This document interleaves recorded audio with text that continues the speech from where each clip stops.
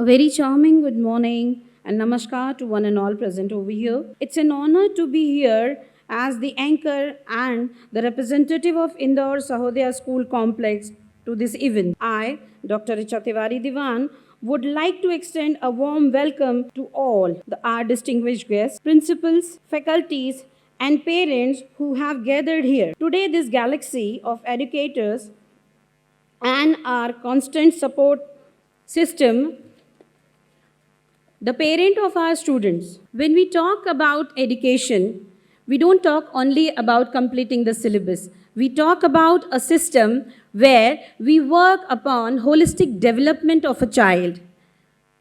मालवा की भूमि जहां स्वयं श्री हरि विष्णु को अपने शिक्षण के लिए आना पड़ा, इस रीजनल कॉन्फ्रेंस के कार्यक्रम में आप सभी का हार्दिक स्वागत है, अभिनंदन है, वंदन है. When we talk about education, we talk about the festival of education. So today is the day when we celebrating this festival of education. आइए आज हम सब शिक्षा के स्नेह सम्मेलन में मिलकर इस भागीदारी और आपकी हमारी जन भागीदारी को मनाएं.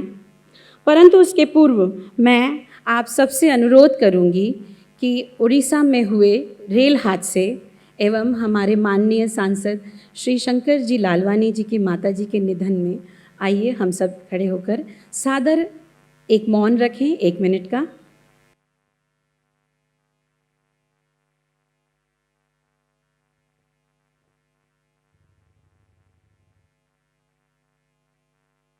आज हम शिक्षा के जिस उत्सव को मनाने के लिए इकट्ठे हुए हैं, हमारे प्रबुद्ध अतिथि इस विषय पर आपसे विस्तार से चर्चा करेंगे. परंतु मैं आज के कार्यक्रम की रूपरेखा आपको एक पल में समझा दूं. आज हम जीवन के आधारभूत वर्षों, जिन्हें कि हम फाउंडेशनल ईयर्स कहते हैं, उसमें सीखने, सिखाने, समझने और खेलने का क्या महत्व है और खेल खेल में सीखने का क्या महत्व है, उस पर चर्चा करेंगे. हम राष्ट्रीय शिक्षा नीति 2020 पर चर्चा करेंगे और हम G20 सम्मेलन पर चर्चा करेंगे. Before we start our formal ceremony, I just want to brief the introduction of our chief guest of the day, Shri Shankar ji Lalwani, member of parliament, ex-chairman of Indore Development Authority. He is one of the handful politicians those who have pulled over more than 10 lakh votes in Lok Sabha election. Corporator from 1994 to 1999, Indore Municipal Corporation. Chairman, PWD, Indore Municipal Corporation from 1999 to 2004. Chairperson, Indore Municipal Corporation, 2004 to 2009. Sir has proved that if a person has a will, can create a way.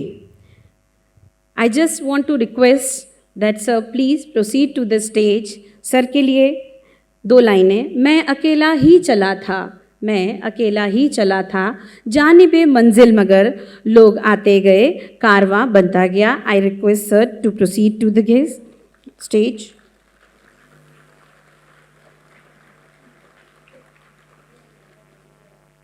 The collector of Indore, Sir Ilya Rajati, he is 2009 cadre IAS and he has headed many positions in administration.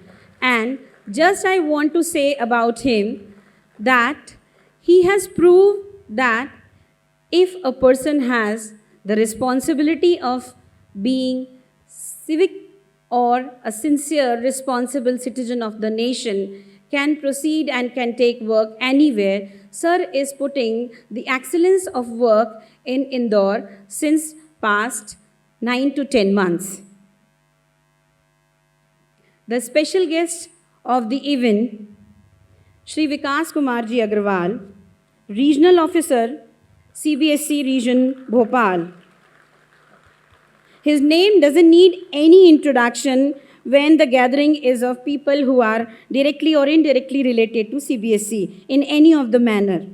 When he has been asked to share his profile, he so humbly replied that you just need to say that Mr. Agrawal is Regional Officer Bhopal. Other than that, need not to put any introduction for me, but he is heading Bhopal region of CBSE since 9 months. Each principal present here is witness how quick and swift he is about responses to resolve our queries. He worked as Deputy Secretary, CBSE, Thiruvananthapuram, Kerala, Assistant Secretary, Thiruvananthapuram, Kerala, Section Officer, Department of Industrial Policies, New Delhi, Protocol Officer, Ministry of Commerce and Industries for 2 years, Commercial Controller, Moradabad Division of Railway. Another guest in the list is Dr. Upinder Dhar. If I want to give his introduction, the time will be less for me.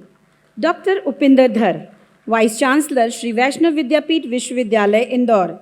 He has been additional Pro-Vice Chancellor and Vice Chancellor for many reputed universities like Amity University, Noida, J.K. Lakshmipad Singhania University, Jaipur. He is headed director positions at many departments at prestigious Institute of Management and Nirma University. Dr. Dhar was conferred with Ravi J. Mathai National Award for the Management Studies, AIMA Keval Nohra Award for Academic Leadership. If I am going to share each one of his accolades, the list will be so long. But he is the one who has record of 725 research papers and 41 PhD scholars completed their PhDs under his guidance. Now, I would like to request the members of Team Sahodaya to felicitate our guests. Chief guest, Shankarji Lalwani, I would like to request Mrs. Isabel Swami, Chairperson, Indore Sahodaya School Complex.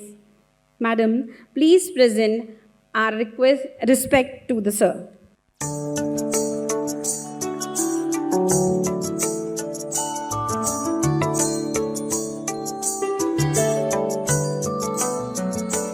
I would like to request Mrs. Poonam Shekhawat, Secretary, Indore Sahodaya School Complex, to welcome our collector and special guest, Sir Ilya Rajati.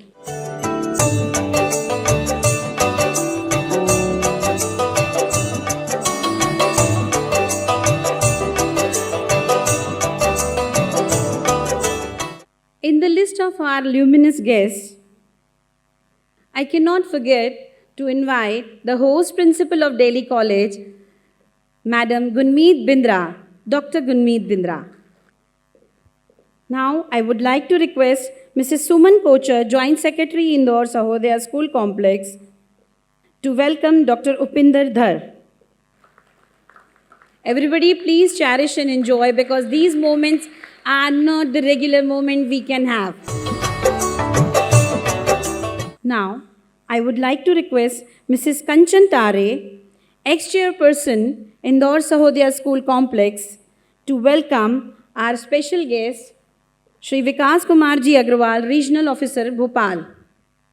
I would like to request former chairperson, Indore Sahodaya School Complex, Mr. U.K. Jha sir, to please come and welcome our special guest, Shri Vikas Kumarji Agrawal.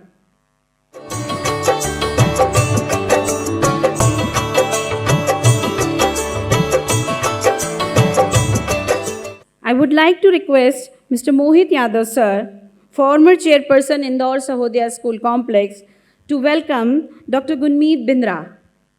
I would like to request Mr. Manoj Bajpayee, former chairperson, Indore Sahodaya School Complex, to welcome Dr. Gunmeet Bindra.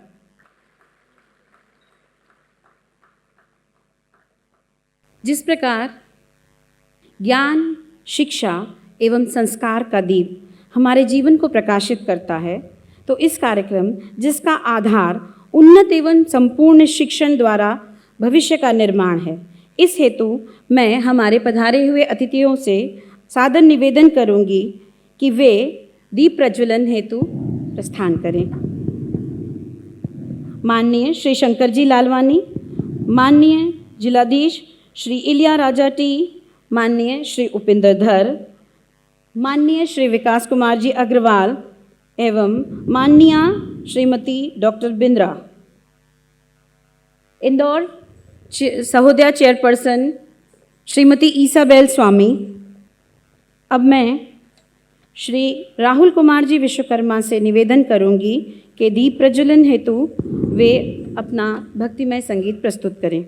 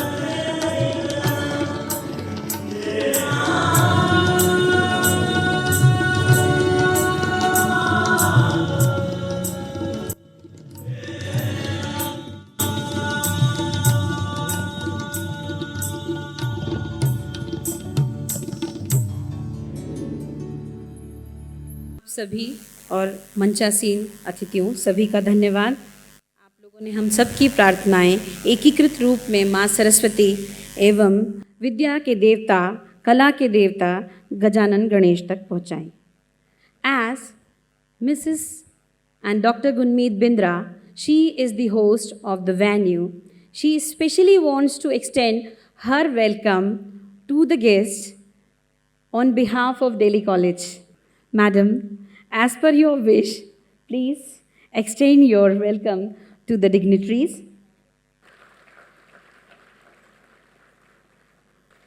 Please don't hesitate. These are the rare moments Indore could have. And this is how we can prove we are not only the one in cleanliness drive, we are enthusiastically also number one.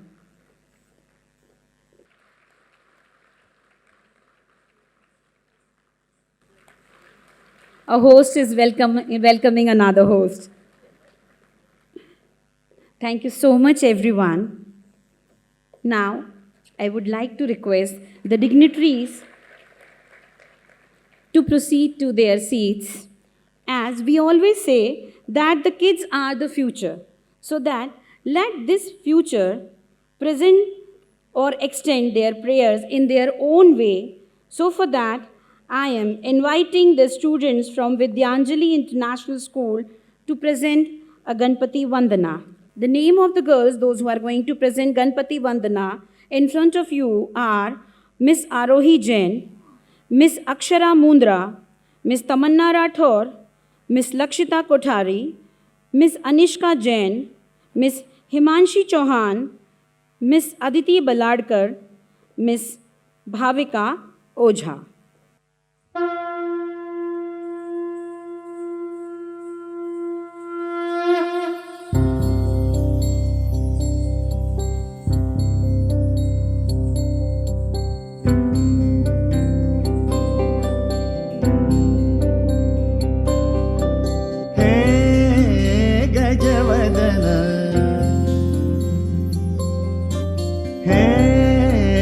गजवदन वक्रतुण्ड महाकाय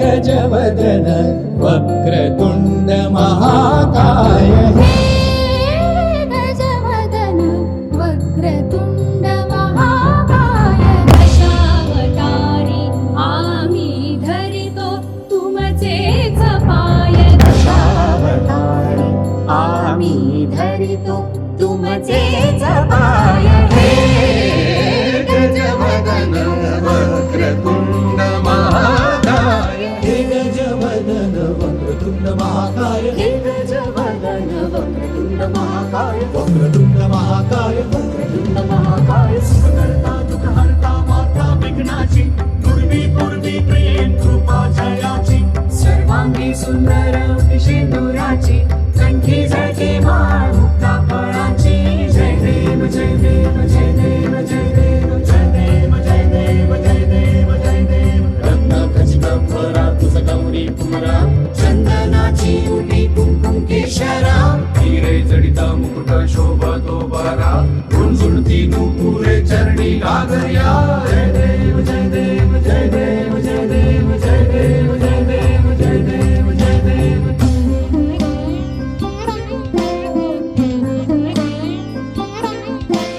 कृतत्ताण लंबोदर कृतत्ताण विघ्नेश्वर कृतत्ताण धात्रक देखित कनक देखित कनक देखित कृतत्ताण धात्रक देखित कनक कनक धात्रक देखित कृतत्ताण धा कृतत्ताण धा कृतत्ताण धा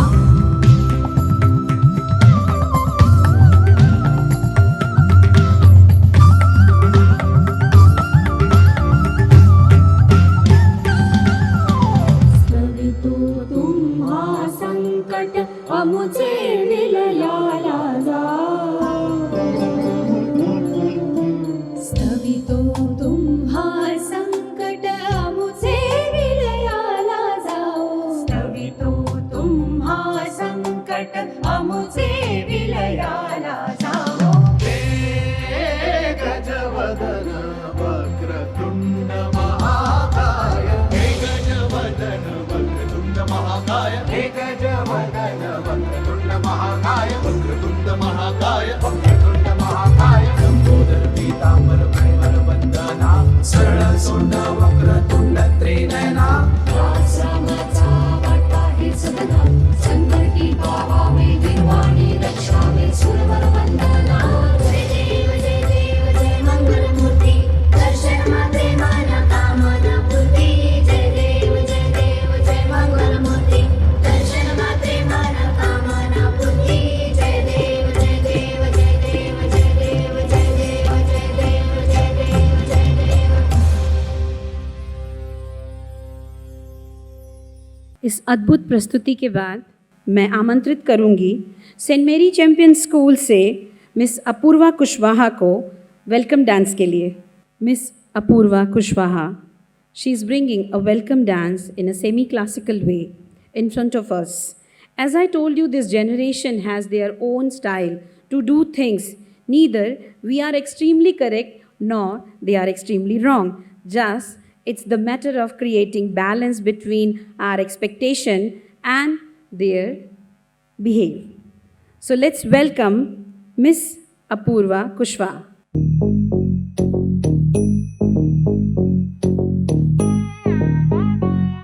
झुम नम त झुम त धड़म को तक तक दद तंगड़ तक तक तक ता झुम तक झुम झुम त तकिट त दत झुम तक झुम त तणम त तरुम त तकिट त तंगड़ तक तक ता तरि त धण त ऋण त दिन त दजम तनम तरुम तगदिम तकिट तक तंगड़ तक ता धिम त तरिकिट तक झुम धिम दत्त झुम नम दत्त झुम तम तकिट धन तद तंगड़ तक धिम त तरिकिट तक झुम धिम दक तकिट झुम झुम तकिट तक झुम त झुम झुम तकिट त झुम किट तरिकिट तक धम तरि त धन धरि त तरि त तरिकिट तक धन त झुम तरि त धन तद तंगड़ तरिकिट तक जनन जनन तनन तनन तोम तोम जनन जनन तनन तनन तोम तोम जनन जनन तनन तनन गीत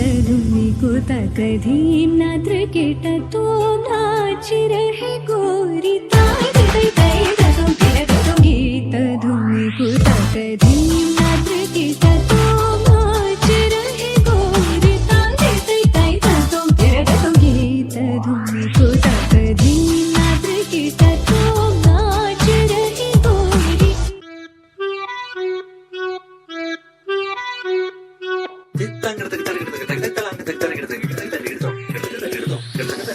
Sapamagata kita tadi midirana.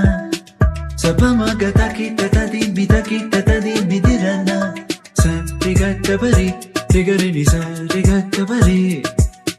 Sapamaga mama ga mama ga mama ga mama ga pada garisanisa. Garisanisa. ¿Dónde está mi ante? Say yeah yeah yeah. Takita tadi midirana. Takita tadi midirana. Carissa, carissa, carissa. Carigaza, carigaza, carigaza. C'est comme ça, ma chérie, la la la la la. Carissa, carissa, carissa, di babadani, babadisa.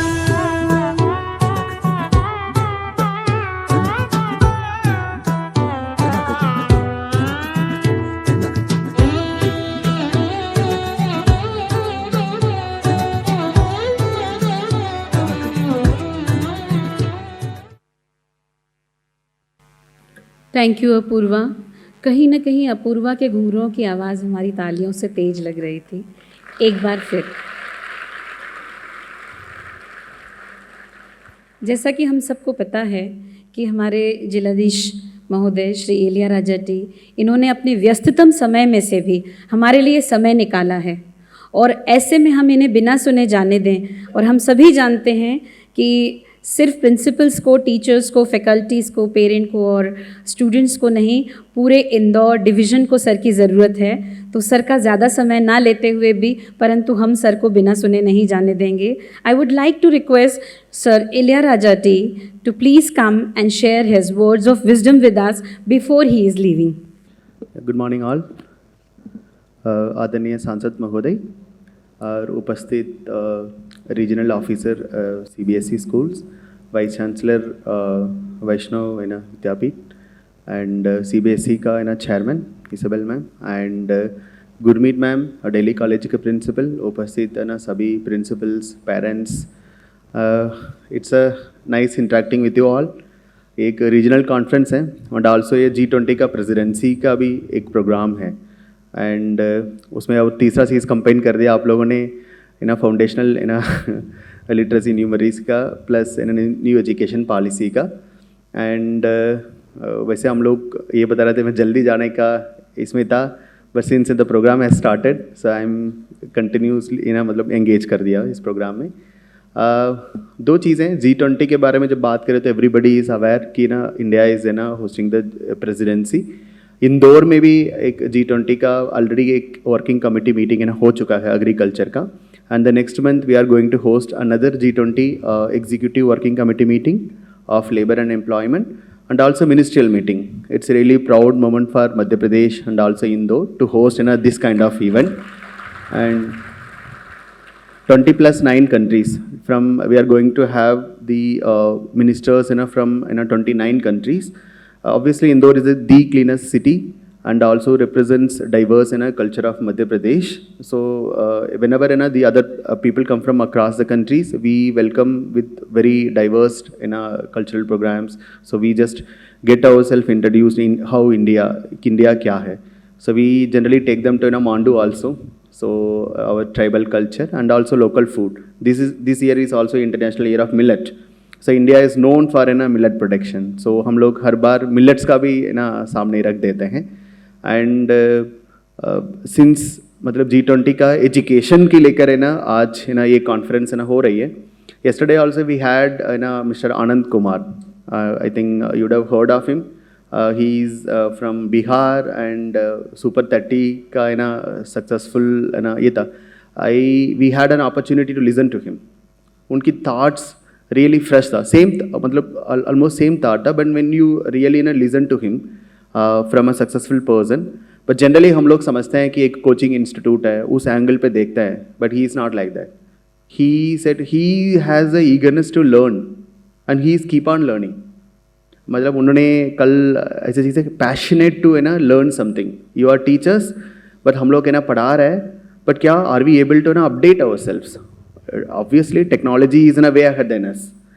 सो आपने 2 दिन पहले भी आपने सुना होगा Altman आए थे artificial intelligence का, राइट. सो चैट GPT के बारे में you would have heard of chat GPT which is really replacing lot of things. And हो सकता है स्टूडेंट्स को होमवर्क भी करा रही होगी, right. So you should be aware of it. Beware of chat GPT. But if you really use software to detect whether the homework is done by the students or chat GPT करा रही है. But technology is way ahead than us. Unless otherwise we aware of it or we use it for the good purpose, and it's going to be an issue. But when there is a question of competing Indian industries in the AI, artificial intelligence, machine learning sector, he said the word hopeless, right? So are we still not able to, we are a IT superpower in the world. So we do lot of BPO, BPS services to other countries. But still somehow in research and development sector, we are still lagging. So I think ये कहाँ से आएगा? I think probably basic curriculum school education से आएगा. फिर after that एक college education के माध्यम से आएगा. So probably I think we still need to make foundation very strong. Our foundation should be so strong. मैं हमेशा समझता हूँ I am into an IAS, Indian Administrative Service. Just the full credit goes to my primary school teachers, primary and middle school teachers, right? I did not attend a single coaching institute. My foundation is very strong. Of course, you are going to have FLN also, right? So, and again, second thing is you need to upgrade yourself the pedagogy, teaching methodology, right? The students are way ahead. Again, काफ़ी सारा digital mediums available है उनका learning के लिए. But I can definitely assure you any digital medium can not replace teachers. Teaching is a one thing मतलब which is really going to stay. Artificial intelligence, machine learning, ये सारे एक teacher का कल उन्होंने ये भी बोला था, it is not about knowledge, it is about attitude, right. It is about attitude. Knowledge तो है, skill obviously one can acquire skill. But where from the attitude will come? Attitude is the one thing I think probably we need to culturally उनको एक inherently उनको लाना पड़ेगा. That will come from again foundation of teaching methodology. So मतलब keep learning yourself.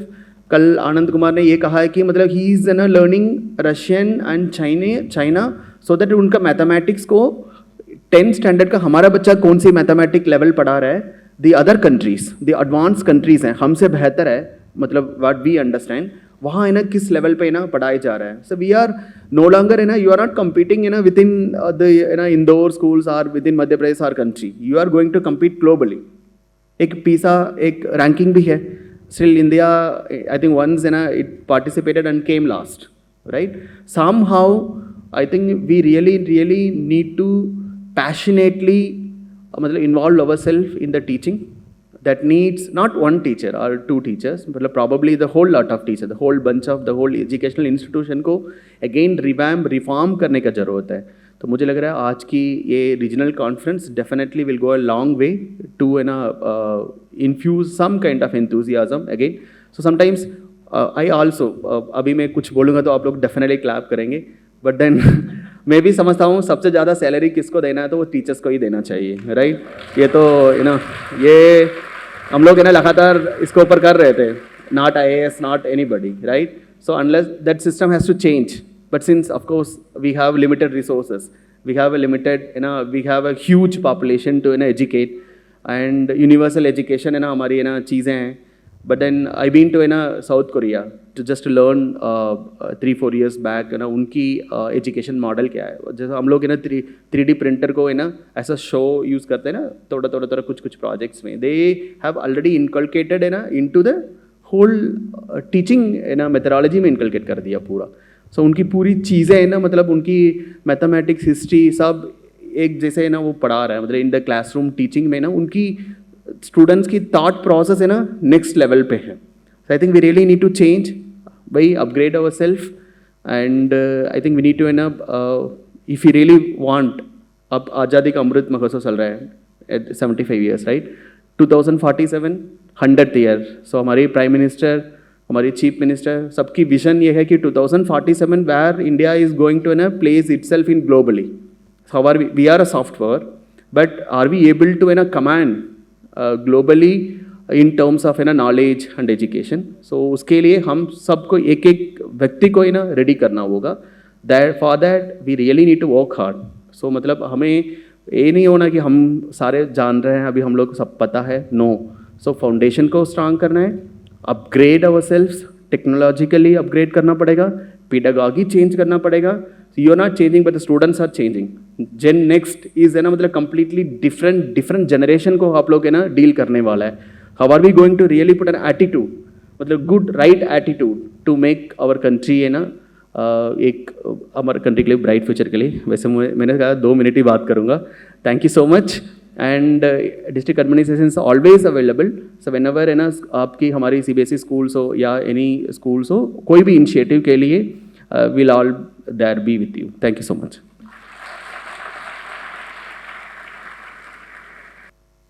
Thank you so much sir. आपके पूरे वक्तव्य में से 3 चीज़ें याद रखूँगी.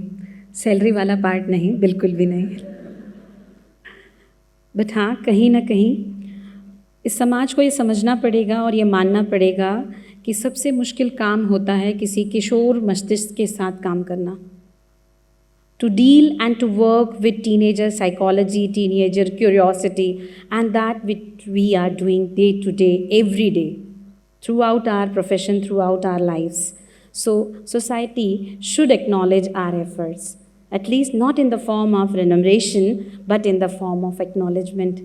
Thank you, sir. Definitely, we are going to have the positive attitude towards the latest changes. As you said, it's not about the skill, it's not about the knowledge that can be acquired, but the attitude we have to build up. Thank you so much, sir. After, sir, I know that the most busiest person in the whole constituency is the member of parliament, and I know not only we, everyone need him and his words. So without wasting a second, I would like to request Shri Shankarji Lalwani to share his words with us. आज के इस कार्यक्रम में हमारे बीच उपस्थित Indore collector आदरणीय Ilyas T राजा जी, आदरणीय अग्रवाल जी, आदरणीय धर जी, आदरणीय मैडम गुरमीत जी, मिसेस स्वामी जी, यहाँ उपस्थित सभी अतिथिगण, टीचर्स, स्टाफ मेंबर, आज G20 के और आज़ादी का अमृत महोत्सव के अंतर्गत ये जो कार्यक्रम आयोजित किया गया है, मैं सबसे पहले आपको शुभकामनाएं देता हूँ, बधाई देता हूँ. माननीय प्रधानमंत्री जी ने 1 दिसंबर 2022 को G20 की अध्यक्षता स्वीकार की थी और उस समय एक बात कही थी जो मुझे आज तक याद है. और ये बात कही थी कि 1 वर्ल्ड, 1 फैमिली, 1 फ्यूचर. देखिए प्रधानमंत्री जी का कितना बड़ा विजन है. फिर हमारे पुरातन संस्कृति में हम कहते हैं वसुधैव कुटुंबम, यानी पूरा विश्व एक परिवार है.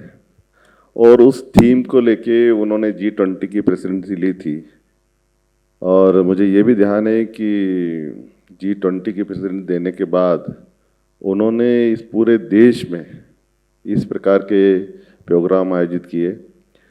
वैसे G20 के बारे में हम पहले जानते नहीं थे, सुना जरूर था, लेकिन जब जानकारी मिली कि G20 अगर हम ओवरऑल पॉपुलेशन की बात करें तो पूरी कंट्री की 75% पॉपुलेशन इसमें कवर होती है।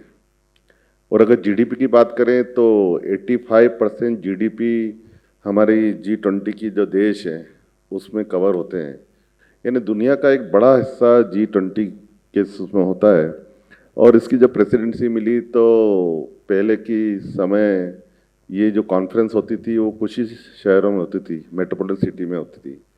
लेकिन माननीय प्रधानमंत्री जी ने निर्णय लिया कि इसको हम पूरे देश में करेंगे और 56 शहरों में ये प्रोग्राम हो रहा है और 200 से ज़्यादा प्रोग्राम हो रहे हैं। और इस प्रोग्राम के माध्यम से अलग अलग जो विषय हैं उन विषयों पर चर्चा हो रही है और सबका मोटिव ये है कि आने वाला समय, आने वाली जो पीढ़ी है उसका भविष्य सफल हो, आगे बढ़े और एक अच्छे विश्व की कल्पना करते हुए इस काम को आगे बढ़ाएं। और उसी के अंतर्गत आज आपने शिक्षा के क्षेत्र में जो अलग अलग स्पीकर में देख रहा था कि एक्सपर्ट आपके बीच में आने वाले हैं और वो अपने शिक्षा के छात्र किस प्रकार आगे हमारी नई पीढ़ी बने, क्योंकि नई शिक्षा नीति के बाद अब ऐसा लग रहा है कि जो भारत की शिक्षा नीति है वो पहले से बेहतर हुई है, हमारी नई पीढ़ी तैयार होगी। और इस नई पीढ़ी में जो आज़ादी का अमृत महोत्सव है, आने वाले 25 वर्ष बाद अमृत महोत्सव अभी शुरू हुआ है, पर जैसा कि कलेक्टर ने कहा 2047 में हम सबकी परिकल्पना है कि ये देश विश्व गुरु बने, ये देश विश्व का नेतृत्व करे। उसमें सबसे महत्वपूर्ण है कि हमारे आने वाली पीढ़ी तैयार हो और वो आने वाली पीढ़ी आप तैयार करेंगे, भविष्य आपके हाथ में। बहुत बहुत शुभकामनाएं।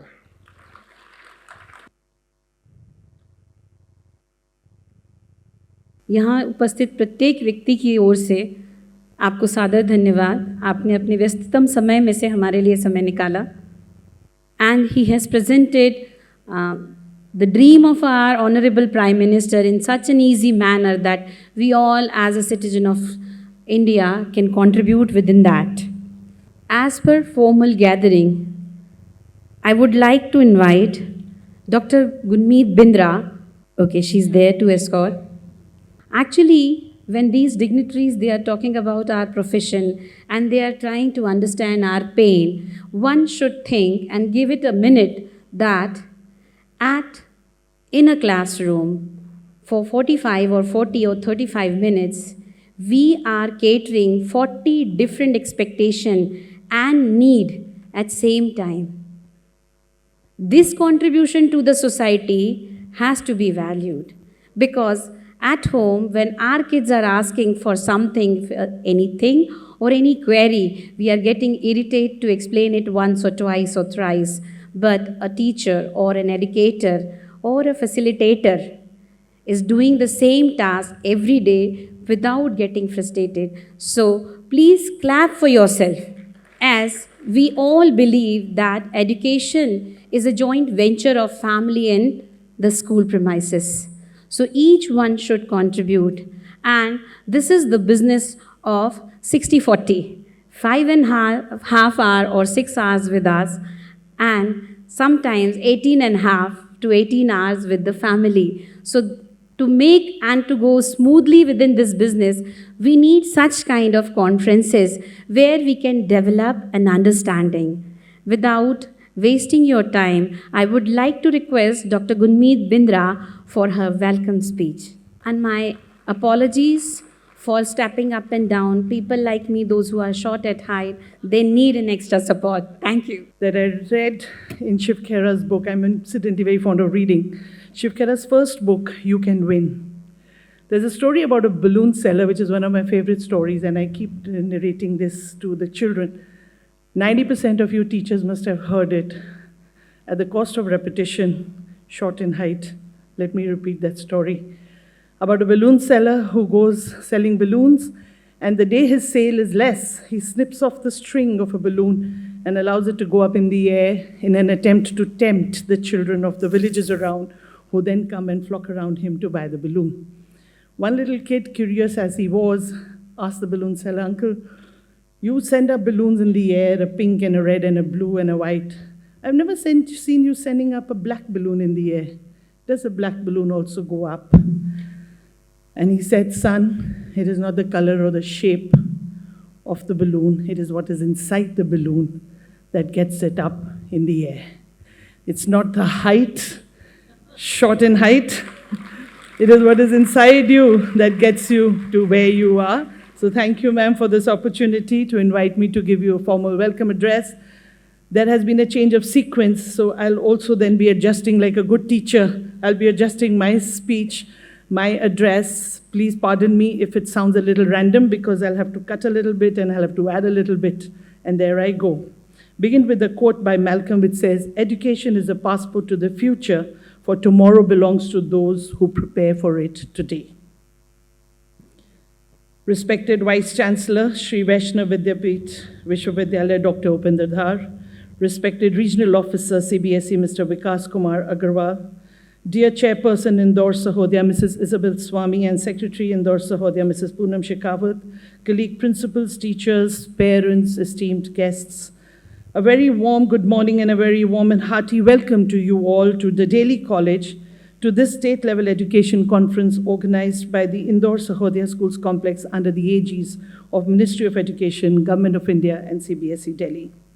We at Delhi College, the venue partners to this very prestigious seminar, are absolutely honored and delighted to have amidst us a galaxy of luminaries, a couple of them who've just left after interacting with us.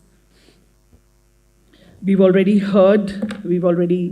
been introduced to the chief guest. The chief guest has been introduced to us, but at the cost of repetition, just for the sheer pride of repeating it, we warmly welcome Dr.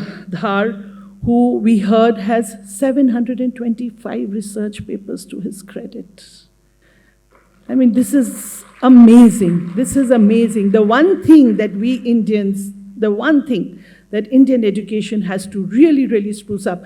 We talk about experiential learning, we talk about holistic development, we talk about hands-on learning, we talk about project-based, we talk about open book tests, we talk about activity-based. I think all of that now, at least for the schools in this hall, have been practicing for years. The next step for all of us is research. All kinds of research. Begin with action research, begin with literature review research. There are so many types of research and at different levels. I think as teachers, a good beginning would be to write a research paper jointly with a teacher. I am bringing out a research journal for school students, and I invite everyone here to send in your entries to Delhi College, principal@delhicollege.org. And like I said, it's difficult for children to write research papers on their own when we're talking about school children. Research writing is a very, very, I won't say a difficult skill, but it's a very nuanced skill. It would be interesting. And let me tell you, research papers that are written jointly with the teacher, sir, correct me if I'm wrong, a research paper written jointly with the professor has more value than a research paper written by the college student alone. Am I right in that? So let's take the college concept to the school. Let there be research papers written by school children jointly with the teacher. And I invite all of you, because I'm going to bring out that journal in the next 2 months or 3 months, I invite each one of you to write a research paper with your student. And like I said, begin with a simple one, but a substantial one. It should not be your responsibility then that it's not a copy-paste and it's not a ChatGPT research paper. Thank you, Dr. Dhar, for being here with us. Regional Officer, Mr. Vikas Kumar Agarwal. I call him the captain of the ship. With his experience and wisdom, he's always there to encourage, and he's so prompt in taking decisions. I have a child here in grade 10 who has a lot of speech issues.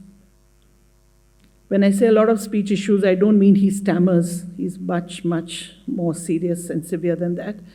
I don't mean that he speaks incorrect or broken language. I mean that he's just a little beyond someone who is speech impaired. But that child is amazing in his understanding, and he's amazing in horse riding.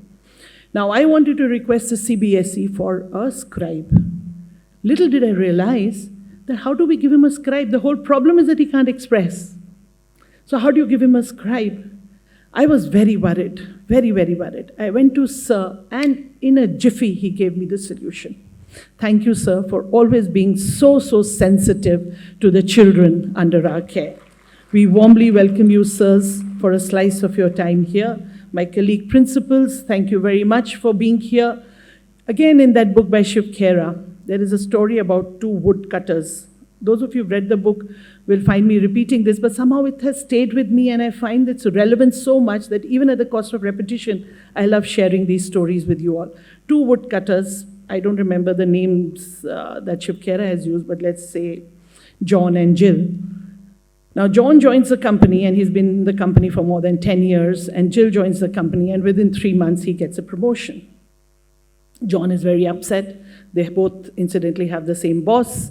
He goes to the boss, and he says, "This is so unfair. I've been here for 10 years. For 10 years, I've slogged in this company, and Jill comes, and he's just been here for such a short time, and he gets a promotion. Why?" The boss says, "You're a woodcutter. When did you last sharpen your axe?" Jill sharpens his axe every 15 days. You may not have sharpened it for 15 times in 10 years. When is the last time you sharpened your axe? Thank you to each one of you, and I warmly welcome each one of you because you are here to sharpen your axe so that we become better woodcutters.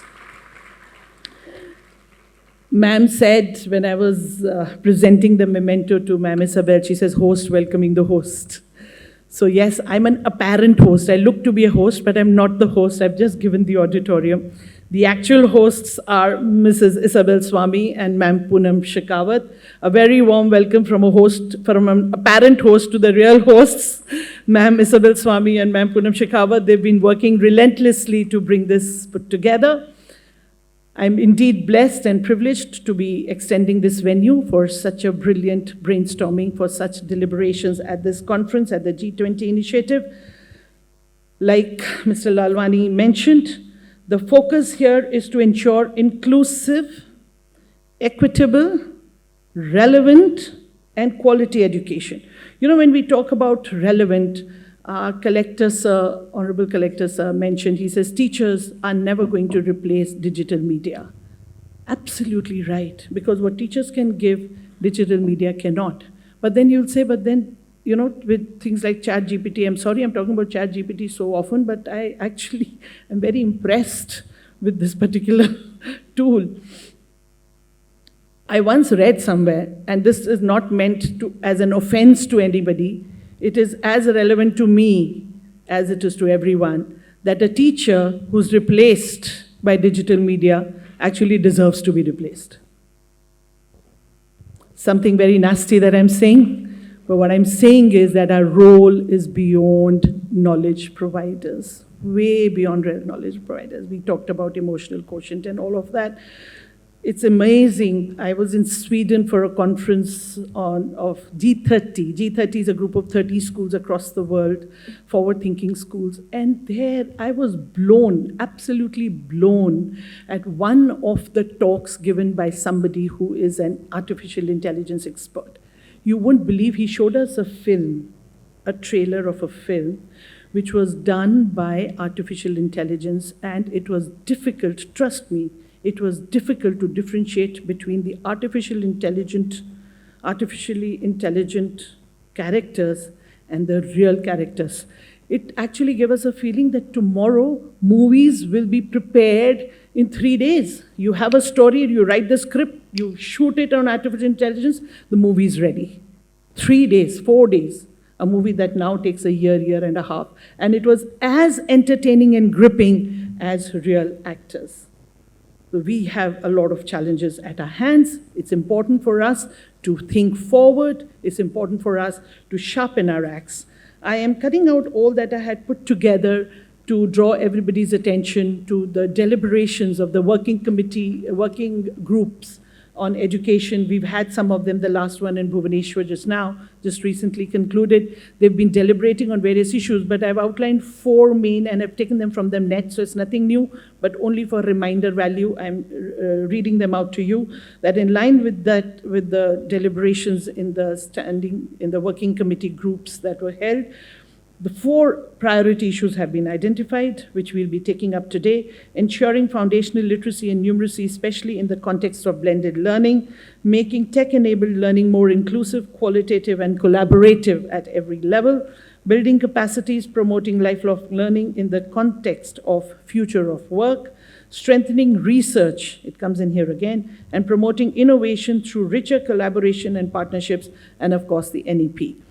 Words like innovation and startups are sometimes used to an extent that they don't really carry the real meaning of what it means. They've just become, fashionable to talk about startups and to talk about innovation. Startups have been there forever, but it's just got a very fashionable name, and it has now come into a lot of limelight.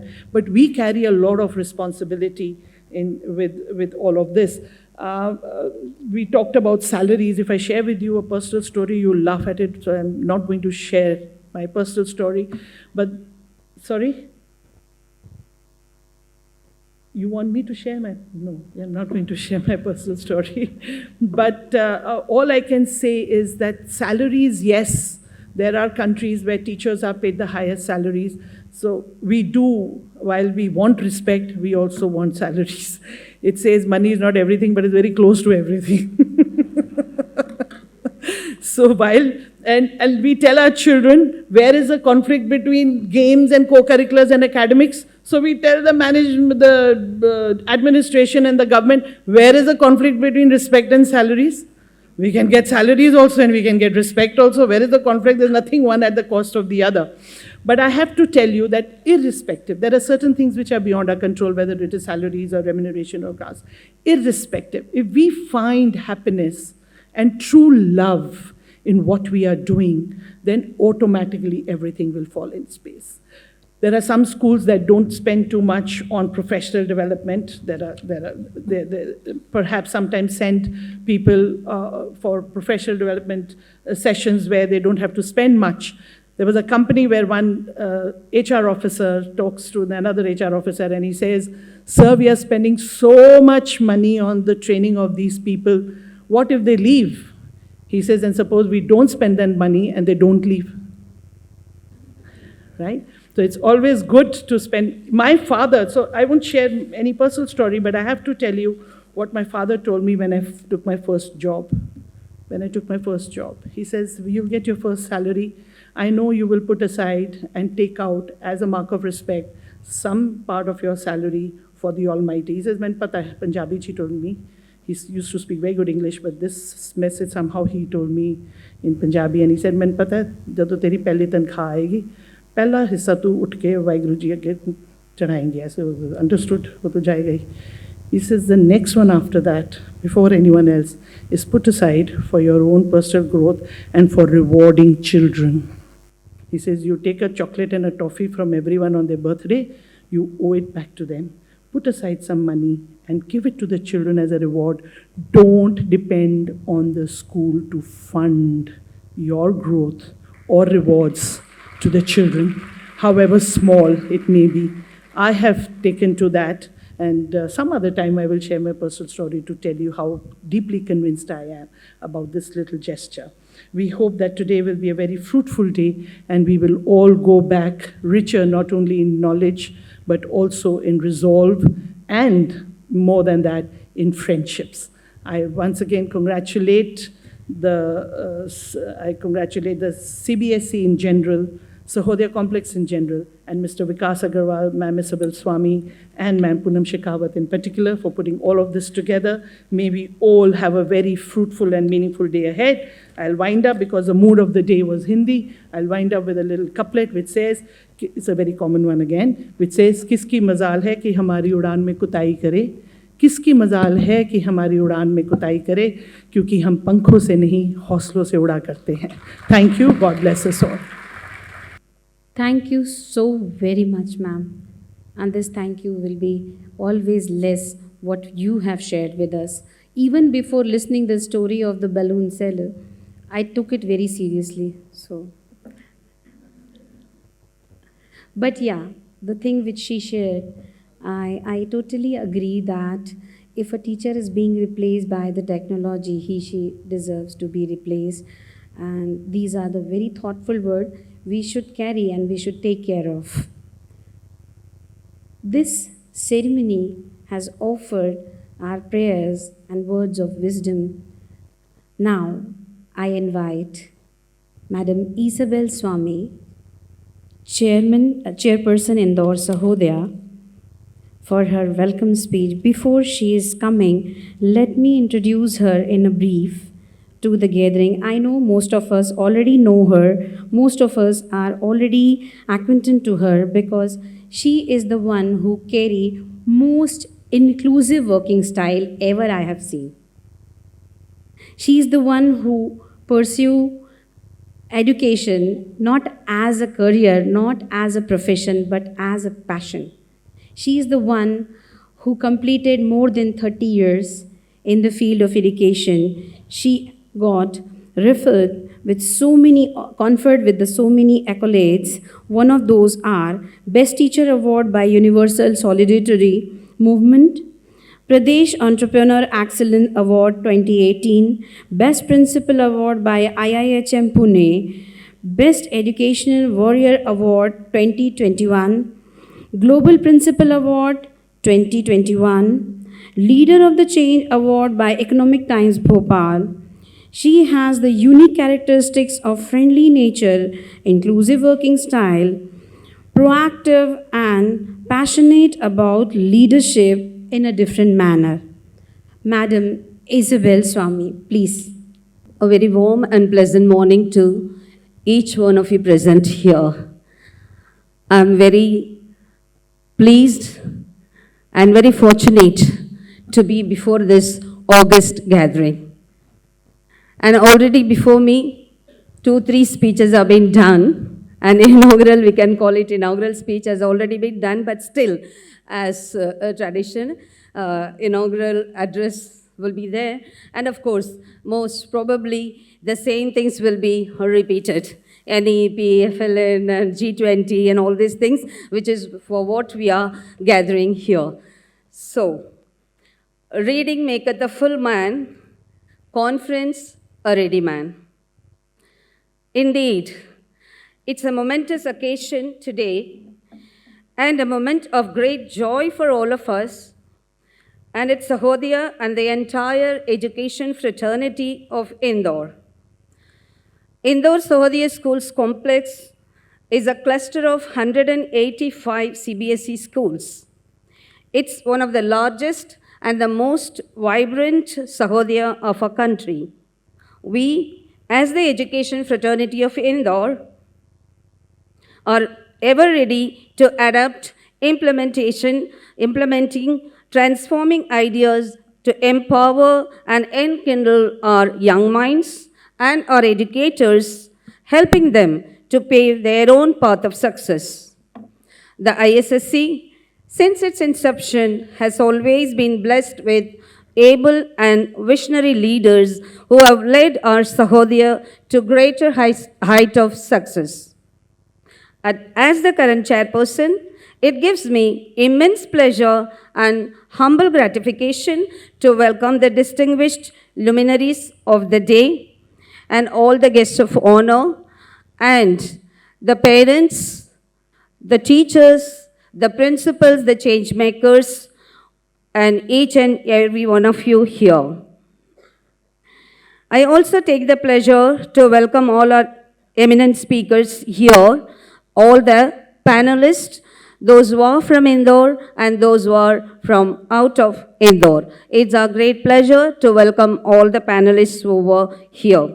This conference is a unique opportunity to share our common feeling of joy and pride of our country being bestowed the honor of G20 presidency and share our common experiences, challenges, and best practices in ensuring that every child in our country acquires the essential skills of basic reading, writing, and arithmetic.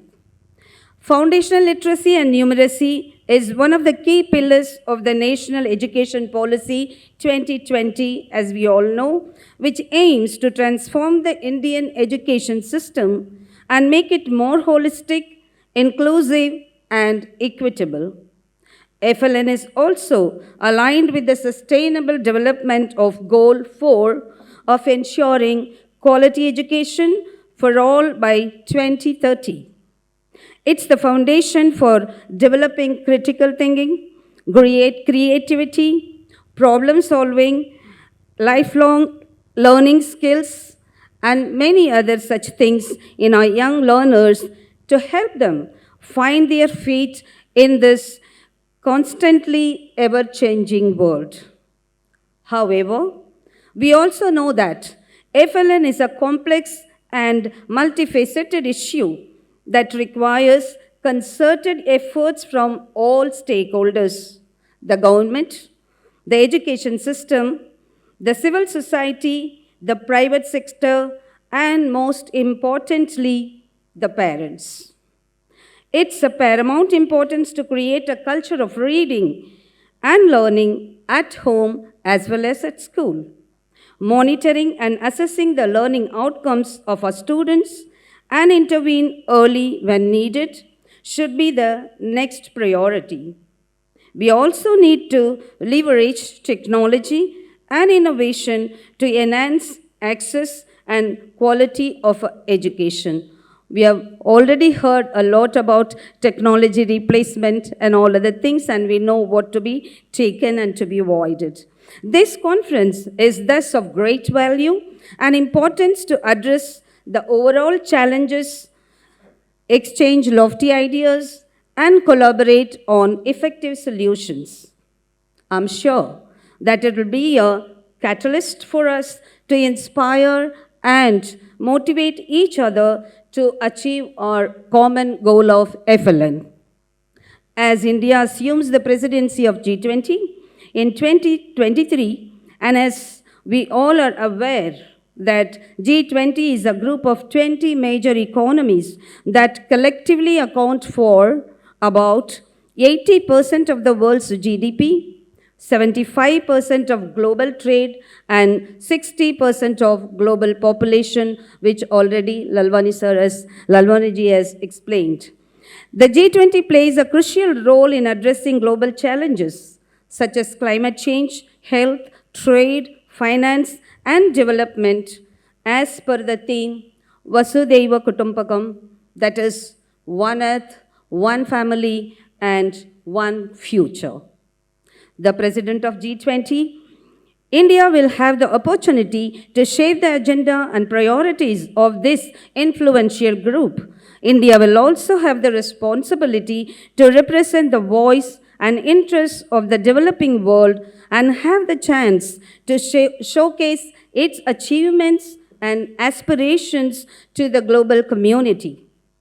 Respected delegates, I urge you all today to utilize this conference to come together as builders of tomorrow, as awakeners, as educators, to collaborate and share our opinions and thoughts throughout the course of the day, and imbibe the best from all our panelists and speakers of the day. Let this conference be as a catalyst to strengthen our partnerships and collaborations with other G20 countries and beyond. It's a great honor.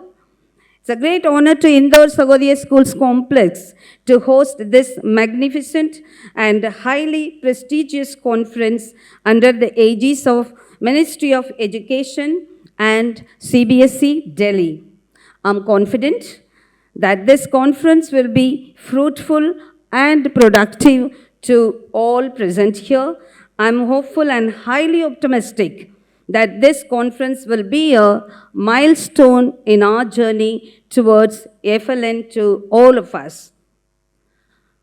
The greatest blessings of any conference come to us after the conference. As the scripture says, we gathered to hear the words of the Lord and return to our homes to live them. So, based on this, I hope that today's conference, every one of us are going to benefit out of our able speakers and eminent panelists, those who are already waiting and eagerly waiting, and we are all, the whole crowd is excited to listen to all our panelists. So once again, I say thank you to each and every one of you together here in such a big, huge crowd. So thank you all so much to come all the way over here for this conference today. Thank you once again and welcome you all once again. Jai Bharat. Thank you so much, ma'am. Definitely, whatever you have shared, we are going to keep in our hearts. If we talk about NEP, and we won't listen Dr. Upinder Dhar, who is the expert group, member of expert group constituted for implementation of NEP 2020, this gathering will be incomplete. I would like to invite him on the stage. Sir, please. Mr. Vikas Kumar Agarwal ji, Chairperson Sahodaya, Madam Isabel Swami, Secretary Poonam Shekhawat ji, Madam Bindra, all the principals, respected teachers, parents, and friends. This conference has three components: foundational literacy and numeracy, National Education Policy 2020, and G20, that's Group 20. In fact, most of what is relevant to these three components has already been shared by distinguished speakers so far. What was left has been covered by Madam Isabel just now. In fact, first component and second component, that is FLN and NEP, go together. We have been talking about foundational literacy and numeracy since 1948. It is not that we are speaking about it now. Immediately after independence, one of the concerns was to put the education system right, to enhance the quality of education. Even that time, concern was quality of education. And the first commission that was constituted was chaired by Dr. Sarvapalli Radhakrishnan, which submitted its report in 1948. And in that report also, foundational literacy and numeracy, FLN, is mentioned.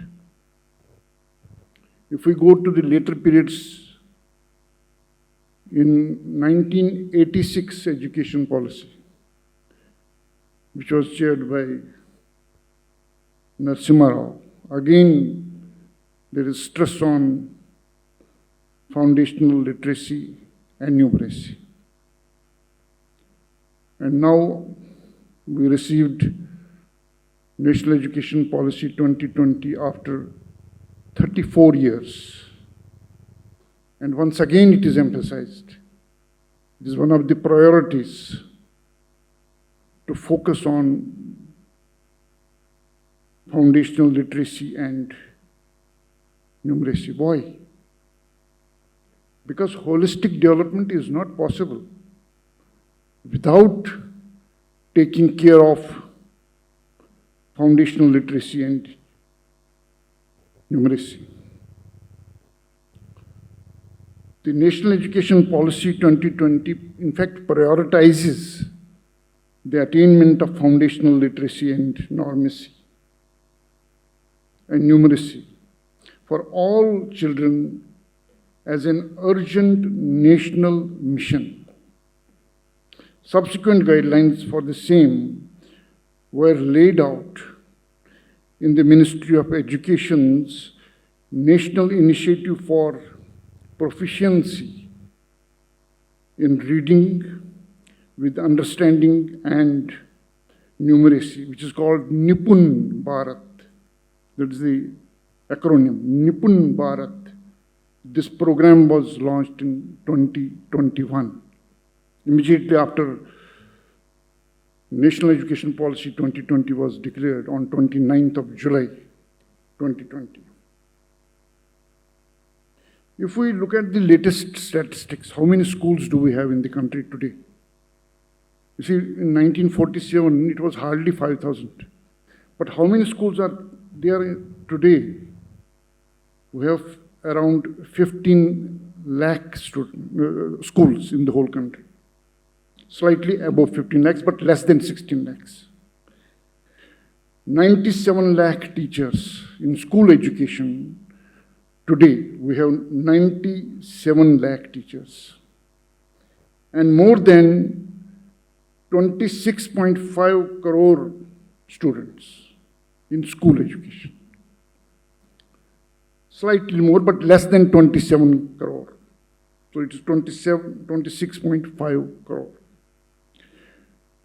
Total enrollment in schools, 1st to 12th, increased by 0.76% in 21-22 as compared to 2021.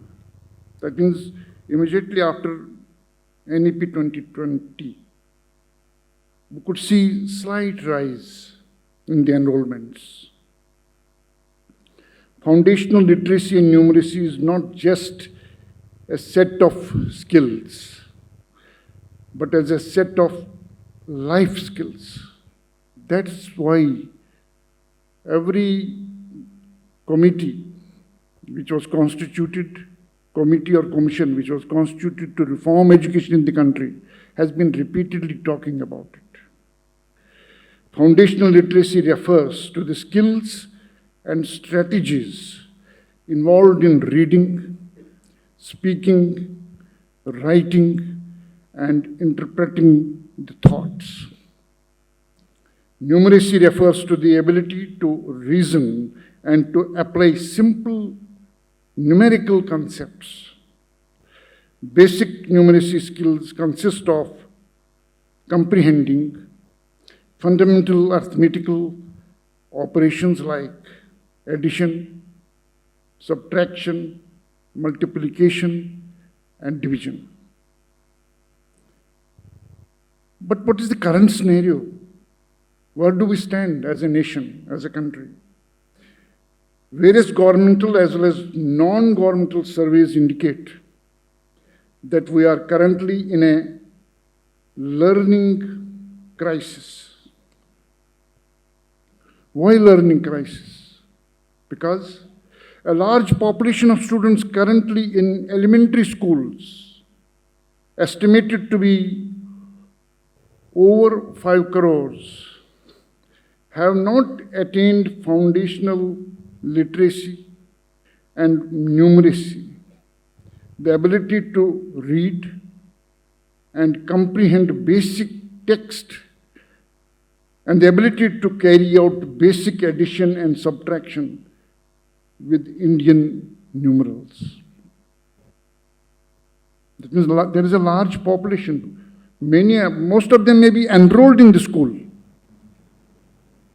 but they can't read. They can't calculate. Basic skills are lacking. That's why we say we are in a learning crisis. See, out of 15 lakh schools which we have today, 12.5 lakh are in rural areas and 2.54 lakhs are in urban areas. And the statistics says that in the elementary school, where we have around 5 crore students, many of them lack these skills. But why it is essential at the same time, even if they are not having these skills, so what? Why it is important? Literacy is critical to economic development as well as individual and community well-being. Effective literacy skills open the doors to more educational and employment opportunities so that people are able to pull themselves out of poverty and chronic underemployment. In our increasingly complex and rapidly changing technological world, it is essential that individuals continuously expand their knowledge and learn new skills in order to keep up with the pace of change. The empowering potential of literacy can translate into increased political participation and contribute to the quality of public policies and democracy. You see, we have just heard that our distinguished speakers mentioned about artificial intelligence may one day replace the teacher, so we should take it as a warning. Yes, we should. Let me inform this August gathering, some trainers have already been replaced in industry. So artificial intelligence is finding its application in every domain of life. Every domain, whether it is personal domain, public domain, or professional domain. Therefore, we need to take, as teachers, we need to take it as a warning and update ourselves. We have to be updated. We have to be in sync with what is happening and learn the new skills. Be in tune with the new technology. If the question is asked, why is it essential? Why should we bother? Literate society is informed and engaged. When we say literate society, it is always informed and engaged. If we are not informed, if we are not well versed with the upcoming technology, we can't be engaged. So engagement depends on how much up to date we are. Persons with adequate literacy skills maintain better health through their ability to understand and interpret health information. This is the second reason. Third, literate community is a dynamic community. A community that exchanges ideas, engages in dialogue, is more innovative and productive. Lastly, the sharing of ideas, perspectives, and concerns also leads to greater levels of maturity and mutual understanding and caring, and ultimately strong community spirit. So the need of the hour is the priority to primary education in local language with local teachers. Second, 30:1 PTR, that is pupil-teacher ratio. And if we would see the latest statistics, in most of the states, we are not reaching that. Further, robust system of continuous formative adaptive assessment to track and thereby individualize and ensure each student's learning. Next is the exposure to different kinds of reading material like newspapers, novels, comics, magazines, websites, etc., etc. Indulging students in debates, conversations, and discussions are social and global issues. We may think for some time, we have been doing this. We have been doing this for decades. But what is today required is that we need to do it in a more innovative way, more meaningful way. Technological intervention to serve as an aid to teachers. So technology needs to be used as an aid. We can use it effectively if we are well versed with the use of technology, how to use it.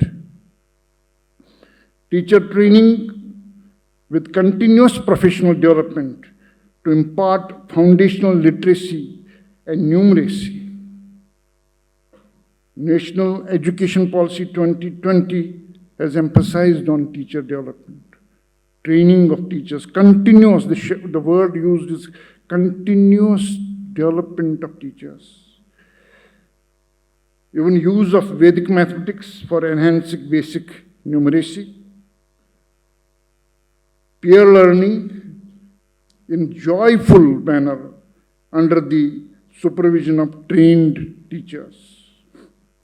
Role of teachers, I need not to repeat, is very important, and that's why National Education Policy talks about continuous development of the teacher. So I will not elaborate on it. Coming to the third component, because first component and second component go together. See, what we are talking about, foundational literacy and numeracy, it is stressed stressed as a priority by National Education Policy. So I will not go deeper into National Education Policy. There are many more points.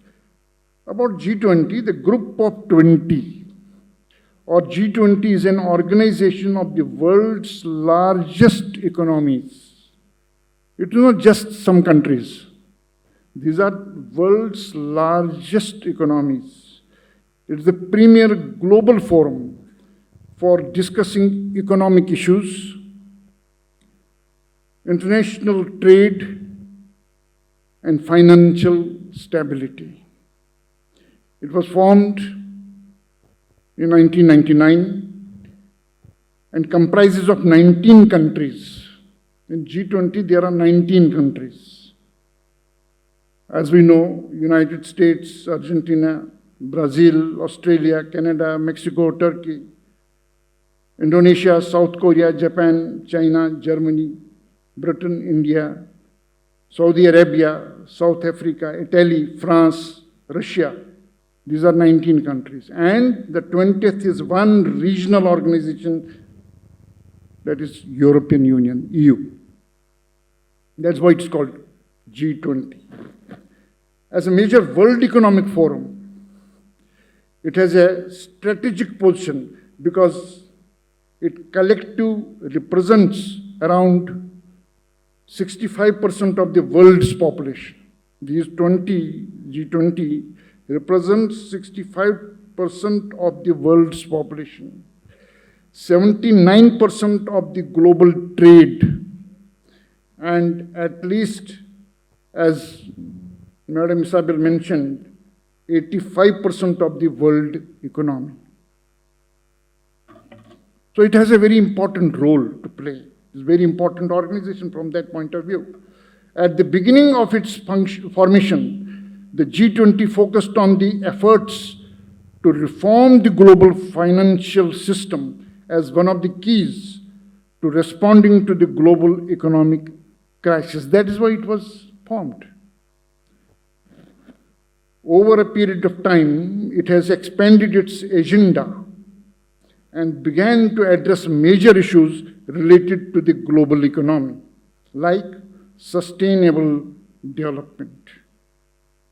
You see, 1999, when it was formed, that time it was not talking about sustainable development, but today It talks about sustainable development. It talks about health, agriculture, energy, environment, climate change, and international financial stability. So its scope has broadly expanded. The G20 summit is held annually under the leadership of a rotating presidency. December 1, 2022 is a red letter day as India assumed the G20 presidency from Indonesia and will convene the G20 Leaders Summit in September 2023. The Indian G20 presidency's theme, as has already been mentioned, so I need not to repeat, that is the Vasudhaiva Kutumbakam. If we expand it for the global audience, then it becomes one earth, one family, one future, sets the tone for the 2023 infrastructure agenda under the Indian leadership. So India has got presidency for the first time since the inception of G20. The G20 summit focuses on strengthening multilateral economic relations among developed and developing countries of the world. So it has a group of both developed and developing countries. The focus area is to ensure the revival and recovery of the global economy, work towards answering financial stability, and strengthening pathways for achieving sustainable development goals. As all of us know, in 2015, United Nations set the 17 sustainable goals with an aim to achieve them by 2030. But if we would review, where have we reached since 2015? Already 8 years are passed. Can we achieve all these goals, 17 goals by 2030? It appears very difficult.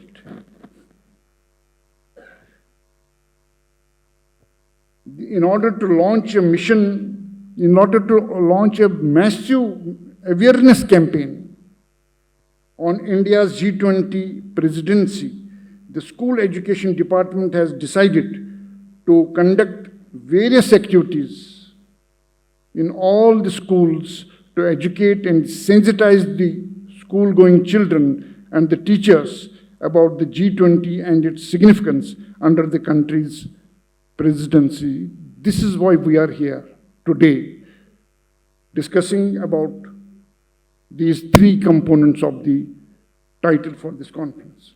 I'm sure that this conference is going to be a landmark, and through sharing, all of us will be learning from each other, and it will go a long way in helping our country to come over the crisis, learning crisis. With these words, best of luck. Thank you very much.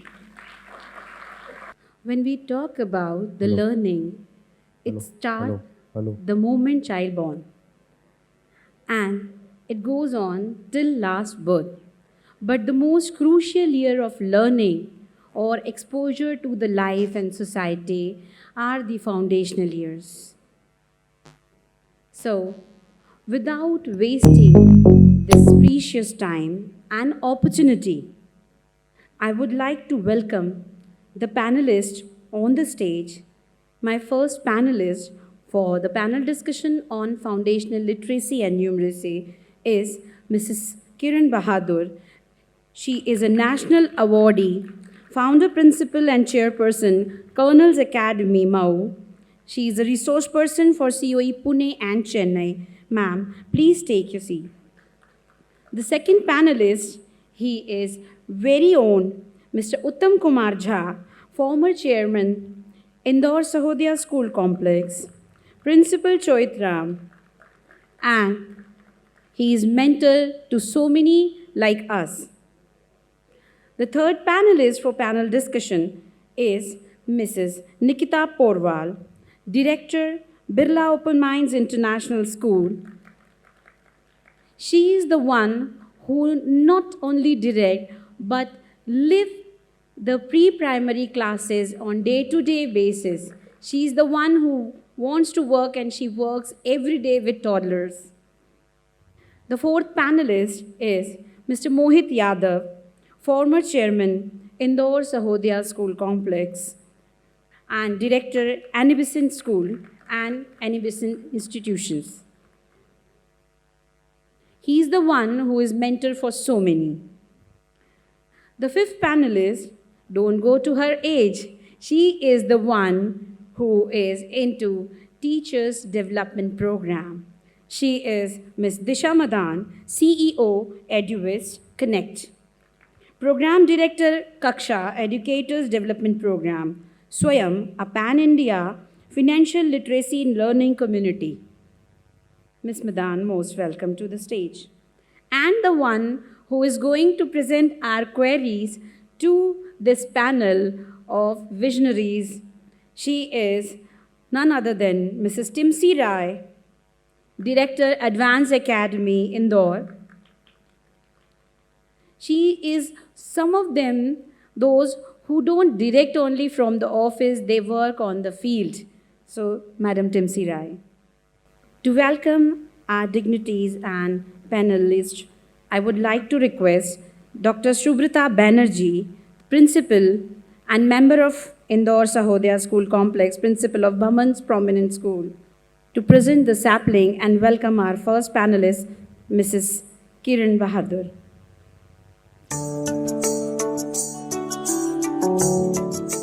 To welcome our second panelist, Mr. U.K. Jha, I would like to request Mr. Manoj Bajpayee, ex-chairperson, Indore Sahodaya School Complex and Principal, Birla Open Mind International School, please come up on the stage. And welcome our second panelist. To welcome our third panelist, Mrs. Nikita Porwal, I would like to request Mr. Alok Dave, Principal, Sarafa Vidya Niketan, to come and present the sapling. To welcome our fourth panelist, Mr. Mohit Yadav, I would like to request Mrs. Usha Kiran Tomar ma'am, Principal, Advanced Academy, to please come up on the stage.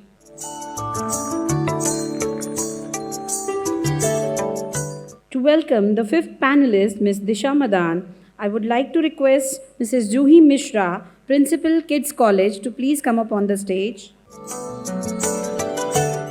To welcome our moderator, Mrs. Timsi Rai, I would like to request Mrs. Suja S. Matthew, Principal, Sikka School, Scheme number 54, to please come up on the stage. I know we are going to cherish these memories in our heart, but still photographs are needed. Madam Suja, please welcome the moderator of panel discussion 1, Mrs. Timsi Rai. I know I tried to be a good anchor since the morning, but still you don't want to listen to me anymore. So I am leaving the stage for the panelists. Thank you so much, everyone. Teach them letters, teach them numbers, but also teach them to always wonder. For life's lessons are not confined to textbooks and facts, a narrow mind. Let them explore, let them inquire. Feed their curiosity, set it afire. For knowledge blooms when minds are free in the realm of possibilities. They shall see. Ladies and gentlemen, distinguished guests, esteemed panelists, it is my honor to moderate this insightful discussion on foundational literacy and numeracy, a Nipun Bharat mission initiated by the Government of India to ensure that by the year 2026-27, every child in the country achieves desired literacy and numeracy skills at the completion of grade 3. Despite the passage of 75 years since our independence, a significant percentage of primary grade children still struggle to read and comprehend simple text or perform basic calculations. The annual ASER surveys consistently reveal alarming levels of low learning outcomes among children across different grades. The NEP 2020 rightly emphasizes that the rest of this policy will become relevant only if this most basic learning requirement, that is reading, writing, and arithmetic at the foundational level, is first achieved. Today, we have the opportunity to hear from our distinguished panelists who bring a wealth of knowledge and expertise in this field. Together, let us uncover innovative solutions and engage in constructive dialogue that will contribute to the realization of FLN's mission's objectives. So let us begin. And before starting the discussion, I request all the panelists to share their quick views, starting with Kiran ma'am. Good afternoon, everyone. I think it's already good afternoon. But I didn't hear the good afternoon because after the famous Delhi college samosas and tea, I think you should all be feeling energetic. So can I once again say good afternoon to all of you? Yeah, that's much better. Thank you so much. So I feel really honored to be here today and in front of this august gathering here. All of you are probably more qualified and more equipped to speak on this topic because you are the ones who are dealing with the children from day to day. There are teachers here and there are parents here. So थोड़ा सा हम हिंदी में भी बोलेंगे because जैसा कि हमारे NEP में बोला है थोड़ी मातृभाषा का भी इस्तेमाल होना चाहिए. So I'm not going to take too long. It's just that I want to put across a couple of things before we actually start talking about FLN, NCF. You all have been hearing these terms since morning. So there's nothing that I'm going to be bringing new to you all. We are here, like Gunmeet ma'am said, to sharpen our axes. So we all are going to be doing that together. So here it is that the NCF came after much awaited long time, that when the NEP 2020 came in, after that we got the first draft. NCF is the National Curriculum Framework that came into before us to implement, and it is a document, I would say, that has been researched and also well discussed across the country by 10 lakh citizens, 1.6 lakh educators. So this is something which should be like a Bible to all of you teachers. So it is very important that these 360 pages of NCF you all not only read, but understand and digest and implement. Then only you will be able to implement. Before I go into detail of this, which we will be doing in our discussion, I would like to say that I'm sure all of you have been doing this, but before that, like we say, children are just getting information. We talked about ChatGPT and things like that.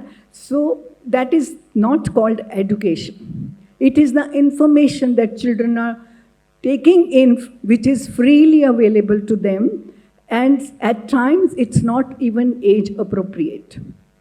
So we need to check that and give them what is the best for them according to their age. So this NCF tells us a lot of directives are there, which if we follow, the development of the child will take place smoothly. And when we were running towards the West, we completely forgot that our own scholars like Rabindranath Tagore, Swami Vivekananda, they had their own theories which were like much ahead of times. And we were running towards West. We are coming back to our roots. So all these, the NCF, FLN has got Indian rootedness in it.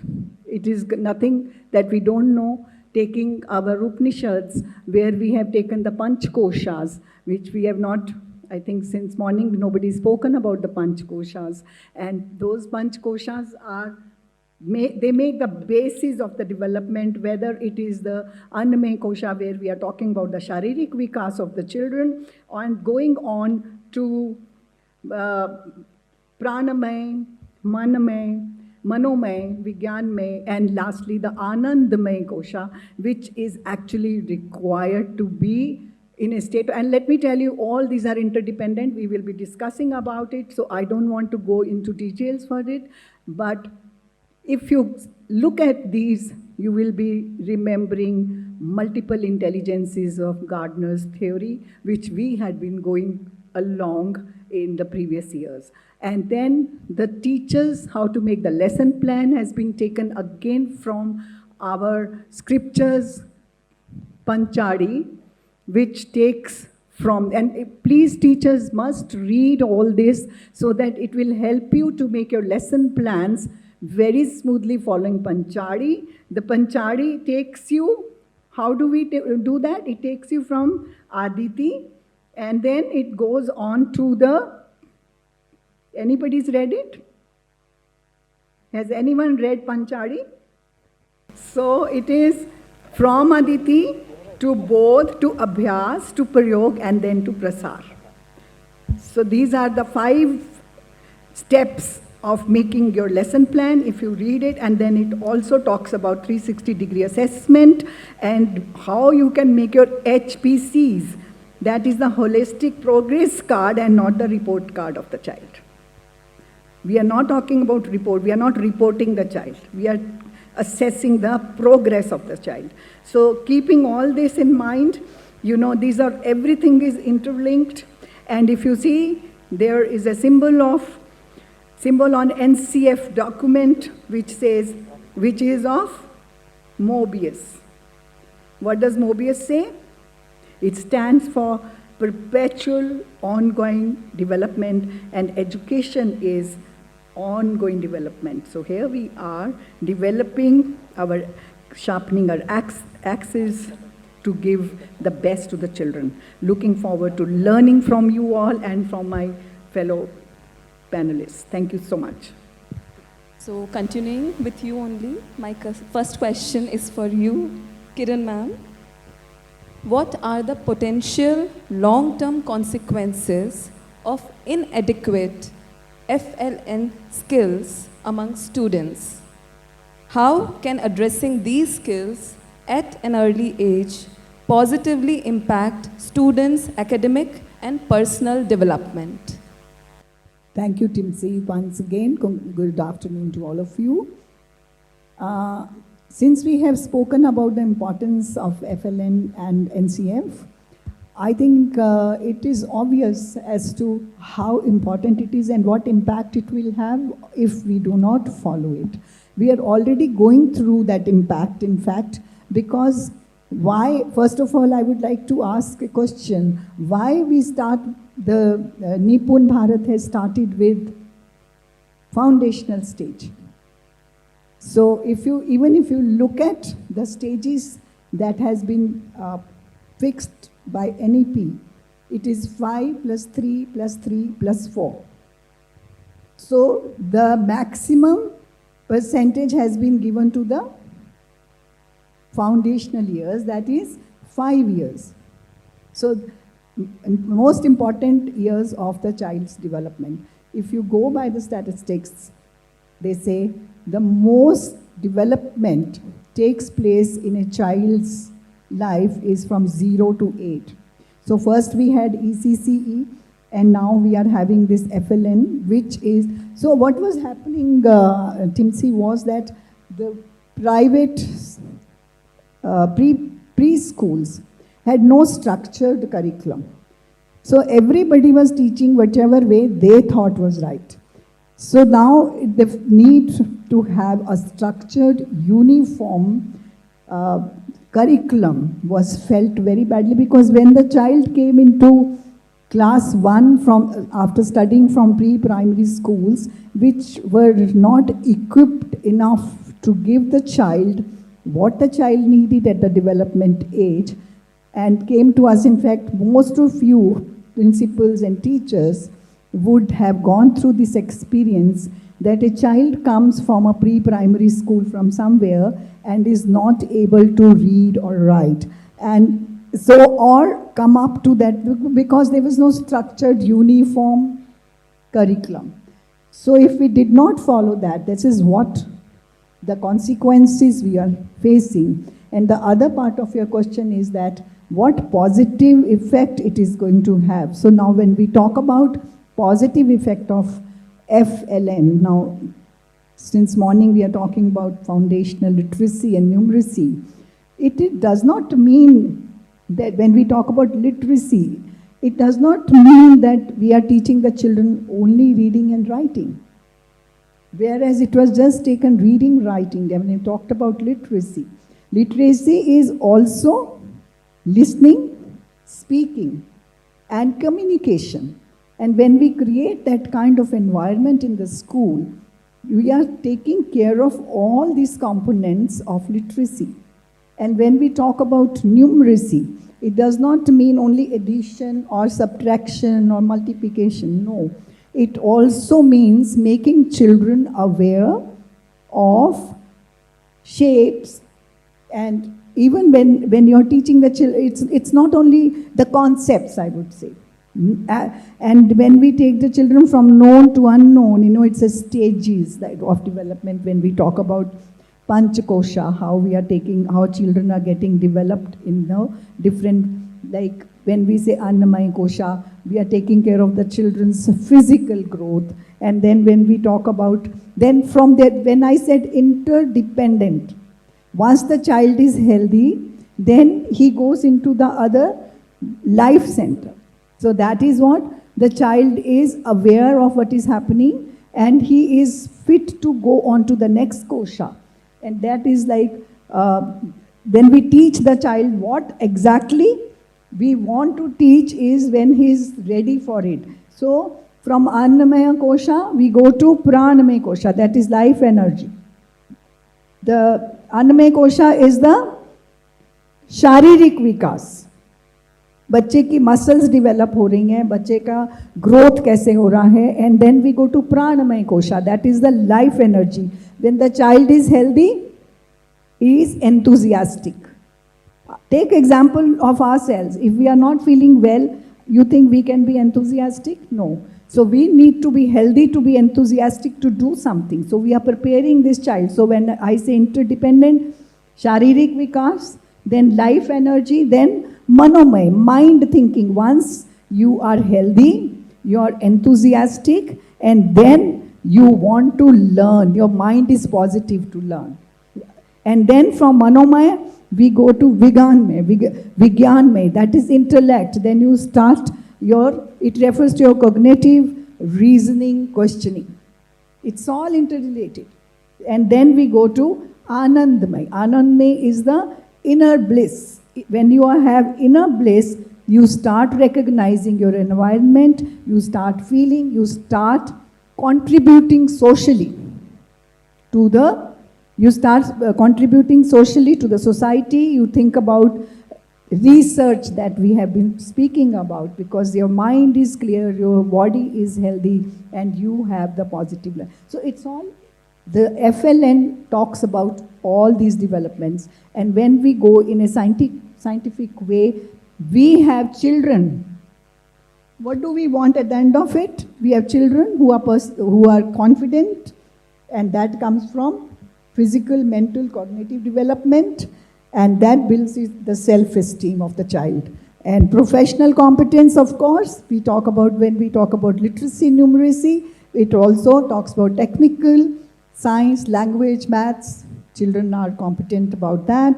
And then we come to, again, social consciousness. They become good citizens. We have a better society who is fully devoted to contribute to the society. So those positive developments are there if we follow FLN in a proper scientific way. Thank you so much. Thank you, ma'am. Very well said. And very rightly, you have shared concepts of Panchkosh and Panchari, and they are filled with so much knowledge for our teachers if they just go through them. And the literature is available for all the teachers, the documents of NCFFS and Nipun.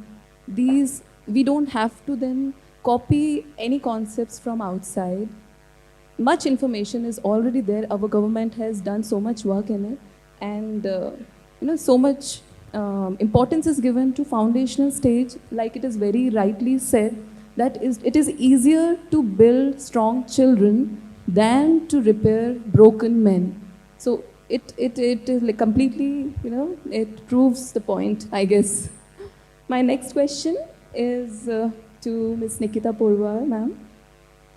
The question is, NEP 2020 emphasizes the importance of experiential learning. How do you incorporate hands-on, real-life experiences to enhance students' FLN skills? Can you provide examples of such experiential learning activities? Thank you, Timsi ma'am, and good afternoon to all of you.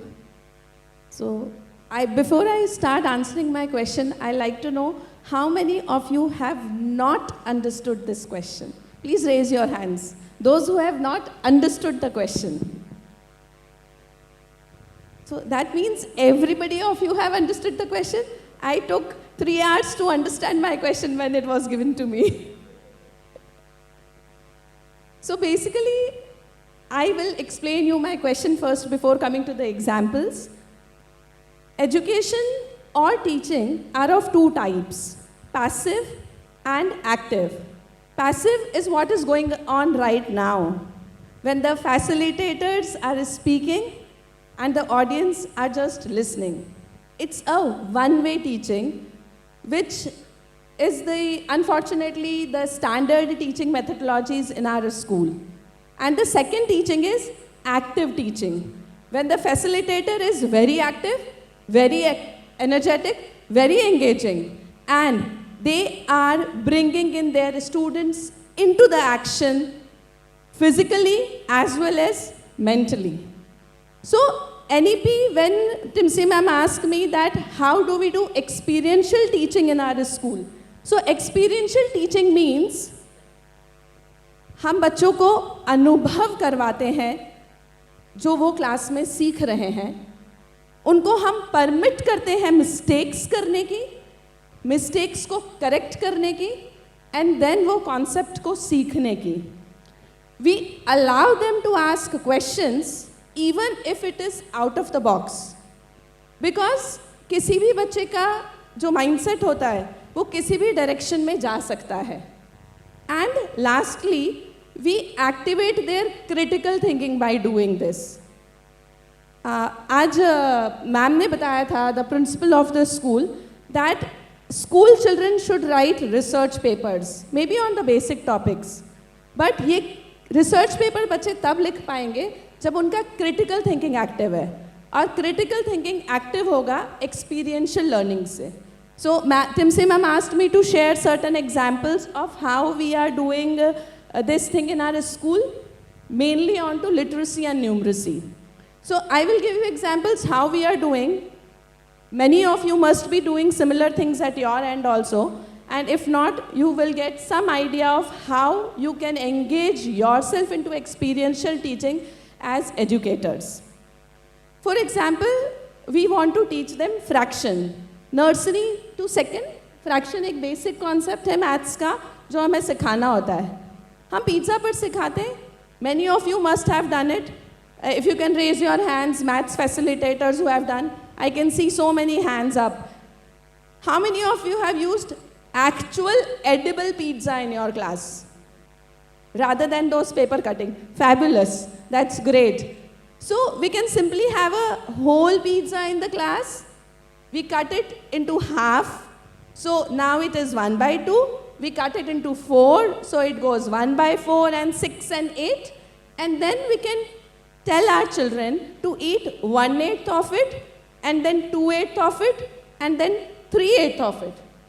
So that way they're enjoying and eatable with their friends, as well as learning the concept of fractions.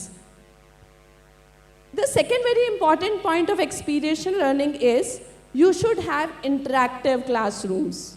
Classrooms सिर्फ 4 दीवार, furniture and study material नहीं होती. Your classroom should have life in it, which is going to help them a lot into literacy skill development. For that, what we do is we label our classes. Everything is labeled, even if it is a nursery class. I know they can't read window, they can't read a spelling of table, they can't read a spelling of duster, but still label it. Because they are coming to your class every day. When you're calling that I am using duster to erase the board, the duster spelling is visual to them. And gradually, by default, without roting it, they will learn the spellings. And this way, the classrooms will become interactive, they will feel friendly and will experience better than a formal classroom. So, we can have a lot of reading books around to give them literacy, good experience. So maybe picture books or basic story books other than teaching them alphabets only and CAT cat and BAT bat only. So these are certain examples which I can share. The list can go on, but I'll respect the timeline. So I will request you here that don't take this training just as a certificate or update your social media that you have attended this great thing, but fall in love with this methodology. Once you will fall in love with this methodology, your children will automatically start learning, and you will make the future leaders, the lifetime learners through this. Thank you. Ma'am, if as a moderator you allow me, can I speak for a minute on this same thing? Well, ma'am has given a very wonderful example, and since all the teachers are sitting, I'd like to add upon something to this. Fractions, we need to teach, and first thing that comes into mind is pizza. Gone are the old days that we are still to pizza, and pizza. This pizza is supposed to be eaten. Gone are the days. Can't we think of something new? Can we talk that a fraction is not only a pizza? Why to make the mindset of a child that a fraction is only a circle which is divided into 4 parts? Can't we tell them it's a square, it's a cake? Can we tell them something else? Think that innovation. Number one, you have to. The basic problem I have found with many of the mathematics teachers in most of the schools, the moment you ask fractions, the example comes as a pizza. Change this pizza. Pizza is something different. Change it. Create something new, create some different example. Make it a cake, make it a ball, make it something else, but change it, because you are not supposed to sit down the pizza. And second most important mistake that every mathematics teacher I've seen in the foundation level does, fraction means a part of whole. I have cut this whole into 4 parts, and this one part is a part of it. You have missed one very important part, cutting these portions into equal part. Unless and until you don't add this equal part, the things goes wrong. Teachers, please mind your words when you're teaching these things. Your single word can change the concept, because I can say I have got this one square, I have divided into 4 parts, but not on equal part. Can I tell them a fraction? No. That means you need to add up on with this thing. Please. Thank you. I'm taking this time. Thank you, Mohit sir, for enhancing my answer.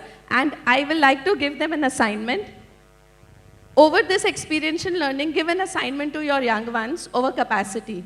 Ask them to count the number of mugs they need to fill in their bucket they use for bathing, to count the number of glasses of milk their mother is taking every day. Ask them to count, to weigh the vegetable which they are cooking every day, and see how curious they are, and they will come with lots of measurement and capacity concepts. So you can give this as a home assignment. The holiday has been extended. A little bit of input on this, what Mohit and Nikita has been talking. So FLN also talks about storytelling and drama and play, which is very important part of the FLN. So when we talk about fractions and equal part, I remember when I used to teach small children, I always used to take the story of the monkey and the cats.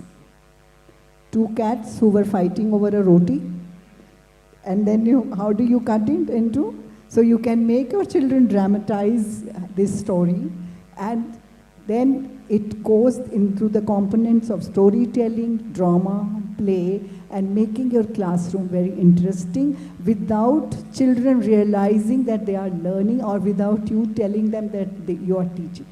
It automatically gets into their brain. Thank you so much. Thank you, ma'am. I think we all got the main concept behind it, is that when we involve children in the learning process, then they learn best. Because when we just teach them, like just listening to the teacher, they may remember. When we show them, then maybe for some longer time they'll remember. But when we involve them in the learning process, and especially if I'm just imagining if I am a student of your class, I'll never forget that pizza. And I'll always remember the concept of fraction. Thank you, Nikita ma'am, Mohit sir, Kiran ma'am. Okay, the next question is for Mohit sir. What strategies have you implemented in your school to identify and support students who are at the risk of falling behind in foundational literacy and numeracy?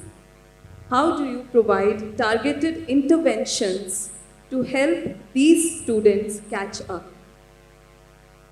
Thank you, ma'am. Very good afternoon to everybody.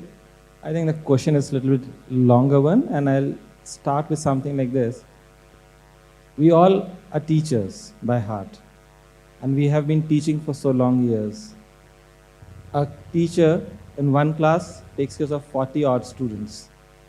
And we all know these all 40 odd students cannot be on same page, on the same level. There is a child who is of 95%, and there is a child who is of 40% also. So there's a big difference, and this difference will always remain. We cannot bring everybody on a same wavelength or same percentage or same style. It is not possible, because we all know that every child who is born with a different abilities. Every child has got different methods. Maybe a child is good in the reading style and writing style, or maybe some other child is good in the numeracy, so he's good in mathematics, somebody is good in literature, somebody is good in critical thinking, so he's good in science, may not be good in other subjects. So we cannot decide upon who is good, who is bad, or who is on front page, who is in the last line, nothing of that sort. We cannot have it. The thing is, when we are talking about FLN, it also talks about the the NEP and NCF both talks about one very basic concept, and that is called MLL, minimum level of learning. What is the target of every individual teacher when you are teaching a subject? Is not to make a student professional or proficient enough in that particular topic that he can solve all the questions. There are a basic chapters, there is a basic concept, there is an average application concepts, then observations, and then the HOTs. All kinds of questions are there, all kinds of topics are there, and everything has to be done. But what does this NEP talks about? It talks about at FLN, there is a minimum level of learning. So I believe, ma'am, that if and as teacher, we all take care of this one point, that we attain first the minimum level of learning in the class, then not a single student of your class would fall behind. Nobody is behind. They will all cross this line. The line has to be crossed, and that minimum level of learning has to be achieved. Once you have achieved this minimum level of learning, then you can take the students beyond that line on a higher standards. Then you can find that there would be certain students who would stand on the same line. They will not progress ahead. There would be students who would like to take a step more, and there would be another set of students who will take a leap bound to reach to the excel. But what is important is that line where all the 40 odd students need to reach. Our objective as a teachers in the classroom is that first let's decide what is minimum level of learning in your subjects. If it is a language, you are going to teach a chapter. Is it for making them to learn what this chapter means, or what does that writer wanted to teach? Probably no. I would say the main objective was to make a student read and understand certain vocabularies that are used in that chapter. so that student is enhanced with the word, a vocabulary is enhanced, and he can use it in his daily life. The chapter was not made to, I can remember one chapter from my time, The Prejudiced Man. Most of you must have read through. And that chapter is very typical, has a lot of Western words, high literature words. But that was not made to understand what does those words means. What we were made to understand was what does prejudiceness means and how it can impact a life. That was the minimum level of learning at that chapter. We need to understand these things. So if we have done this thing, no student would be falling behind. But yes, teachers, when we say that we need to assess and intervention has to be made, so I would say, implementing intervention will come when we will receive. There is a lot of time to receive the feedback. But what we can do is right now, as a principals, the odd job is we just give an orders to the teachers. Go check your class and give us a feedback who is doing good and who is not doing good. This poor teacher goes into the class, she is supposed to teach, but does she has a mechanism to assess a child that who is doing good and who is not doing good? You have only one single mechanism of assessment. An assessment takes place after a period of examination, after a period of time. And on the basis of assessment, you decide, or on the basis of observation, you decide. On that particular day, in a foundation age, what is the mood of a child? Do you assess? He was not having a proper food in the morning and he was feeling hungry, so he didn't give the examination properly. And you label him that he doesn't know this thing. That is the mood of the child on that particular time period. And that makes us decide whether he is doing good or bad. That's not right. It is something that we need to go over a period of time. We need to understand how we can devise certain mechanism and observations to understand whether the child has reached or not. When we talk about interventions, yes, principals and teachers, we need to incorporate technology in time to come down. We are not that professional enough as of now still that we can assess every 40 odd children in a class to make them understand कि हमने आपको समझ लिया है कि नहीं. We have not understood. We can never understand. So there has to be technology driven some incidences where we can incorporate and we can understand the child whether they have understood or not. Yes, in my school I am bringing this change. We are in talk with certain companies where we would be using technology from grade 1 onwards to make us understand whether the child is able to take care and conceptualize the understanding part of that particular topic. The first intervention. Second, on the basis of the reports that we will be receiving from this software that we will be implementing, we would be enhancing the teachers, that how you are supposed to reteach. Because the teachers need to relearn and again teach. So the teachers would be made to deliver again the same topic. As a principals, we would be learning that how the things are going in the school. And the most important, we will be giving a feedback to the parent. Because parents are also sitting over here, I can understand. Parents, you have paid the fees. This is what a common thought process these days is. If we have paid the fees and it's a responsibility of school to do everything now. It's a responsibility of teacher to do everything now. The child is with this teacher only for say 80 odd minutes, because if a teacher is teaching a subject, she teaches one lecture for 40 minutes. Maybe another lecture you have been given, so 80 minutes, not more than that. And you expect this teacher to take care of every aspect of the child? No. The child is staying with the parents also. So as a parent, even you will be required to get a feedback, and an intervention would be required from the parent side also to support. So teachers will need to give a feedback to the parents and take an intervention from parents that how they need to do things at home so that child can attain this MLL, the minimum level of learning, and to make a step from here onwards. Thank you very much. That's, I think, very good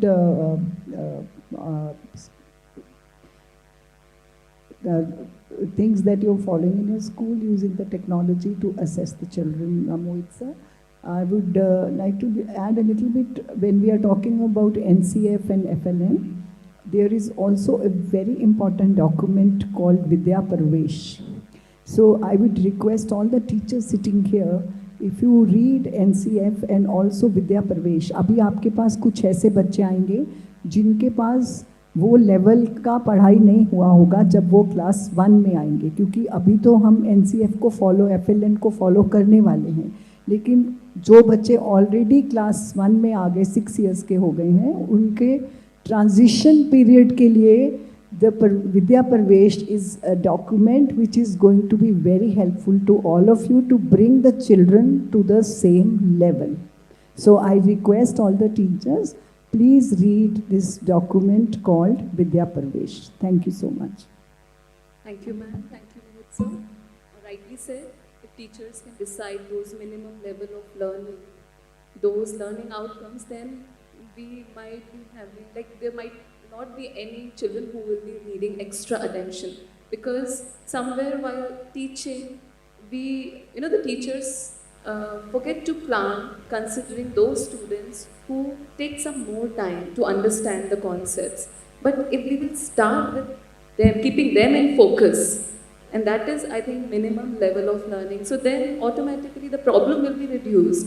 And of course, Vidya Pravesh document is already there, and we will have so many tips and suggestions related to remedial classes, which we teachers can use easily, because some children, they take some more time, and that time we have to take out from our schedule. And rightly said by a famous person, that every child deserves a champion, an adult who will never give up on them, who understands the power of connection and insists that the child become the best that he or she can possibly be. Coming to the next question for Jha sir. How do you support and encourage your teachers to enhance their pedagogical skills and stay updated with innovative teaching practices? What resources or training opportunities do you provide to foster their professional growth?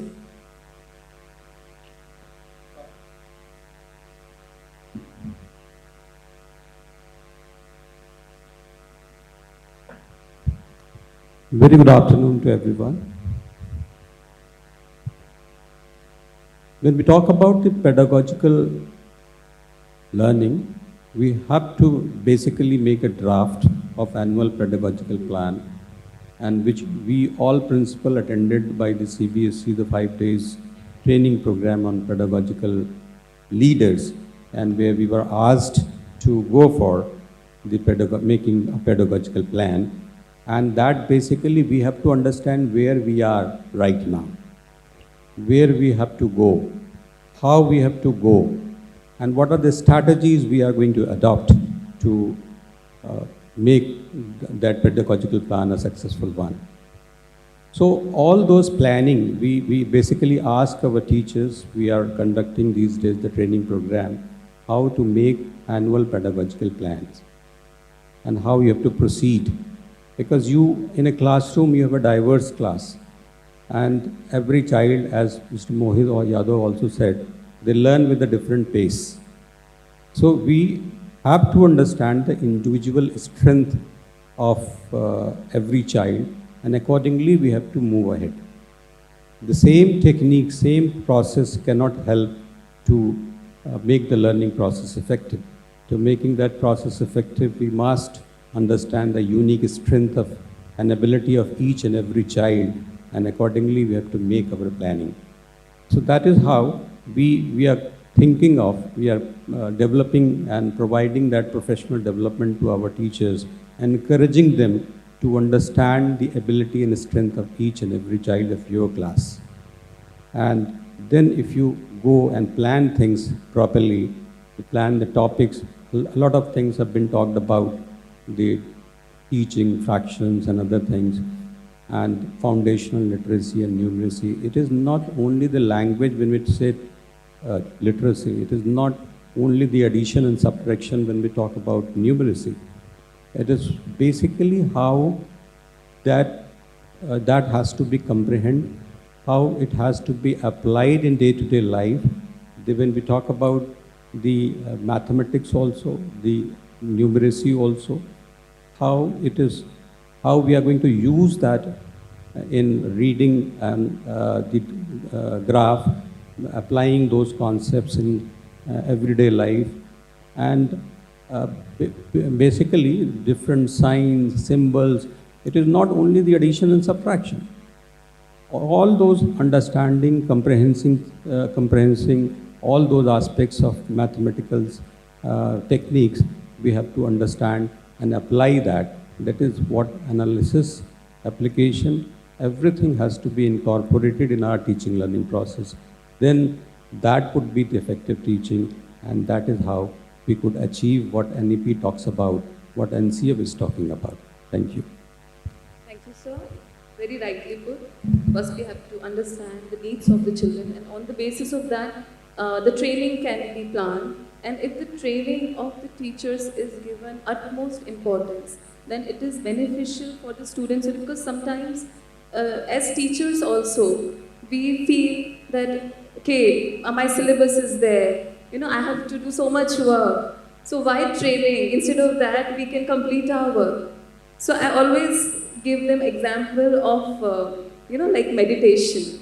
So meditation is not waste of time. It somewhere multiplies our efficiency. So like this training, and since the morning it has been shared here that we all are here for sharpening our axe, right? So the great teachers who are always trying to, learn constantly, innovate and explore, they create a ripple effect which positively impacts parents, students and the whole community. So we should all keep learning always. Learning is a lifelong process. So my fifth question is for Disha ma'am. How do you leverage technology to enhance FLN outcomes and promote holistic learning? What considerations should be taken into account when selecting and implementing digital tools for this purpose? Thank you so much, ma'am. So, like Jha sir was just talking about implementing, doing it with your teachers, with your team. So, I just got to think of a story that I would like to share here. In a classroom, you all know what a fire truck is? Fire truck, easy fire engine? Yeah. So, in a classroom, when a teacher was asking the kids to draw a fire truck, she wanted to integrate technology and, show the fire truck moving, throwing water through augmented reality. So, quickly the teacher grabbed a tablet. There was an application. The kid clicked a picture. And after clicking the picture, the kid was moving around the augmented reality truck, throwing water and, seeing how a fire truck works. Now, after the whole thing happened, one of the child approached the teacher at the end of the class. And the student very, innocently asked that, there was a lifeless truck. Through your phone, through the tablet, it got life. So, how about, you take your phone to my home, there's a picture of my grandmother. What if you click a picture and I'll be able to talk to my grandmother? Can we do that? So there are concrete and abstract concepts when we deal with kids who are in foundational literacy and numeracy stages. 85% of the brain develops during till the age of 6. FLN is 3 to 8. So we have a major responsibility, the teachers taking up these classes.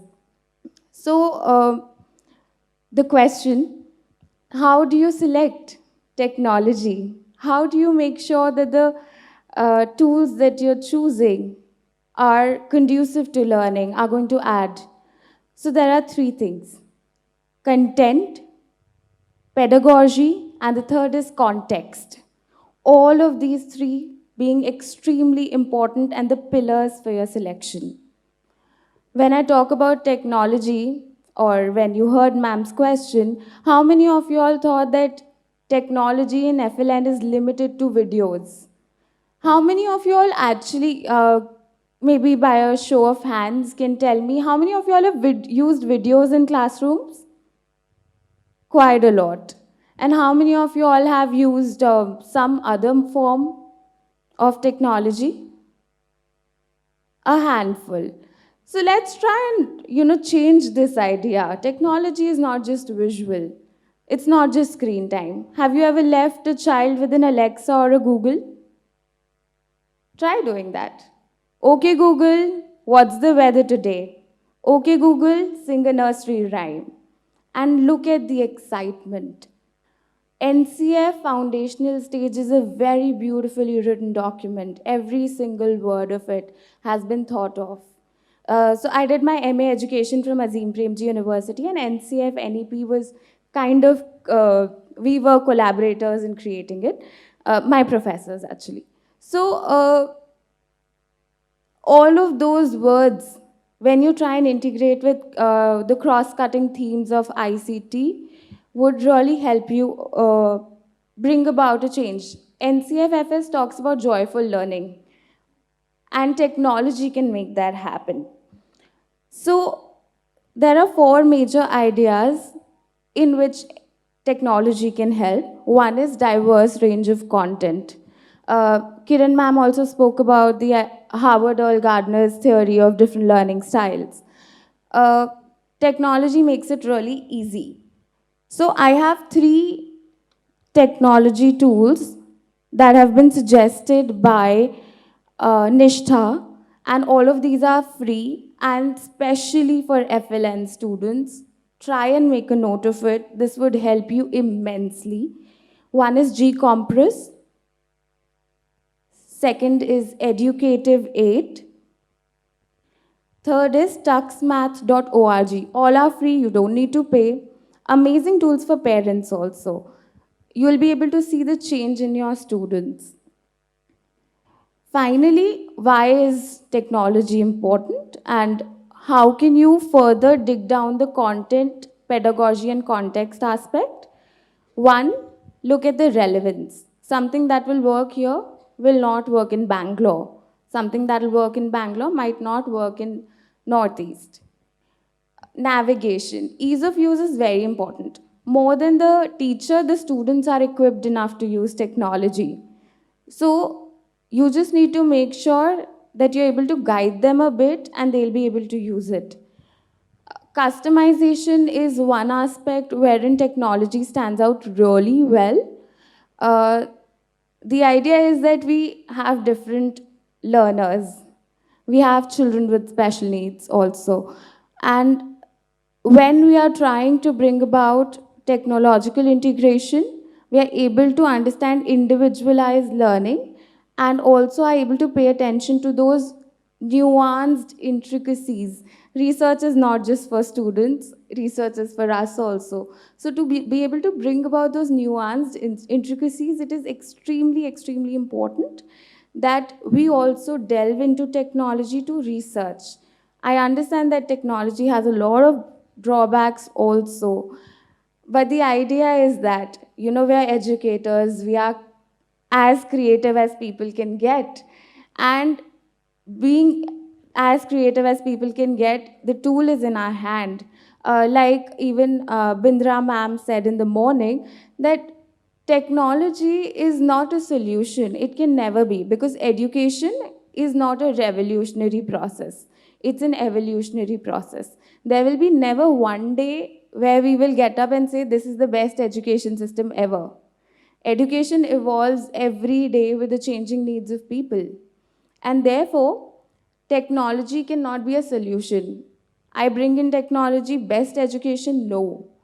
Technology will only be a tool. It's a tool. And that is what we have to remember when we're integrating EdTech into FLN.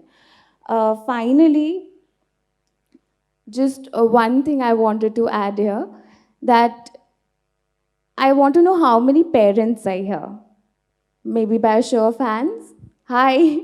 And how many teachers? Quite a lot. Okay, great. So it's a joint effort. Again, when we're talking about technology, it's not just for children.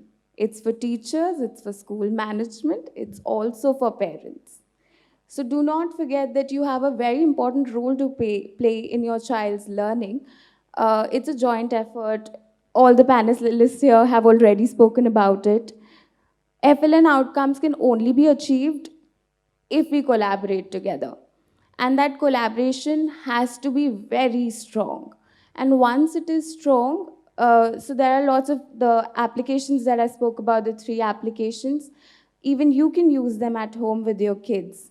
All right, so remember, technology is for everybody, and all stakeholders, once they use it well, would be able to kind of bring about an impact. Thank you. Shared 2-3 times. Chat GPT was like the latest horror for teachers. I can, and I don't know whether I should be sharing this. I know few children who are using Chat GPT, and I asked them that okay, at home for homework maybe you can use it, but what about when you are appearing for your exams in the classroom? Then what will you do? That time we will study. So sometimes it's like, when in the internet was there, it was just introduced, that same, that scary feeling was there, that everything will be copied from net. But then gradually we learned, to adjust with it, and we learned to use it rather than, getting scared from it. Similarly, any technology, if it comes in the hands of great teacher, then she can use it. And for better learning, better outcomes, then maybe we can become more smart. And the questions can be framed in such a way, maybe the teacher will search first whether they are available on ChatGPT. And then she will frame questions. The standard of questions can become higher. And more learning, why not? There's no stopping. The whole universe is there. So much to learn. Absolutely. I was about to say this thing. Let's stop blaming technology that it is going to destroy the system, education system, it is going to hamper the students' growth, their mind will, no, nothing will happen. Remember the days when Google was there, internet was there, Google search engine came down, and everybody started condemning Google. Oh, everything is available on Google, students started answering from Google, they used to search from Google and this and that, falana dekana. Remember, after a few days of time, the teachers started giving assignments to the students that search this information and get assignment done. This is the first thing. This is what happened. Because you were not acquainted at that time with the technology, you blamed, and then when you got comfortable with the technology, you accepted it and brought it into the things. We blamed the mobiles that it should not be brought into the education, it should not be brought into the classes. 2020, everybody got this mobile into the classes, and the classes were into the mobiles. Today we are blaming ChatGPT. It's a bad thing that every answer is available. Let's get comfortable with ChatGPT. Can we bring out something better than this? Why don't you plan your lesson plan with the ChatGPT? Why don't you ask the ChatGPT to give you some more examples? Why don't you ask the ChatGPT to give something different to teach the same topic that you have been teaching on years? Let's get familiar with the technology. If a student can upgrade, let's upgrade it too. Don't stick to the position where we have been. We have to upgrade. Let me tell you, if we upgrade, you would be a step ahead than the students. Thank you. So, sorry to interrupt, but I would also like to say that what important part technology played during COVID. Did we stop teaching the children? If technology was not there, what would have happened to the schools and the children and the parents? So technology is there, and we only have to know how to use it. But one more thing I would say, when we say technology can replace teacher or humans, not possible. Who has created technology? Who has created technology? So how can it overtake us? Thank you. Right, technology will never replace great teachers, but technology in the hands of great teachers can be transformational. Actually, this topic is reminding me of my MEd exams. MEd exams were open book exams. We were told we can keep our books open and then write the exams. And I must tell you, so many students still fail.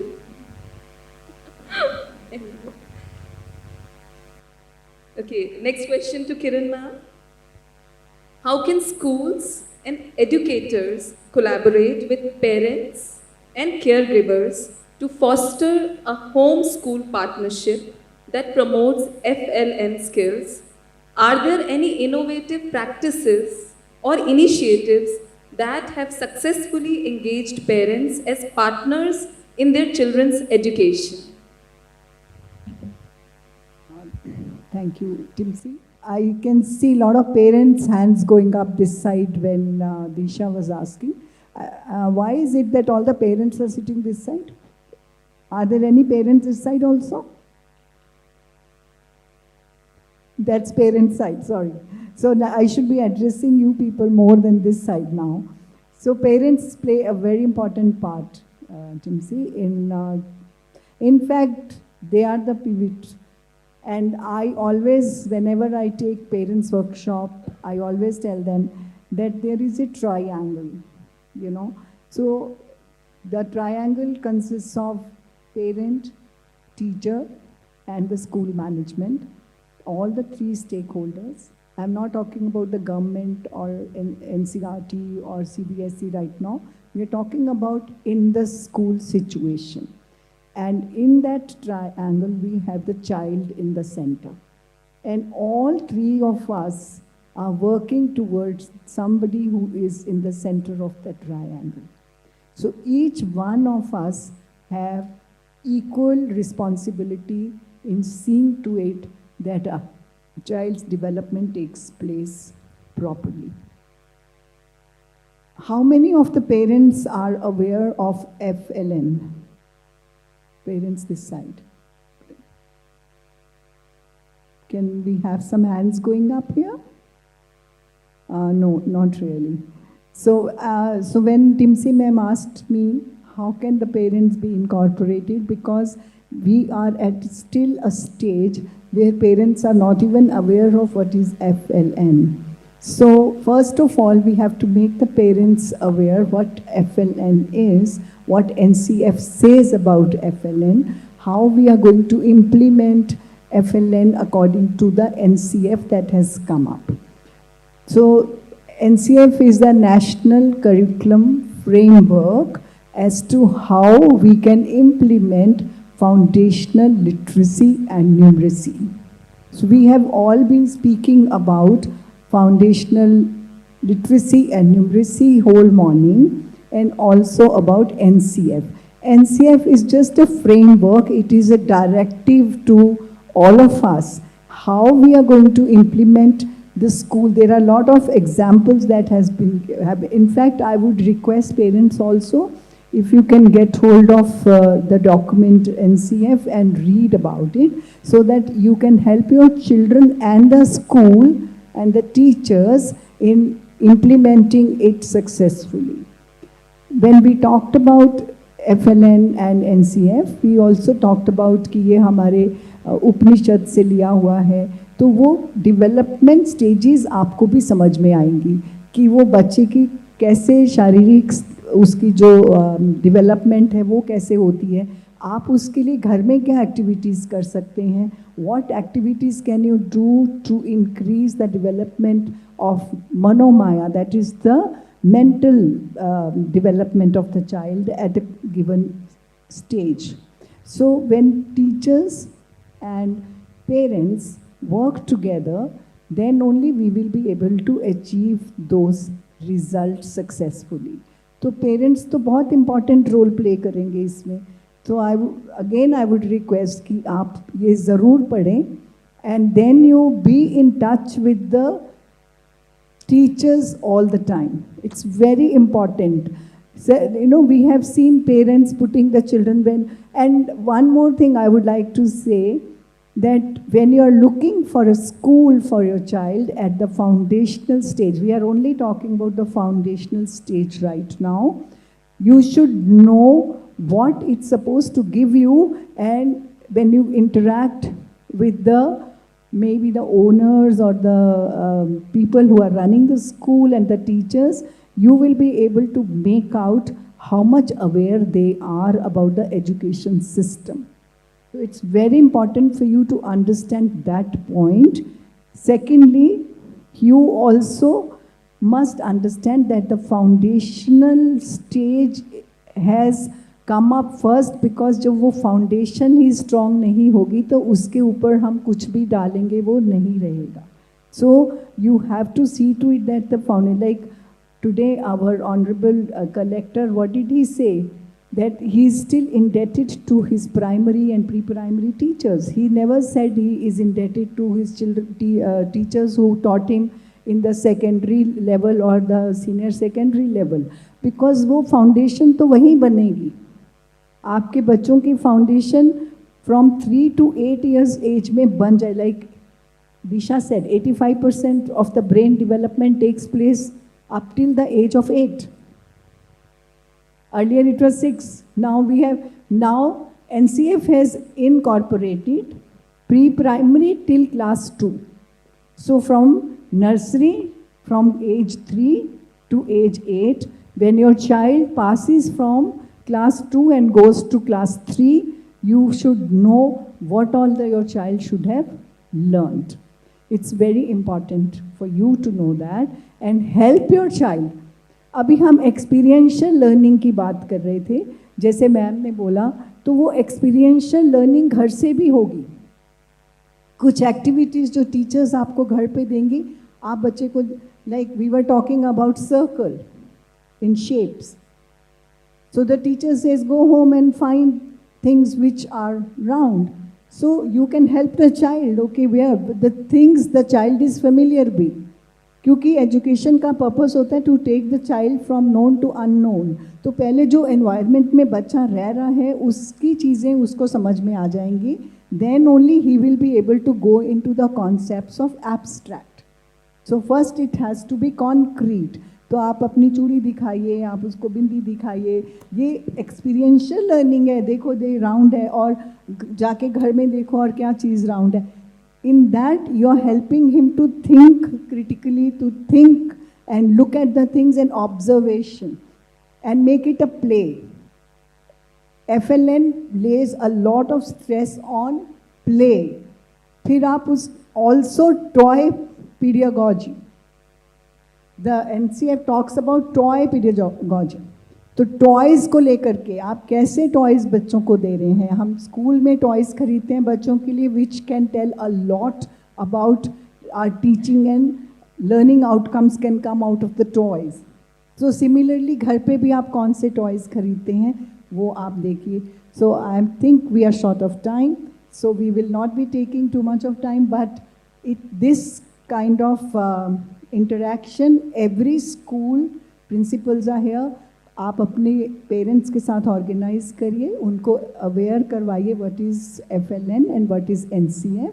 So all the principals are requested to have a workshop for your parents where they understand what it involves for the development of the child. Thank you so much. Thank you, ma'am. You are absolutely right. We are short of time, but the topic is so interesting and so important that we can go on for hours and hours.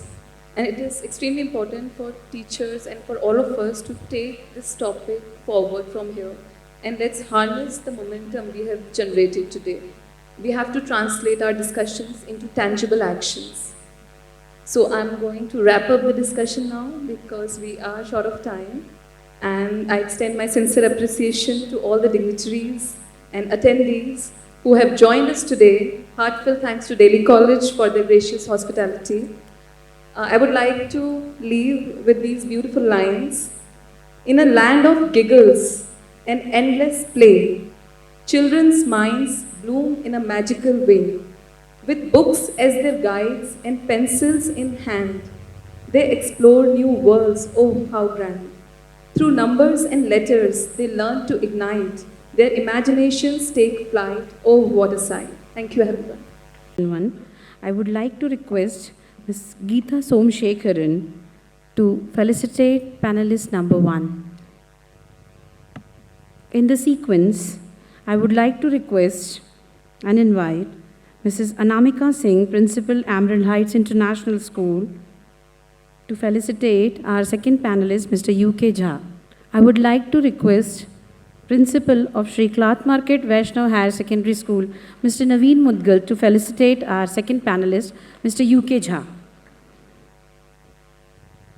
In the sequence, next I would like to invite Mrs. Geeta Taneja, Principal Vidyanjali International School, to felicitate our third panelist, Mrs. Nikita Porwal. To felicitate our fourth panelist, Mr. Mohit Yadav, I would like to request Mr. Rajesh Rathore, Principal Sardar Patel International School, to please come up on the stage. And to facilitate our youngest panelist, Ms. Disha Madan, I would like to request Mr. Satish Niranjani, Principal, the Omni School, to please come up on the stage. And to facilitate our moderator for panel discussion 1, Mrs. Timsi Rai, I would like to request Sister Gracie, Principal St. Norbert School, to please come forward. Throughout this panel discussion, we all were noting down and trying to connect with the important points. And today, we have got so much of knowledge related to foundational literacy and numeracy.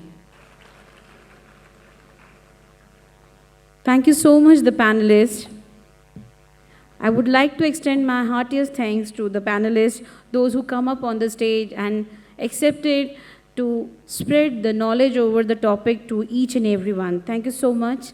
Please, you can proceed to your seats. I know the toughest job has been given to me. I have to keep people awake. So I'll try and do the justice to the responsibility that has been vested upon me. Please be patient. We are running behind the schedule. But Richa ma'am rightly said, when our regional officer is here throughout the day, I think we should also cooperate and be here throughout the day. So without wasting much of the time, we'll start with our panel discussion 2. So I'll just introduce. And officially, I welcome all of you to the post-lunch session. So this second panel discussion would be exploring the key aspects of NEP. All of us have been listening right from the morning that education plays a vital role in shaping the destiny of any nation. Now, in the Indian context where diversity is celebrated in and innovation is the heart of progress, a robust education system becomes even more vital. Now, let us understand how effective the implementation of NEP 2020 has been in addressing the challenges and gaps in our education system.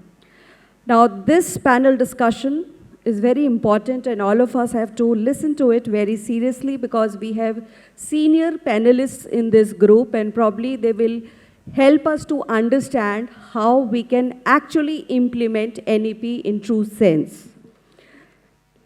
So this discussion will serve as a platform to deliberate on the inference of the NEP 2020 for stakeholders, educators, students, parents, and policy makers.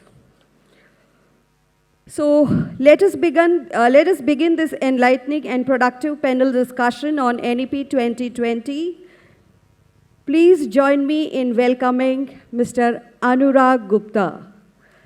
Master Trainer of CBSE, Sir represents Center of Excellence, Bhopal, Prayagraj, Dehradun, Ajmer, and Patna. He is also the member of SQUAF, that is School Quality and Assurance Framework. He is also the Director Principal of Vidya Niket School, Gwalior. We welcome you, sir. And how do we welcome? Please make some noise. You all have had food. Next, the second panelist, I would request Dr. Archana Sharma, Master Trainer of CBSE. She represents Center of Excellence, Bhopal. She has been the former chairperson and director principal of Sanmati School, Indore. And I request ma'am to please come and join us on the stage. The third panelist is Mrs.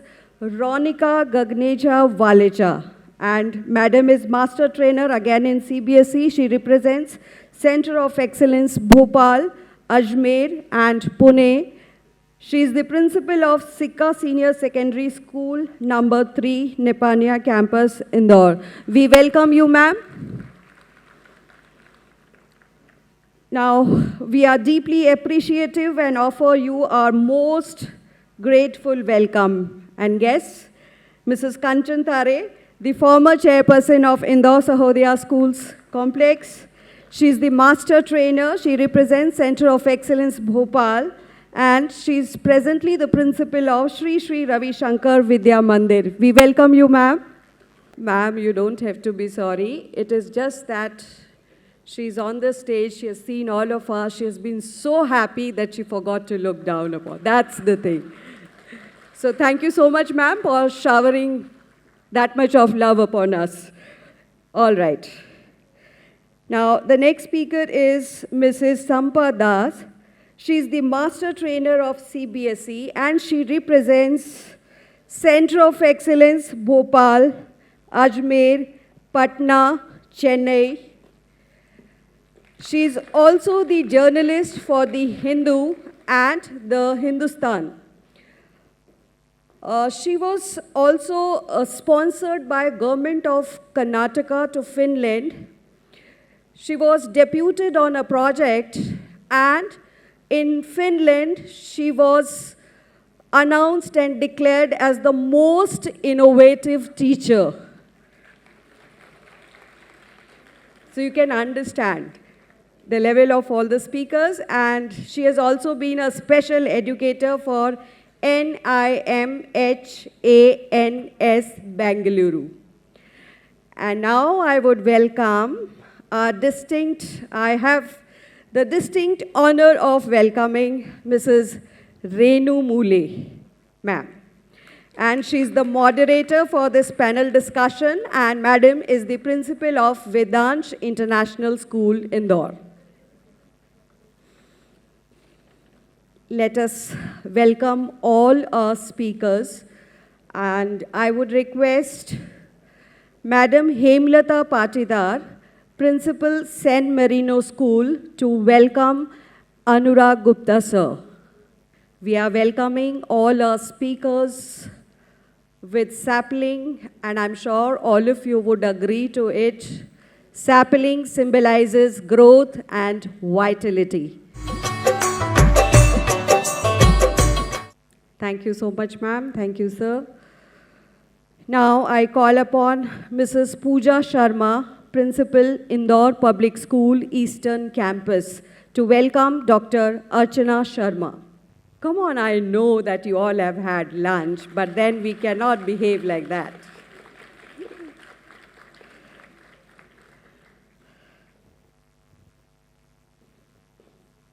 Thank you so much, ma'am.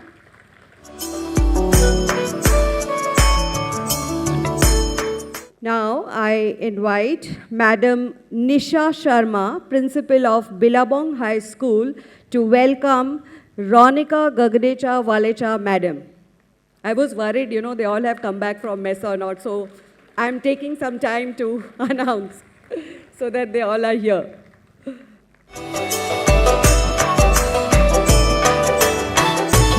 Thank you so much, ma'am. Now, I request Mrs. Madhavi Verma, Principal of Sky Heights School, to welcome Mrs. Kanchan Tare.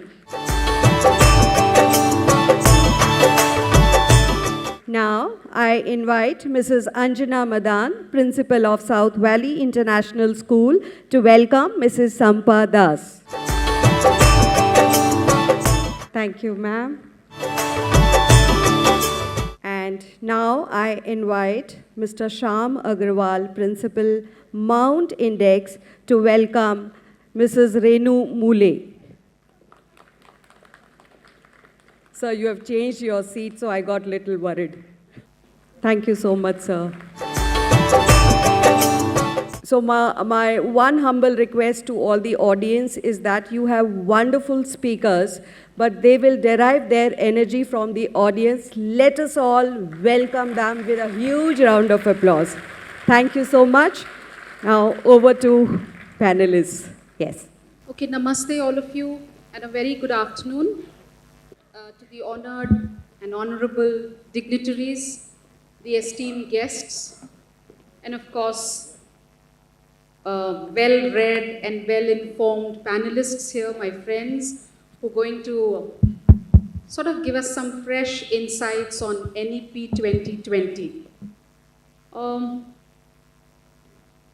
The National Education Policy, be it in the 1968 that it first came,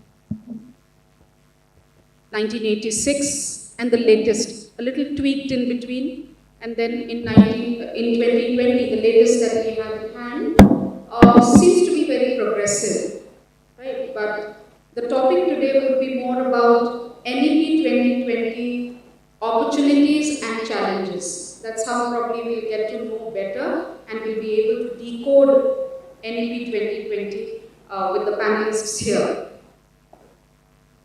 The policy, which was approved by the Union Cabinet of India on 29th of July 2020, has a motto that says, educate, encourage, and enlighten. And that's what we all as leaders, and we all as leaders tend to do. It aims at ensuring that India becomes a global knowledge superpower. Access, equity, quality, and accountability form the pillars of NEP 2020. Autonomy, multidisciplinary approach, technology-led innovation, and value-based mindset are at its core, and that's what makes it robust and futuristic, as I said. It has objectives that are very clear and promising. It might restructure the Indian education system, and when I use the word might, it is because we as stakeholders need to take charge of the change that has to be brought. Major amendments that we've been talking about, right from the school structure, changing from the 10+2 model to 5+3 plus 3 plus 4. Whether it is the state census exam at grade 3, 5 and 8, or the 10th board examination pattern, which would be more focusing on the higher order thinking skills, application-based questions, the core concepts, or the vocational education for at least one of them at the 9 to 12 level. Whatever it be, transformation is bound to happen. What I see is, in India, policies get framed, but the challenges are in the implementation of that policy. And today, as we sit here, this is a beautiful platform, a forum, where we could discuss, where we could know our roles and ensure that the implementation of NEP 2020 is effective and what it envisages in the years to come comes true. So, on that note, let me begin. I think my panelists are all set and ready. Just a sort of introductory reminder to all of you is that the first round, which would be a general round where I would like to know your take, your understanding of NEP 2020 in the nutshell, so maybe 2 to 3 minutes each. And in the second round, as questions are posed, you will answer. And if there's any panelist who wishes to add on, give some more inputs, you're always welcome, right? For the audience, our focus is more on the school education because directly or indirectly we are all associated with the school level of education. We're not going for the higher education, discussions on higher education. And the second request is that it's just yesterday that I've gone through some dental procedures, which was an emergency, a tooth extracted. The pain hasn't yet subsided. Please excuse me if I fumble or I take a long, unexpected pause. I'm already sorry for it. It's the missing tooth and not me who's at fault. Thank you. So with Sir, I'd like to have inputs from you on your views on NEP 2020. Hello, yes. So, I'm not here to lecture, क्योंकि हमारी जो प्रजाति है वो सुनाने वाली ज़्यादा है, सुनने वाली कम है, and we have the mix of all those here.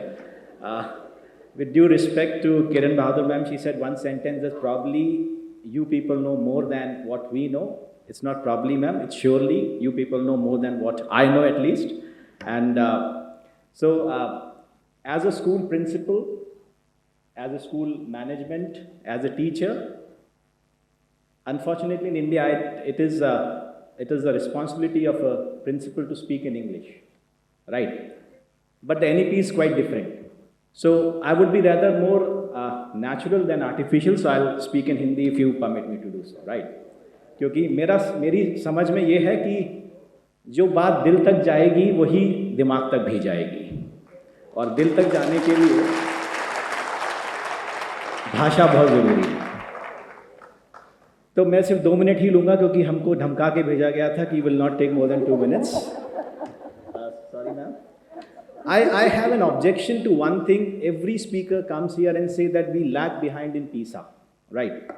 And my take on PISA is one exam मेरे देश की तकदीर डिसाइड नहीं कर सकता, एक एग्जाम, क्योंकि वहाँ पर हम एप्पल्स को एप्पल से कंपेयर नहीं करते हैं, हम एप्पल्स को ऑरेंजेस से कंपेयर करते हैं। तो अगर ऐसा होता, जैसे डॉक्टर धर बोल के गए, we have 15 lakh schools, we have 1 crore teachers, we have 26 crore students going in India, none other education model in the world can match this. We cannot be the best, but we are definitely not the worst. So why NEP now? Why NEP? We have talked about FLN, we have talked about a lot of things. My take on this is, ये सब जो चीज़ें हैं, ये हैं, हम सब कर रहे हैं। कोई ऐसी चीज़ यहाँ पे मैं आपको NEP के इंटीग्रिटीज़ बताने के लिए मैं नहीं आया हूँ, मैं ये बताने के लिए आया हूँ कि शायद जो NEP आई है after 36 years, I think it's a role of a Jamwant telling Hanuman कि आपकी शक्तियाँ क्या हैं. That is what I take NEP as. Because one more problem is implementation till 2030.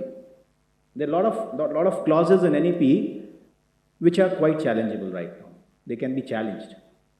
अच्छा होता क्या है, जो यहाँ बोलता है और जो करता है उनके बीच में बहुत मिसमैच होता है. I can give you all the ज्ञान in the world, but I'm not going to teach in the classroom, right? You people, the teachers who are sitting here, they are going to teach in the classroom. So, better understanding is more important for you guys to understand, not us to understand, because you are the real implementers of that particular policy. So, first thing I want all of you to do that. We have 1 crore, we are representing 1 crore teachers because 97 lakhs is close to 1 crore, right? Clap for yourself because you're the best teachers in the world. इस model को replicate नहीं किया जा सकता, कमियां सब जगह होती हैं. Emphasis on NEP is what making education near to life, because FLN we all private schools are doing, we have nursery, pre primary since edges.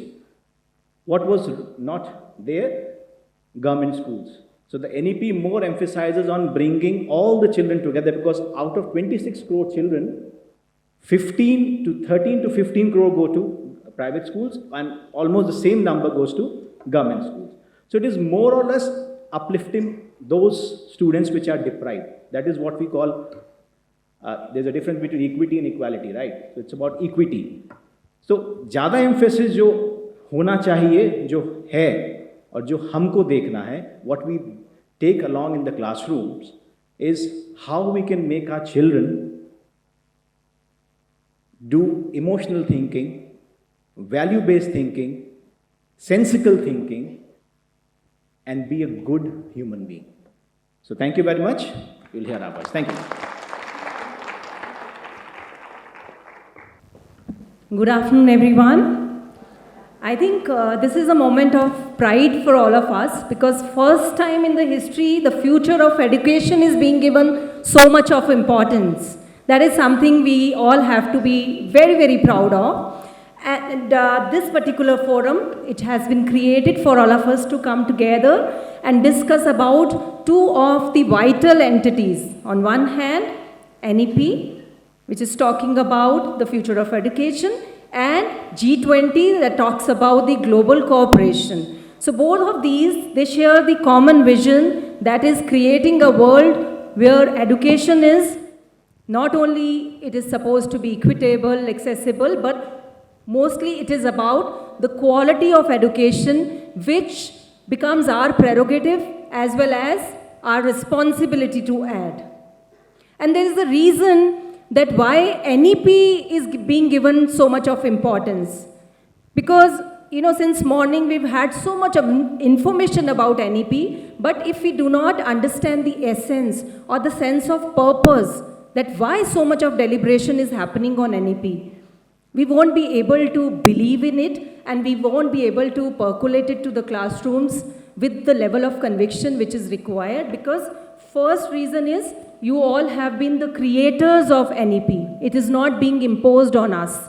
All of us, since 2016, we have been working together to bring up this visionary document, I will say, which the world is looking up to us, has so much potential that we are expected to create the largest pool of skilled human resources for the world.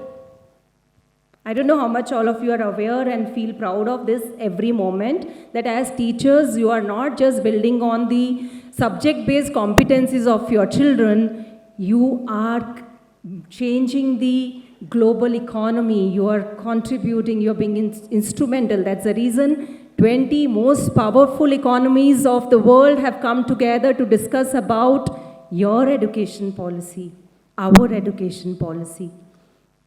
They say, UNESCO said that, knowledge is something which can change the world. It is the humanity's greatest renewable resource. But I feel education is much more than that. Education is not something which will only respond to the changing world. Education should have the capacity to transform the world. And NEP is one visionary document which is actually setting up the roadmap for the whole educational landscape to be changed. If I can say this, that means somewhere, and that also is the beauty of NEP only, that document of 60 pages, every time I try and read it again or deliberate upon it, it's like Gita, you get to see, so many perspectives pop up.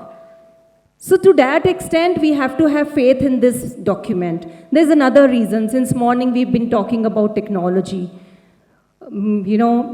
Technology, advancement in terms of AI, data science, now machine learning. It all has great potential for sure. But have we noticed that in the past, there have been serious ethical concerns?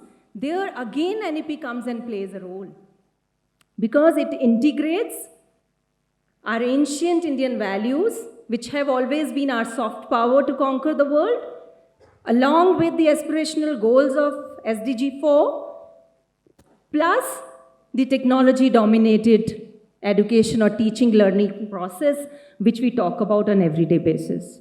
So I think if we really implement it in its true letter and spirit, I'm very sure it will help us to equip our students with the kind of competencies and with the sense of purpose, which is very, very important. Otherwise, everything turns out to be boring, no? So the sense of purpose, the competencies and skills, along with the values which will be required for them to thrive in the world, to shape the kind of lives they want to live for themselves, and also about the lives around them, the other's life also, because NEP also talking about our personal proficiencies and how we contribute to help others also to thrive. So we all have to come out of our individual learning ecosystems, think together, act together, and actually work together to make this humble nation the kind of knowledge superpower NEP has envisioned it to be. Thank you so much. And Thank you. Thank you, ma'am.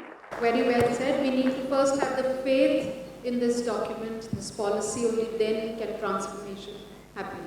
Veronica ma'am, could you please express your views, your summarized on NEP 2020? I need that to see you all. A very good afternoon, everyone. I know it's a session after lunch, but the paneer was very tasty, I came to know. So your clapping should reflect the taste of the food that you. Thank you.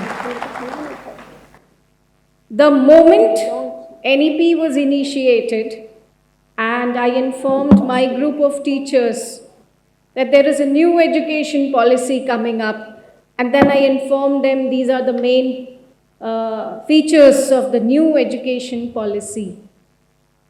One teacher asked me, "Ma'am, kya zarurat hai?" She was so worried because the term new education policy was spoken. So she said, "Kya zarurat hai? Hum sab acha to kar rahe hain," and all that.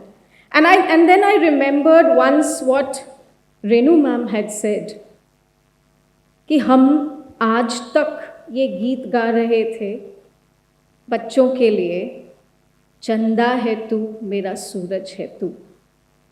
अब time है ये सुनने के लिए कि बच्चा क्या गा रहा है। बच्चा गा रहा है डिसिप्लिन इतना खुदकुशी के लायक है। बापू तू तो हानिकारक है, व्हाट इज दैट? सेहत के लिए हानिकारक है, right? So if the child has started singing something like this, सेहत के लिए हानिकारक है, you can imagine the discipline which is bothering him. What is he asking for? The child is asking for a stress-free, a burden-free, a happy school where he wants to come, where he's happy to come, and where he feels there's no anxiety. So this was the goal of the National Education Policy 2020.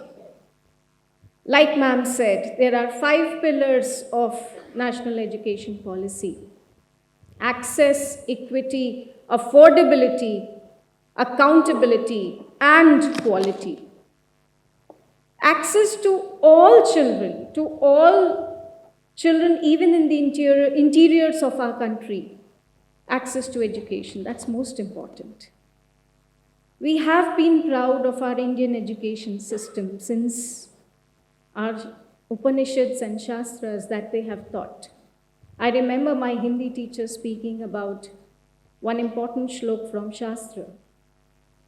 She said, she specially said this to me because I was the class topper. So she called me and said, "Ronika, मेरी ये बात हमेशा याद रखना." I was just in class 6 or 7 maybe. She said, "साहित्य संगीत कला विहीन, साक्षात पशु पुच्छ विषाणहीन." यदि एक इंसान को साहित्य, संगीत, कला, सबकी स्किल्स, नॉलेज, एजुकेशन नहीं मिली है, तो वो केवल एक पशु समान रह जाएगा जिसकी पूंछ नहीं है. So that has been like a motto for me after that. And this is what I see in the National Education Policy. It talks about the provision of all kinds of subjects to the children. It talks about children first learning to read till they know how to read to learn. If the children are very well versed with foundational literacy and numeracy we were just talking about in the previous session, they will be well equipped to learn further. There'll be doors open for them to move further with their own choices. So I feel national education policy should not be something which we should be afraid of. I've seen fears among teachers that now something new has to be done. We have to change, we have to reform there's no harm. Change is inevitable, there's no harm in learning and accepting something new and something additional, which doesn't mean that we are leaving our roots. We are strengthening our roots because Indian education system has brought us here. New education policy has included those features, those basics, which Indian education system has been following since centuries. So acceptance is one main thing which will lead us further. Let's welcome the change wholeheartedly and understand before we start implementing. Understanding and comprehending it in the best way will lead us to implement in the easiest way. Thank you. Thank you. Thank you, ma'am. Very wonderfully said that it is important for us to understand it better so that our apprehensions, our concerns are taken care of, and what better platform than this. I would now invite Kanchan ma'am. Yeah. Thank you so much, Redu ma'am. No, I'm comfortable. Good afternoon, everyone. And I'll summarize only within few words. I'll try to do it because already you all know about the NEP and listening from the morning. One sentence just, Premacha Hridaya Badhyate. What does it mean? You all are sitting here, that is something love and something vibes which you want even to carry with you from this place. So this is a collaborative learning which we all are gathered today. And what NEP says in a simplest way, collaborative learning. But it not ends here only, but if we'll go and you all are aware about the Gita, like Madam said very nicely, and suddenly, all of a sudden the one example click in my mind, that is about Sanjay in Mahabharata. What was his role during Mahabharata? क्या role था महाभारत में संजय का? दूरदृष्टि, correct, दूरदृष्टि. उस दूरदृष्टि में उन्होंने whatever was happening in the Mahabharata, everything has been informed sitting very at a long distance. So what they expect from us, that vision which we have to develop in our children with the experiential learning, practical experience, and to see in their future, what will be the future, how they have to face those challenges in the future, and how to find out solution to challenges. Not to come up with the problems only, but to come up with the solution for challenges. I think that's okay from my side, and thanks. Thank you. Good afternoon, everyone. I'm a little bit petrified standing over here and seeing all the stalwarts sitting out there. So, and I think the initiation by Anurag sir started on a good note. Hindi, Angrezi. Okay, so both should go together. So Hindi में नहीं बोला, अंग्रेजी मैंने हिंदी में बोला, ठीक है? Anyways, talking about NEP, if I talk, Caesar ने बोला था, lend me your ears. So I would request you to lend your ears to me right now. The major problem, it took 34 years for the educational system to be revamped. 34 साल लग गए. It's not a matter of joke. 34 years rolled down, and what did we see? 34 years के बाद National Education Policy 2020 came into effect. But the real question arises over here कि क्या हम लोग जो है connect कर पा रहे हैं? The content that we have in the school curriculum and the real based learning that is prevalent, are we able to bridge the gap? So if we are not, so we should start bridging the gap between the real life based problems and connect it to the content. And that will be the major step to minimize the educational drift that had happened. Talking since morning, I was noting down some notes when all the eminent speakers were on the stage. I'll just take few minutes. Ilayaraja sir said that attitude, one should have that positive attitude. You know, when I talk about attitude, if you count in numbers, it makes a complete 100%.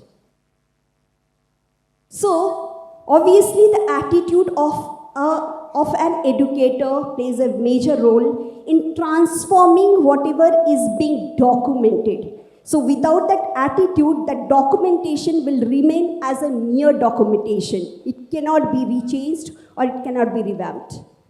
First pointer. Second, somebody talked about the skills, the 21st century skills. We talked about the 4 skills that has to take a major foresight into this national educational policy. That is communication, clarity and precise communication, creativity, critical thinking, and collaboration. So when I talk about all these 4 things, so very important is the communication.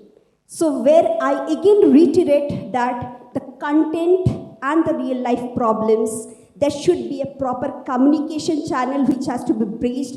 अगर वो breach नहीं होगा तो NEP classrooms में लेना it will be very difficult. Thank you so much. God bless everyone.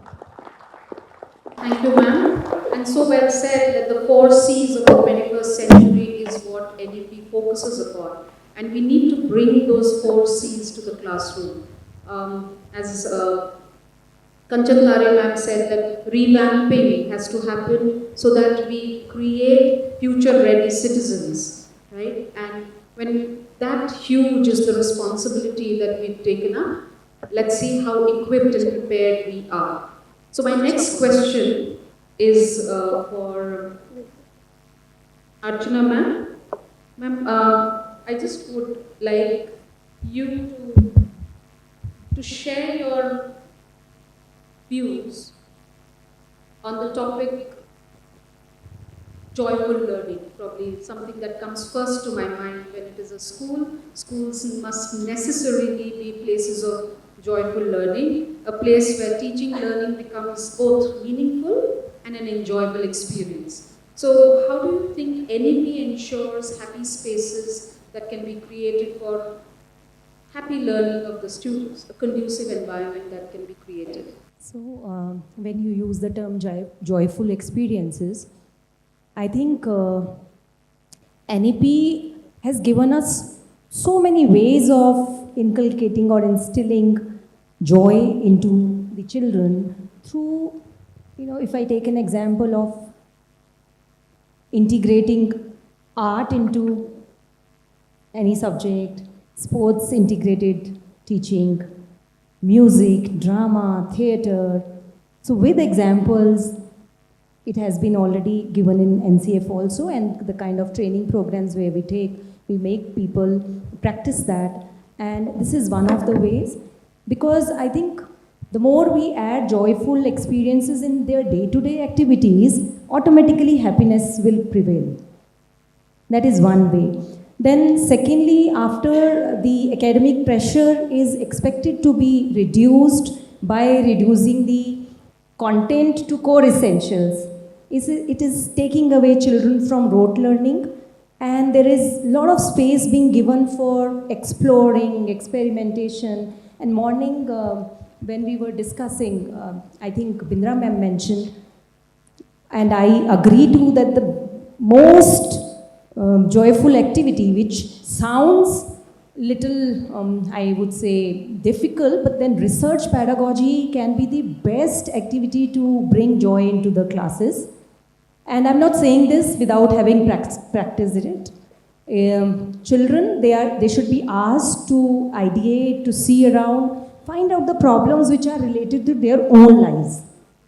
Yeah? Just for example, if suppose a child is a tennis player, ask him or her. I've had example where children have written concept papers on the child looking at the problem, and then she herself found out that the nanotechnology can help, and by getting a nanoparticles made fabric will help her a kind of costume which will safeguard her from the kind of sweating which she gets. So this is just one of the examples, and it is how we can bring in a lot of hands-on into the classrooms. Like when I see grade nursery to second, when they're learning literacy, numeracy with the help of learning kits.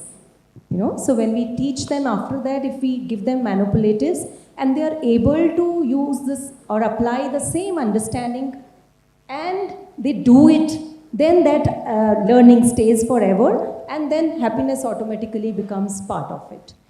Then also the more capacity building of the teachers would be done. Happier the teachers if they are enthusiastic about. It's all about how active your learners are, how curious your learners are. And curiosity, I think, also brings in a lot of happiness. Give them chance to be very, very creative, in the sense creativity is another name for joy, for me as such. So these are certain things, but then NEP to a certain extent itself can take care of the joyful learning in each and every school. There is a limitation to it. The schools have to decide the kind of culture they develop, the kind of environment they create, the kind of relationships they have with the teachers and the parents. So I think that definitely will make all the classrooms happy and joyful. Very rightly said, happy teachers make happy classrooms. If you permit, ma'am, I would like to add something here. Please.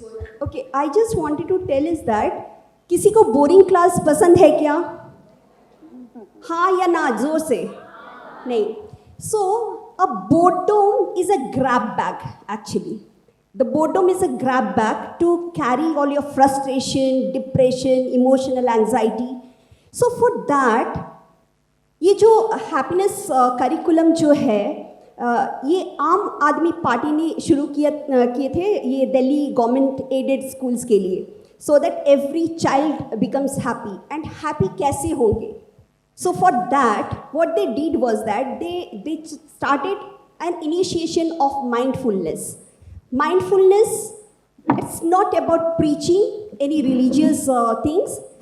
ये एक है meditation to concentrate on your inner self and bring out the mental balance and the positivity in you. So that is very important for that. And that if that inner joy is there, you enjoy the external joy. So that is what is meant by the joyful learning. It's not the external resources, it's your inner resources, internal. आप अंदर से खुश होंगे तभी बाहर से खुश होंगे. अब अंदर से खुश नहीं हो, दुखी हो, आप कुछ भी बोल दे तो वो खुशी नहीं मिलेगी. So that is what is very important, and that is why this happiness or curriculum or this joyful learning came into existence in NEP. And it was started, and I think so I will add on, NEP has tied up with Art of Living, and they have modulated a special course for this meditation and the mindfulness program. Thank you so much. Thank you, Shampoo ma'am. I'll add a little over here. I agree with both what Archana ma'am has said and what Shampoo ma'am is saying. I just want to add a little thing. You know, the children's, their mind is very inquisitive. They want more, they want new, they want more. They're not satisfied with just one answer that you give. They ask you more questions. And in today's world, children are getting enough of information from media. They can see their lessons even on YouTube and social media, all these platforms where information is taken by them in all possible ways. Now, why is school so important when the child gets information, is able to see the audio, video also through these media platforms? Then what new can he get from the school? He looks forward to that. And that's why hands-on learning, experiential learning, and these practical activities, when he gets the platform, the exposure in school, school becomes joyful. Thank you. Art of Living actually, because we have started courses only. I want to say courses means not spreading happiness, but how the teacher has to be happy when she enters in classroom. That is more important, because that vibes will be just pass on to students. That's part only from Art of Living. I just want to add one thing. Whenever we talk about learning, तो learning में हम हमेशा बच्चे की खुशी के बारे में सोचने की कोशिश करते हैं. टीचर की खुशी के बारे में कम लोग सोचते हैं. Teacher has to audience connect. You can clap more for that. मेरा मानना ये है because मेरा मानना ये है कि my father used to say one thing. I belong to Korea. He was intellectual, but एक सेंटेंस वो बोलते थे हमेशा हमसे कि रोते हुए जाओगे तो मरे की खबर लाओगे। ये बहुत लोगों ने सुना होगा। तो अगर आप रोते हुए क्लास में जा रहे हैं, सास से झगड़ा हो गया, पति से झगड़ा हो गया, बेटे से झगड़ा हो गया, आप कितने भी वेल इक्विप्ड हो, कितने भी एक्सपर्ट हो, जॉयफुल लर्निंग कभी नहीं आने वाली। तो मैं सबसे एक चीज कहता हूँ, जॉयफुल लर्निंग के लिए सबसे इम्पोर्टेंट इंग्रेडिएंट है अपने आप से प्यार करना सीखो। अगर आप अपने आप से प्यार करना सीख लेंगे, आप सबको प्यार करना सीख लेंगे। और जो आदमी अपने से प्यार नहीं कर सकता, किसी से प्यार नहीं कर सकता नहीं है और वो किसी से प्यार नहीं कर सकता। Thank you. Just one liner to close this. So, this is like when we are preaching, no? But then the thing is, we need to know the mantra also. Joy and excellence. This is a cycle. So, you have to be excellent in your work. For that, when we're talking in context of NEP. So, NEP explicitly, there is happy word has not been used in the whole policy. It has only talked about the experiences which have to be provided to children. So as a teacher, I have to be excellent in doing that. And when I am leaving this park, I think most of the teachers, they've already thought of that ye kya batayenge hame? We've already giving such wonderful experiences to our children, but just make it sure that the more you make them explore, they will be happier, for sure. Thank you. I'm sure we all agree that if we are excellent at our work, we will always carry a smile to the class, right? And we are never completely dressed until we wear a smile. I feel smiles are contagious. The most contagious thing you can carry to a classroom is a smile. It's very infectious. Rarely do you come across people who would not return your smile. So even if you meet strangers and that little curve sets everything right. So joyful learning comes with a teacher who is very joyful and it spreads. Coming to a little more serious question, serious because it talks about right to education. So a complete jump from joyful learning to something as serious as RTE, right to education. The Constitution Act 2002 inserted an Article 21A in the Constitution of India to provide free and compulsory education to children in the age group of 6 to 14 years as a fundamental right. NEP endorses this, but it furthermore envisages inclusive education. It goes a step ahead, talking about equal access to education. So I'd just like to know if, Kanchan ma'am, if you could present some of your views or deliberate on this. How do you perceive and appreciate this initiative of NEP? Sure. I'm very much, with this particular thing, because I have an experience in my school itself. I have one child and his teacher is also sitting here in this session. How hard they work, you know. The child was mentally little bit disabled. I cannot say completely. And the other children as well as teacher, they took care so nicely. Now that child is entered in class 4. And you know, he is very good in his mathematics. How he was supported, our karate teacher, the first of all, we gave her responsibility for her physical movement and body movement. And our students, what is RT, right to education? We are labeling children right to education, and this is very wrong from our teacher's side as well as educationist. मेरा आप सबसे यहाँ पर एक ही request है, जब भी हम क्लास से बाहर आते और रिजल्ट देते, अरे वो बच्चा तो RTE का है, प्लीज़ ये लेबल देना आप लोग बंद कर दो, टीचर्स भी और प्रिंसिपल्स भी, बिल्कुल मत दो। बच्चे बहुत अच्छा कर सकते हैं और ये जो सपोर्ट उनको मिला, क्योंकि इंक्लूसिव लर्निंग क्या है, वी आर इंक्लूडिंग ऑल। और हमारी पॉलिसी भी क्या कहती है, हमें वो डिस्क्रिमिनेशन को दूर करना है, जो डिस्क्रिमिनेशन हमने डेवलप कर लिया था। अगर हम वापस से अपने प्राचीन इस पे जाएंगे तो हमारे पास कोई अलग से प्रथाएं नहीं थी, प्रथाएं हमने डाली, बीइंग ह्यूमन बीइंग, और उसको दूर वापस हमें ही करना है। तो हमारा प्रैक्टिकल ऑब्जर्वेशन ये आया कि बच्चे को कराटे, इवन उसके क्लास के बच्चों ने उसे खाना भी खिलाना सिखाया, और उसका लेफ्ट हैंड वर्क नहीं था, राइट हैंड सपोर्टिव नहीं था. Now he can write himself in class. Second example I have for RTE student, again I am labeling that. She has cleared her class 10th with 89 percentage, where her class girls only supported her to, study in her class 10 without anything, and teachers, no doubt. I always appreciate teachers. And third important thing, my alumni paid her fees for 9th and 10th. So this is a collaboration, how we can make our children to think for others. जब तक हम inclusive का हिंदी में meaning यही है, सबको include करके चलना है. तो मुझे ऐसा लगता है कि ये वाला इनिशिएटिव बहुत अच्छा है. हमें इसको वेलकम करके स्ट्रेटेजिकली वर्कआउट करना है विदाउट लेबलिंग. तो डेफिनेटली जो हमारा गवर्नमेंट का प्लान है कि जितनी योजना है अपने पास, उन सभी योजनाओं में सक्सेसफुल होके एजुकेशन हर घर तक जाएगा. अभी भी आप गांवों में जाओगे तो आपको पता पड़ेगा, जब हम 8th के बाद से बच्चे हमारे पास से बाहर जाते हैं, they are not getting education, because my school is located in village. So many times we have seen and visited even the parents. School दूर पड़ रहा है, कोई और इश्यूज़ है, बहुत सारे इश्यूज़ है. तो उस केस में अगर हम उन्हें अपने साथ समाहित करते हैं तो हम इस एजुकेशन को कॉलेज तक ले जा सकते. और जो परसेंटेज अपने को 30 से 50% के ऊपर लेके जाना है, डेफिनेटली हम उसको फुलफिल कर सकते हैं. और मुझे नहीं लगता इसमें हमें कोई स्ट्रेस है, बस लेबल से दूर निकल के आना है. Thank you.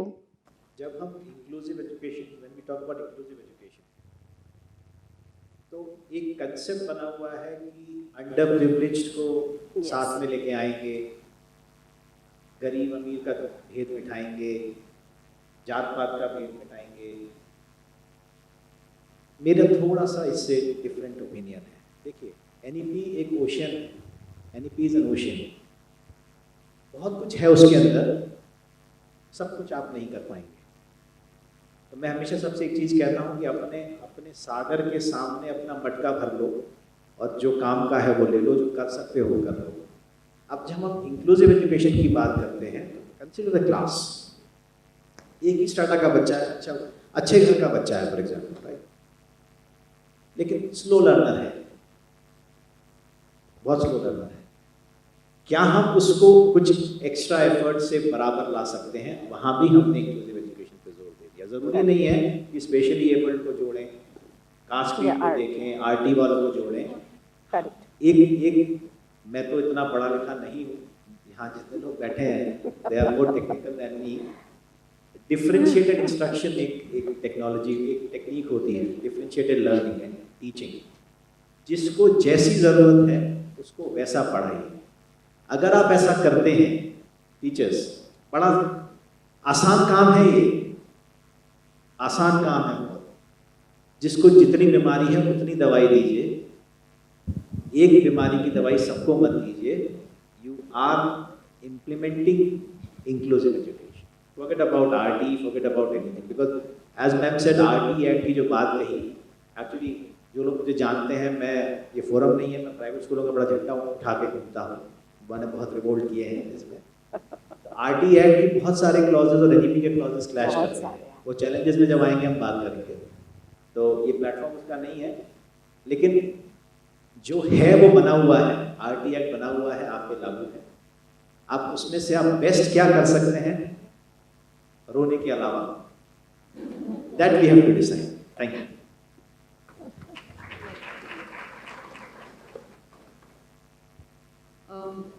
I think he's very well concluded that inclusive is not just about the financially underprivileged group.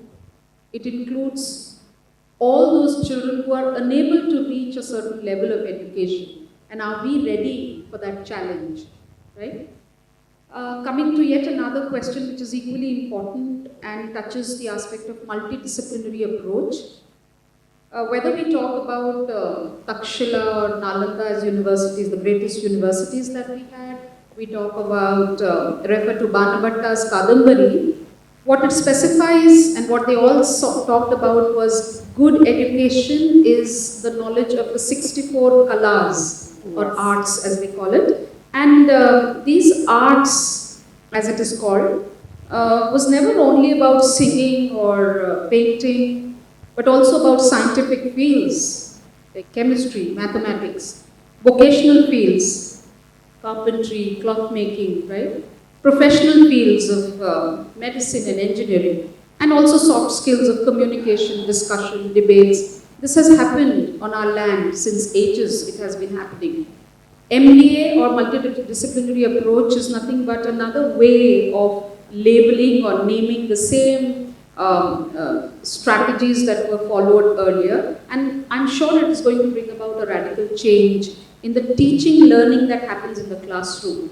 So how do you look at this approach, Shampa ma'am? How is MDA, the approach, going to bring a change in this? Through the NEP, of course. Okay, once again, this is a very creative question, and it's again triggering my critical thinking also. MDP, when we talk about multidisciplinary approach of teaching, it's also called as cross-curricular learning or interdisciplinary project. Okay, so there are various names to that. And since NEP has added so many terminologies into that, like art integration learning, AIL, experiential learning, learning through problem solving. So all this caters to this MDP. Now, when I talk about MDP, so it can be through the subject. It should not be individually oriented. It could be integrated in the subject learning or subject teaching and learning process also. तो हम लोग अगर for example अगर एक topic लेते हैं आज ये विषय लेते हैं एजुकेशन, तो एजुकेशन के बेस पे how do we connect that particular topic with different subjects, that is very important. Like for example for science के साथ हम लाइक अगर डिसिप्लिन लेते हैं तो हम साइंस में डिसिप्लिन क्या ले सकते हैं. तो we can talk about the atomic energy और द प्लानिटरी मूवमेंट, जो प्लैनेट्स मूवमेंट करते हैं, whether it's an elliptical path और anything, the rotation and the revolution taking place, that is again in a discipline. अगर वो discipline में नहीं होते हैं तो फिर like we wouldn't have been in a safe zone. So that we can integrate with science. The term discipline, we can integrate with the term discipline with social science also. For example, how did the Nazism could rule, like how the Nazis could rule over certain period and how they could torture or torment so many people in the concentration camps. So there was a discipline on their part, though it might sound brutal on our side. So there was some discipline, otherwise it wouldn't have been possible. So how do we connect, discipline into all the aspects of the subject teaching? That is the MDP approach that we should take it to the classroom. So there what happens is that, तो हम लोग बोल रहे थे सुबह से research work करवाना है. So nowadays, I always use this word, when we teach, we actually cheat. So there is a palindrome in teach. So when we teach, we actually cheat. So we have to walk into the class as researchers and create many researchers from the classroom. So it can happen only through this multidisciplinary projects. जो vocational skills है, connect करने बोल रहे हैं, like it's a real life based learning. आज हम अगर सोचें तो हमारे classroom में कितने बच्चों को fuse लगाना आता है, फ्यूज मेंट करना अगर पावर चला जाता है. How many of them know how to put the cycle in the cycle, how do they maintain the chain system. they don't know actually. So the basic real objectives are missing in the classroom. Again, we have to have this approach तो जो connect करे और knowledge हम उनको आगे दे सके. So that is what I would love to say. Sanskrit, English, EVS, whatever languages we are teaching, सारे connected है. मैं एक छोटा सा example दूंगी. इसको इंग्लिश में क्या बोलते हैं? Hands, right? हिंदी में इसी को क्या बोलते हैं? हाथ। राजस्थानी में क्या बोलते हैं? हथेली। संस्कृत में क्या बोलते हैं? हस्त। अब अगर देखें तो all the languages are connected. ह is same for everything, the first word. तो अगर फर्स्ट वर्ड कनेक्टेड है, so all subjects are also connected and we can take this MDP and connect to all the subjects. Thank you so much. And one more example which madam gave, like augmented learning. I just ask you one question. How many of you give this example when you are teaching? Can't you relate the augmented learning with the past, Pushpak Viman and all those things? You please go and find out how it was built, even how many elements were used.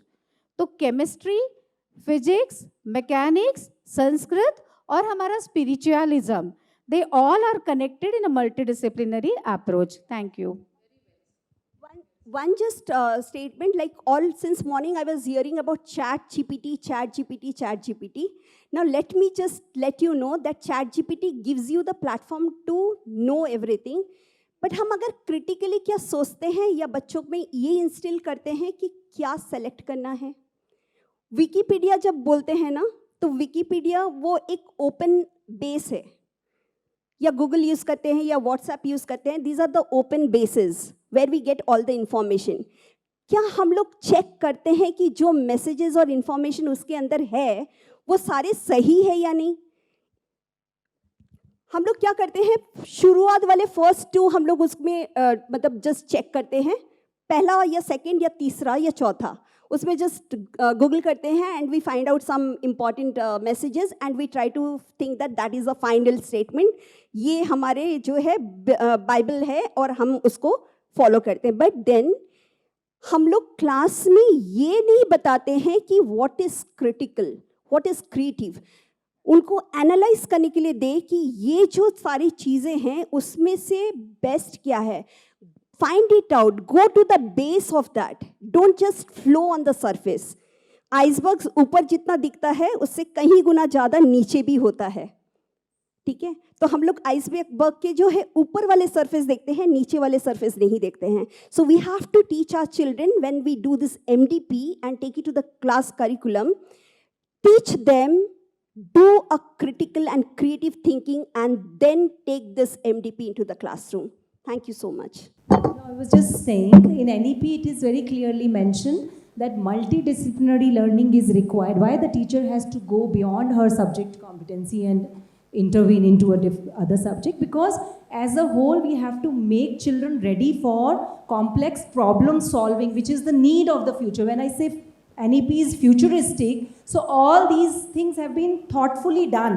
Because the most required skill of future is the complex problem solving skills. So children should be able to ideate around, connect with subjects, and on the other hand, the flexibility and the freedom has been given to children to be proficient in one subject, and then how do they connect with other subject to come up with something which is called resolution. Yeah. I suppose MDP has been very well explained by each one of them, and now we better know how to integrate subjects and bring in that interdisciplinary approach in the classroom. I come to yet another question which probably could be the second last probably, and this is again, as I say, one of the serious questions which talks about the investment that the country should make on education. Be it the Education Commission in 1966 or the Kothari Commission in 1968, both had proposed that almost 6% of the GDP, the gross domestic product, should be invested on education. And here we stand in 2020 saying NEP 2020 supporting the same investment. I'd just like to know from Sir, do you think it's an ambitious target, or will we be able to realize that target, and what would be the roadmap? मैं बनिया इंसान हूँ, ma'am ने बिल्कुल perfect question मुझसे पूछा है. Investments and finances. चलिए, अब मैं ज़्यादा टाइम लूँगा. वहाँ से लोग हमको देख रहे हैं कि जाते क्यों नहीं हो तुम लोग. So I will not take more time, but I can see the faces कि भाई हो गया, आप जाओ. Thank you very much. But are you enjoying? Just for a is it okay if we stretch it by 2-3 minutes? It's a very important question जो ma'am ने पूछा है. देखिए मैं थोड़ा सा, क्योंकि हम यहाँ पे इम्प्लीमेंटेशन की बात कर रहे हैं, तो अच्छा बुरा सब सुनना चाहिए. अच्छा बहुत सुना हमने, NEP बहुत अच्छी है, नो डाउट अच्छी है, इसमें कोई वो नहीं है. कभी कभी सबका साथ सबका विकास के आगे जो सेंटेंस होता है वो भी बड़ा मैटर करता है, because what happens is when government changes, policies change. अभी रिसेंटली मैं एक खबर पढ़ रहा था, आप लोगों ने पढ़ी कि नहीं पढ़ी, कर्नाटका में गवर्नमेंट कांग्रेस की आई तो उन्होंने कहा कि we will not accept the NEP, we will have our own education policy. Right. So अब आप सोचेंगे कि हम इतनी देर से सुबह से क्या कर रहे हैं. राइट. ये 3% GDP को 6% GDP जब गया तो इसके बड़े क्रिटिक हुआ है, इस पर डिस्कशंस नहीं हुए. ये जो NEP लॉन्च हुई है in 2020, that was in the covid era and there was no proper discussion held in the parliament. और ये बात बिल्कुल सच है. आप लोगों को, मतलब मुझे लोग नेगेटिव समझते हैं क्योंकि मैं शायद खराब बोल देता हूँ. तो अब 3% से 6% अगर आप जाएंगे, which is a huge change, it is not easy. तो सरकार की नीयत क्या है? अब पता नहीं यहाँ कोई सरकारी आदमी बैठा है कि नहीं बैठा, आई एम नॉट श्योर. नहीं, सर तो CBSE वाले वो हमारे यहाँ अपने. ये जो इन्वेस्टमेंट है वो कह रही है कि आप ही करो. इन्वेस्टमेंट जो है वो प्राइवेट प्लेयर से करा रहे हैं क्योंकि पैसा नहीं है. तो ये बहुत बड़ा चैलेंज है. If you go behind the अब एक सिंपल से एग्जांपल देता हूँ. एक NEP में बड़ा इंपॉर्टेंट क्लॉज है state, what is called that, state regulation authority, state standard regulatory authority. उसमें क्लियरली लिखा हुआ है कि वो ऐसी बॉडी होगी जो प्राइवेट स्कूल्स और पब्लिक स्कूल्स को इंडिपेंडेंटली जज करेगी और वो स्टेक होल्डर्स नहीं होने चाहिए. हमारी राज्य सरकार ने MP board of secondary education को वो बॉडी बना दी. अब जो बॉडी अपने स्कूल चला रही है वो उसकी क्वालिटी कैसे चेक करेगी, कैसे बायसनेस आप हटा पाएंगे, क्योंकि पैसा नहीं है. You can not make a separate body. So I am giving a very small example because पैसा वहीं से निकालेंगे आप सबकी जेब से, वैसे ही निकलेगा. तो निकलेगा कि नहीं निकलेगा नहीं पता, लेकिन बस मैं अब एंड करूंगा इस स्टेटमेंट को. NEP में अच्छाइयाँ बहुत हैं. GDP की चिंता मत करिए, आपको कोई फ़र्क नहीं पड़ने वाला. पार्ले जी का बिस्किट 5 रुपये में पहले 4 आते थे, अब 3 हो जाएंगे. बट अपना पढ़ाइए और टीचिंग लर्निंग पे फोकस करिए. Thank you. So, just to not to counter exactly, but what I have recently heard, I don't know how far it is the truth, they are saying if you meet the minimum proficiency of literacy, numeracy, the target which has been given 2030 tak, if we are able to meet that, GDP will jump by 5 to 6%. So I don't know. Yeah. So अगर बात इसकी हो रही है money जाने की, तो आने का भी स्कोप है if all of us work together. I know paucity of time and then the fact that you've been seated since morning, we will need to wind up, but I cannot leave without a very pertinent question which is about teachers. So a quick round with any of the panelists who wish to answer that there remains no ambiguity in the fact that education system is the backbone of the country, and if it is not handled properly, it will spoil generations to come. As teachers play a pivotal role in this endeavor, we would like to talk about them, just a question about them. Unfortunately, as I said, the irony of India is everyone expects his or her child to have a good teacher, but they never want their child to become one. So that's the irony. They want my child to get a very good teacher, always. That's what they keep and claim even in the schools during the PTM. But when it comes to sending their children into this field and ensuring that they become a good teacher, that doesn't happen. I know that is ironical, but NEP has some very good features that talk about teacher education and empowering teachers. So if any one of you could just throw some light on how consequential is it going to be when it comes to teacher education? I'll begin, but I want everyone to join in. what I feel is, when we have integrated B.Ed, will that be a serious option that the student, planning to be a teacher, will that person take it so seriously that I'm going to be a teacher? It's an option which is integrated. Nowadays what we feel is, I'm sure teachers sitting this side, they will agree with me that in every interview, one question is asked, are you a teacher by choice or by chance? Yes or no? Almost every teacher has been questioned this and they answer either by choice or by chance. Or left with no choice, exactly. So the same thing might continue, Renu ma'am. That's what I feel, that if the seriousness of this profession is not imbibed and not planned and then opted for the subject, I feel that would affect the quality of the teacher that we get in future. No, I was just saying that for us, taking one class in a day is a stress buster. So I'm very sure, I always congratulate the teachers that you get a chance to be with children and making differences on everyday basis. So I think as in any other profession, I think they all have to ask themselves, like we have to ask ourselves, like how passionate we are. So nobody ever asked us to do all the courses which a principal should be doing. Nobody would have asked us to do research about our own work. It has to come from within. NEP can never impose something of this sort. I shouldn't forget here that NEP also says that now there is no hard discrimination between subjects. A child is free to choose the subject of his choices. And that adds the load to the school to recruit more number of teachers with a variety of subjects. So the scope for, for teachers getting jobs increases, and perhaps that is the reason. And moreover, we've had engineers, IITians teaching our students, the CAs, they just want to teach. So I think it's all about how passionate a teacher is. Perhaps that is the reason they have integrated with all possible courses, so that we get a variety of teachers with teaching different subjects. Yes, ma'am.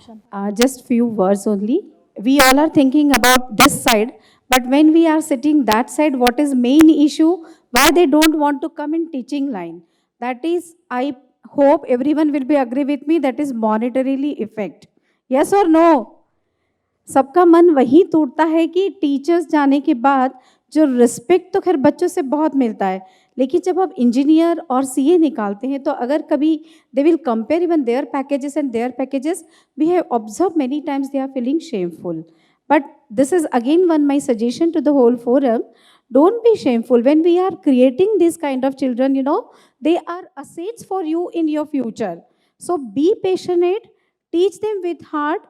Definitely all your good deeds will come back to you and upgrade yourself.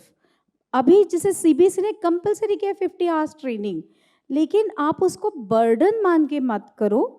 बहुत अच्छे से training लो और उसको upgrade करो. Use your own laboratory there. Own laboratory means your own thought processes. How can you make it in a better way for your children? And definitely one day will be there in India where we will again change और सभी गुरु का सम्मान वापस सबसे ऊपर जाएगा. इसी के साथ मैं thank you.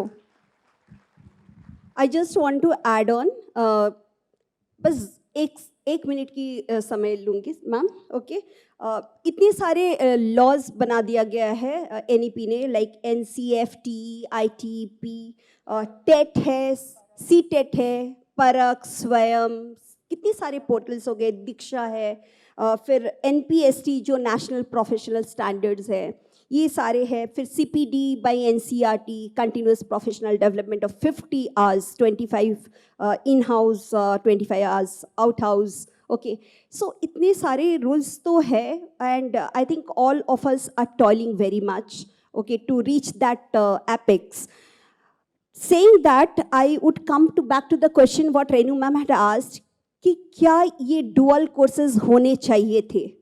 The dual courses like the BSc integrated one, BA, BSc, B.Ed, okay, should be there or not? My question is that why not, क्यों नहीं? जब हम लोग इंजीनियरिंग करने जाते हैं 4 साल करते हैं एंड तभी जाके हमको इंजीनियर बनने का मौका मिलता है, शायद उससे भी ज़्यादा, if I am wrong please correct me. Medical courses के लिए हम लोग उसमें भी टॉयल करते हैं, 4-5 साल पढ़ते हैं, फिर उसके बाद हम लोग को मिलता है। तो पहले क्या होता था, ये टीचिंग जॉब जो है ना बड़े सस्ते में मिल जाते थे। कुछ नहीं बनना हो तो चलो टीचर बन जाओ, कुछ नहीं मिल रहा हो।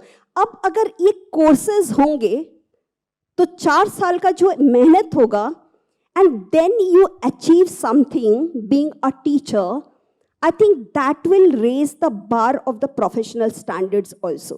And ye teachers will not be taken in a lightweight way.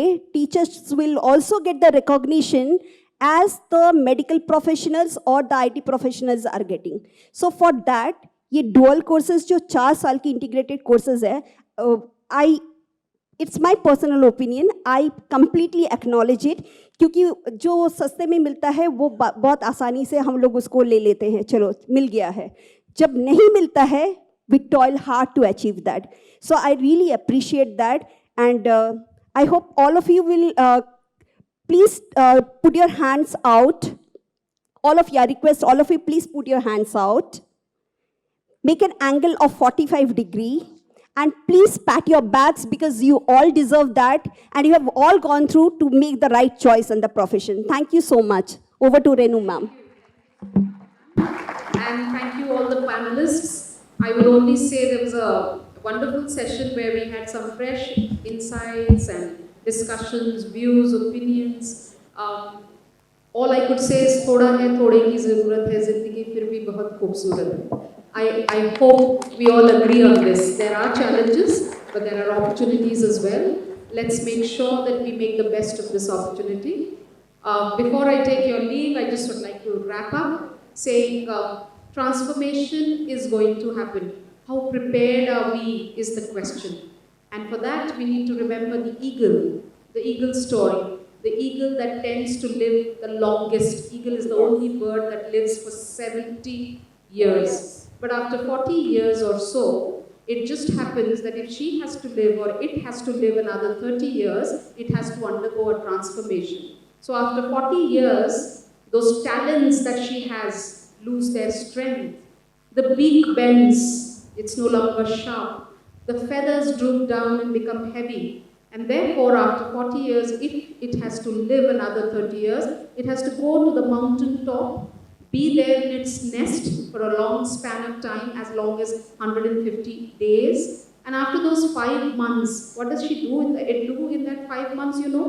It keeps on plucking on its talons, its beak on the rocks, till it falls off and the new ones come. It keeps plucking its own feathers, the old ones, till the new ones come. And after 5 months of this transformation, it takes its famous flight of rebirth and comes back to live for another 30 long years. So transformation has to happen. Let's be prepared for it. Let's be positive, in a positive state of mind. It may be agonizing sometimes, painful, upsetting, a little challenging sometimes, but if we are all together, nothing is impossible. Let's tread together for a better tomorrow. Thank you all. Thank you so much. I want all of you to clap for ma'am. She was a wonderful moderator. Thank you very much.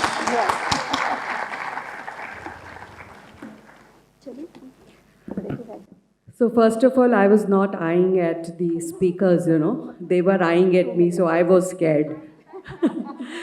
And yes. Secondly, Renu Mule madam has nicely wrapped up the session, and all the speakers were impeccable. If you ask me, I will just say one sentence. Learning is all about making connections. You make connections with everything that is around you, and learning happens. So thank you so much. And now I'll just invite Madam Renu Gurnani, Principal, Medicaps International School. Acha. So Renu Madam is felicitating Renu Ma'am. All right. Then I would like to call upon Abha Johri Ma'am, Principal of Shri Cloth Market Vaishnav Bal Mandir, to felicitate Sampa Das ma'am. I'm calling out the names quickly, but that doesn't mean that you have to run. Please take your time to come on the stage. Thank you so much, ma'am. Thank you. I now call upon Geeta Taneja Madam, Principal, Vidyanjali International School, to felicitate Madam Kanchan Tare. Now I call upon Mrs. Mridula Patni, Principal, Agrasen Vidyalaya, to felicitate Mrs. Ronika Gagnecha Waleja. So if our teachers have taken good class, the students really clap. Thank you so much, ma'am. I now invite Subrata Banerjee, ma'am, Principal, Bhavan's Prominent School, to felicitate Dr. Archana Sharma. Thank you so much, ma'am. And I now invite Mrs. Sudha Pandey, Principal, Indore Public School, Main Campus, to felicitate Anurag Gupta, sir. Thank you so much, ma'am. Thank you. And once again, wholeheartedly, I want to thank all the speakers. Thank you so much. Yes, it's time now to invite our regional officer, Dr. Vikas Kumar Agrawal. Sir has been very patient, and now I invite sir.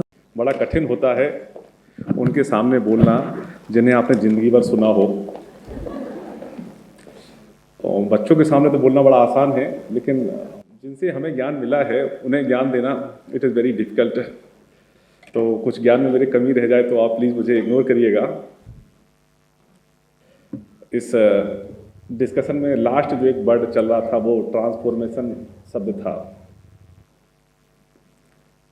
मैं कभी college नहीं गया, मेरी पढ़ाई 12th तक की ही है। तो मैंने कॉरेस्पॉन्डेंस से अपना बीकॉम किया था। तो जो बुक मुझे मिली थी उस बुक के फर्स्ट चैप्टर की पहली लाइन जो थी वो यही थी, परिवर्तन प्रकृति का। तो बदलाव तो होंगे, ये आप लोग तैयार रहिए। आप लोग इस प्रोफेशन में अपनी जॉब में 20 साल 30 साल या उससे भी ज़्यादा में होंगे।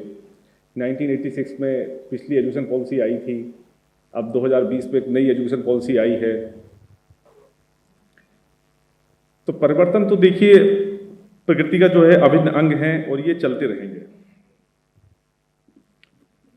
उसी दौरान एक लाइन और पढ़नी को मिली थी जो गुप्ता जी ने मेरे कहा यहाँ पे आते ही कि मैं हिंदी में बोलूँगा। गुप्ता जी, मैं आपका ध्यान चाहूँगा, जब भाषा नहीं थी तब लोग क्या बात नहीं करते थे? बताइए। तो भाषा संवाद का केवल एक माध्यम है और कुछ नहीं है। हम जिस भाषा में अपनी बात दूसरी जगह पहुंचा सकें वो सबसे अच्छी भाषा है। मैं 7 साल केरल रह के आया हूँ, तो क्या मुझे कोई प्रॉब्लम हुई? मुझे तो कोई प्रॉब्लम नहीं हुई। तो मैं आप सब लोगों के बीच ये कहना चाहता हूँ, कभी भी ये चीज़ मत सोचें कि हमें इंग्लिश में बोलना है या हिंदी में बोलना है। हम लोग मध्य प्रदेश से आते हैं, यहाँ अधिकतर लोगों की मातृभाषा जो है हिंदी है। अगर आप बच्चे को एनईपी की जो मातृभाषा के क्लॉजेज है उसके अकॉर्डिंग हिंदी में समझा पाएँ तो बच्चा और उसके पेरेंट्स ज़्यादा खुश होंगे। आज भी हम लोग बच्चे को इंग्लिश में समझाने की कोशिश करते हैं, जब बच्चा नहीं समझता है तो फिर उसे हम हिंदी में बताते हैं। तो ये बहुत अच्छी बात है। अच्छी बात है, लैंग्वेज सीखना कोई बुरी बात नहीं है। मैं तो नहीं सीख पाया, लेकिन मेरे दोनों बच्चे 7 साल में अच्छी मलयालम सीख के आए हैं केरल से।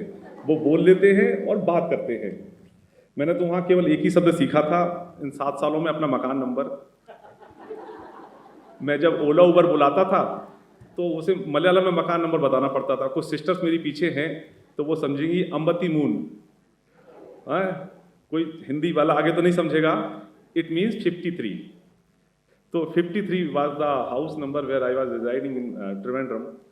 अच्छा, it took me 7 years कि त्रिवेंद्रम से त्रिवेंद्रम कैसे बोलना है। मैं त्रिवेंद्रम बोलता था, नाउ आई से त्रिवेंद्रम। तो it took 7 years। तो ये मेरे लिए, मैं अपने आप को इस पर थोड़ा सा एप्रिशिएट करूँगा। अच्छा, दूसरी बात एक मुझे बड़ी अजीब लगी आज, जो फर्स्ट पैनल डिस्कशन हुआ था उसमें किसी पैनलिस्ट ने पूछा कि पेरेंट्स हाथ उठाइए, तो इधर से किसी ने हाथ नहीं उठाया। तो मुझे बड़ा अजीब लगा, अरे हाउ इज इट पॉसिबल, ये तो हो ही नहीं सकता है। तो कि पेरेंट्स नहीं है सारे, अरे पेरेंट्स तो दोनों तरफ है भाई, हम टीचर भी हैं, पेरेंट्स भी हैं। स्पेशली जो लेडीज़ हैं, हमारी मातृशक्ति हैं, उनके ऊपर तो ज़्यादा रिस्पॉन्सिबिलिटी है कि वो पेरेंट्स की ड्यूटी भी करती है, मदर की भी ड्यूटी कर रही है और टीचर की भी ड्यूटी कर रही हैं। तो ये चीज़ हमें समझनी पड़ेगी कि भाई टीचर भी बने हैं तो पेरेंट भी हैं, और हमें पेरेंट्स वाली ड्यूटी भी फुलफिल करनी है।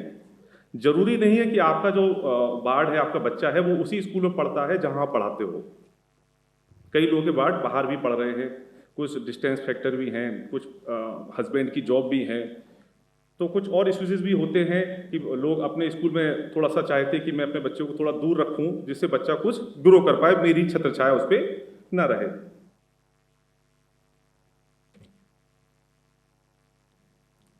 टीचर्स ट्रेनिंग की बात हो रही है, वो बहुत ज़रूरी है। मैं जब 17 साल का था, कुल 17 साल का था, तब मेरी जॉब लग गई थी। मैं रेलवे में जॉब कर रहा था, लेकिन सीखने के लिए नहीं था। जो काम कल करना था वही काम आज करना था। लेकिन जब मैंने जॉब चेंज की तो मेरी एक ट्रेनिंग हुई जो 6 मंथ की थी। यहाँ 50 आवर्स की ट्रेनिंग को लेके क्वेश्चन कर रहे हैं। 50 hours means maximum 6 days, maximum 6 days. और मेरी ट्रेनिंग 6 महीने की हुई। मुझे परिवार से दूर हॉस्टल में एक कमरे में 3 छात्रों के साथ 6 महीने के लिए रहना पड़ा। लेकिन मैं जानता हूँ, इस स्टेज से मैं कह सकता हूँ कि वो मेरे जीवन का सबसे अच्छा समय था। सीखना सबसे ज़रूरी है। आप जितना ज़्यादा सीखते हैं, समाज के लिए उतना ही ज़्यादा आप दे सकते हैं। आज यहाँ पे ढेरों पैनल डिस्कशन हुए हैं। अगर हम यहाँ से सीख के उसका 10% भी ले जा सकते हैं तो अपने स्कूल के स्टूडेंट्स को बहुत कुछ सिखा सकते हैं। तो हमारे लिए ज़रूरी है कि हम सीखने के लिए हमेशा प्रयासरत रहें, हमेशा सीखें। उस 6 महीने ट्रेनिंग में जो खास बात थी, हम लोग एवरीडे जो हमारे फैकल्टी मेंबर्स हैं उनका फीडबैक देते थे। एवरीडे आफ्टर द सेशन हम लोगों को फीडबैक फॉर्म मिलता था, हम लोग फीडबैक देते थे। तो मैं आप लोगों से पूछता हूँ, आप लोग बच्चों के बिहेवियर, उनकी एजुकेशन, उनकी ग्रोथ के बारे में डिस्कस करते हो, क्या टीचरों के बारे में आप कोई सजेशन या फीडबैक लेते हैं? तो प्लीज़ मैं ये चाहूँगा, मैं किसको एडवर्स नहीं लीजिए, हमारे कहने से कोई फैकल्टी मेंबर हटा नहीं, लेकिन इम्प्रूवमेंट हुई। जो चीज़ें हमारी छूट रही थी, जो चीज़ें हमें समझ में नहीं आ रही थी, उनके लिए एक्स्ट्रा क्लासेस अरेंज की गई। तो जो छोटे बच्चे होते हैं उनमें कोई बनावटीपन नहीं होता है। आप क्लास 3rd या 2nd के बच्चे को पूछो ये मैडम कैसी हैं, तो वो सारी कहानी बता देगा कि क्या क्या हुआ, ठीक है ना। तो छोटे बच्चों से आप फीडबैक लीजिए तो आप लोगों को उनके बारे में सुनने को मिलेगा। सर यादव सर शायद हैं कि चले गए हैं, मैं नहीं दिख रहे हैं। पिज्ज़ा की बात हुई, तो देखो पिज्ज़ा या केक की बात नहीं है, बात यह है कि बच्चे क्या पसंद करते हैं। आज बच्चे क्या पसंद करते हैं बताइए आप लोग, सब पेरेंट्स भी, टीचर्स भी, ठीक है ना। तो हम उन चीजों को पढ़ाई में जोड़ें जो बच्चों को पसंद आती है। अगर बच्चों को पिज्जा पसंद आता है, हम पिज्जा की बात करेंगे। हो सकता है हम लाइव पिज्जा मंगाएं भी, मैं उसको बढ़ावा नहीं दे रहा हूं, लेकिन हम उन शब्दों का, उन जो है चीजों का प्रयोग ज्यादा करेंगे जो आज के समय में बच्चे सुनते हैं, उसको ज्यादा महसूस करते हैं। तो ये हमारे लिए जरूरी है। सुनना लर्निंग की बहुत अच्छी प्रोसेस है। कंचन मैडम की बात पे एक गाना याद आया था मुझे, मैं उसी समय मंच पे आना चाहता था, फिर मैंने कहा no, it is not the appropriate time. कि मैडम ने कहा कि आरटी स्टूडेंट्स को लेके इनके कुछ पुराने छात्रों ने बच्चों को हेल्प किया, तो वो गाने की लाइन बहुत पुरानी है, अपने लिए जिए तो क्या जिए, जिए दिल जमाने के लिए। तो हमारे लिए ज़रूरी है कि हम समाज को भी साथ में लेके चलें। एक लास्ट में मैडम थी सपना मैडम, तो उन्होंने मल्टी डिस्पलिनरी जो टास्क पे बात चली। अरे एक आदमी को सारे काम नहीं दे सकते। अगर मुझे खाना बनाना अच्छा आता है तो जरूरी नहीं कि मेरी कढ़ाई अच्छी हो। अच्छा हाँ, फॉर योर इन्फॉर्मेशन, मैं खाना अच्छा बना लेता हूँ। क्यों? इसको ऐसे मत लीजिए, क्योंकि मैं जिस स्कूल में पढ़ा वहाँ सिखाया गया, वो बॉयज स्कूल था। डिस्पाइट दैट हम लोग को खाना बनाना सिखाया गया कि जब कभी आप अकेले होंगे तो कम से कम आप खाना बना लेंगे। और वो जब हमारी हैबिट में आगे, मैं दिल्ली पढ़ने गया, अकेले रहता था, तो खाना बनाया तो सारी चीज़ें वो सीख गया। तो ये छोटी छोटी चीज़ें हैं जो बच्चों को हमें सिखानी पड़ेंगी। अब जो मैडम की बात पे आते हैं, तो ज़रूरी नहीं है एक टीचर सारी चीज़ें सीखे, वो अपनी फील्ड में अच्छा करेगा, वो सबसे अच्छा है। एक चौपाई थी बहुत पुरानी, एक साधे सब सधे सब साधे। तो ये कहने का आशा है कि आप टीम बनाइए। जो 12th के मैथ के टीचर हैं वो 9th 10th के मैथ के साथ बैठे, कोई नई चीज़ करिकुलम में आई है, कोई नई चीज़ उनके नोटिस में आई है, वो डिस्कस करें। इस बार हमने नई चीज़ की, CBSE ने की, कि जो 9th 10th की एग्जामिनेशन कॉपीज है सोशल साइंस की, उसमें 12th के PGTs को जोड़ा है। हिस्ट्री, ज्योग्राफी, पॉलिटिकल साइंस क्यों जोड़ा है? कि जो उनकी अच्छाई है, जो उनकी चीज़ें, वो यहाँ चेक कर सके। तो आप भी जब अपना लेसन प्लान तैयार करें, तो जो 12th के PGTs, 11th 12th के PGTs हैं, specially in the subject social science और साइंस, तो उनको आप शामिल करें और उनको बिठा के कहें कि आप इस तरह से लेसन तैयार करें जो बच्चे आसानी से सीख सकें। हो सकता है कि एक मूवी आई थी बहुत पहले, आप लोगों ने देखी होगी, लक्ष्य, नाम ही लक्ष्य था उसका। तो जब अमिताभ बच्चन अपनी टीम को उस चोटी पे कब्जा करने के लिए कुछ ऑर्डर्स दे रहे थे, तो वहाँ ओमपुरी कैरेक्टर है, तो उन्होंने पूछा कि वहाँ से एक मशीन गन का फायर आ रहा है, सब लोग एग्री कर गए। और he was just I think कि बावर्ची उस फिल्म में दिखाया गया उनको, उसने टोक दिया, नो नो सर, वहाँ पे एक मशीन गन नहीं है, वहाँ 2 मशीन गन है। बोले तुमको कैसे पता? बोली पूरी टीम जो ऑफिसर थे, सीनियर ऑफिसर थे, उन्होंने उसको एग्री कर लिया था कि एक ही मशीन गन है। लेकिन उस ओमपुरी जी ने कहा कि नहीं, वहाँ पे 2 मशीन गन है। बोले आपको कैसे पता? बोले सर, एक मशीन गन का फायर होने के बाद कम से कम 5 सेकंड लगते हैं लोड करने के लिए, लेकिन सेकंड फायर 3 सेकंड में आ रहा है। दैट मीन्स कि वहाँ पे एक मशीन गन और है। तो छोटे बड़े की बात नहीं है, जहाँ भी सीखने को मिले आप बैठिए, सीखिए। स्वामी विवेकानंद की जो फेमस लाइन हम लोग हर जगह लिखते हैं ना, उत्तिष्ठ जागृत प्राप्य वरान्य बोधत। क्या लिखते हैं हम लोग? उत्तिष्ठ जागृत प्राप्य। तो हिंदी में क्या लिखते हैं कि उठो जागो, लक्ष्य से पहले मत रुको। लेकिन अगर संस्कृत का कोई शिक्षक यहाँ पे बैठा होगा तो उस लाइन की शाब्दिक अर्थ जानता होगा। उत्तिष्ठ, उठो, जागृत, जागो, प्राप्य वरान्य बोधत। जो आपसे बड़े लोग हैं उनके पास बैठो और ज्ञान प्राप्त करो।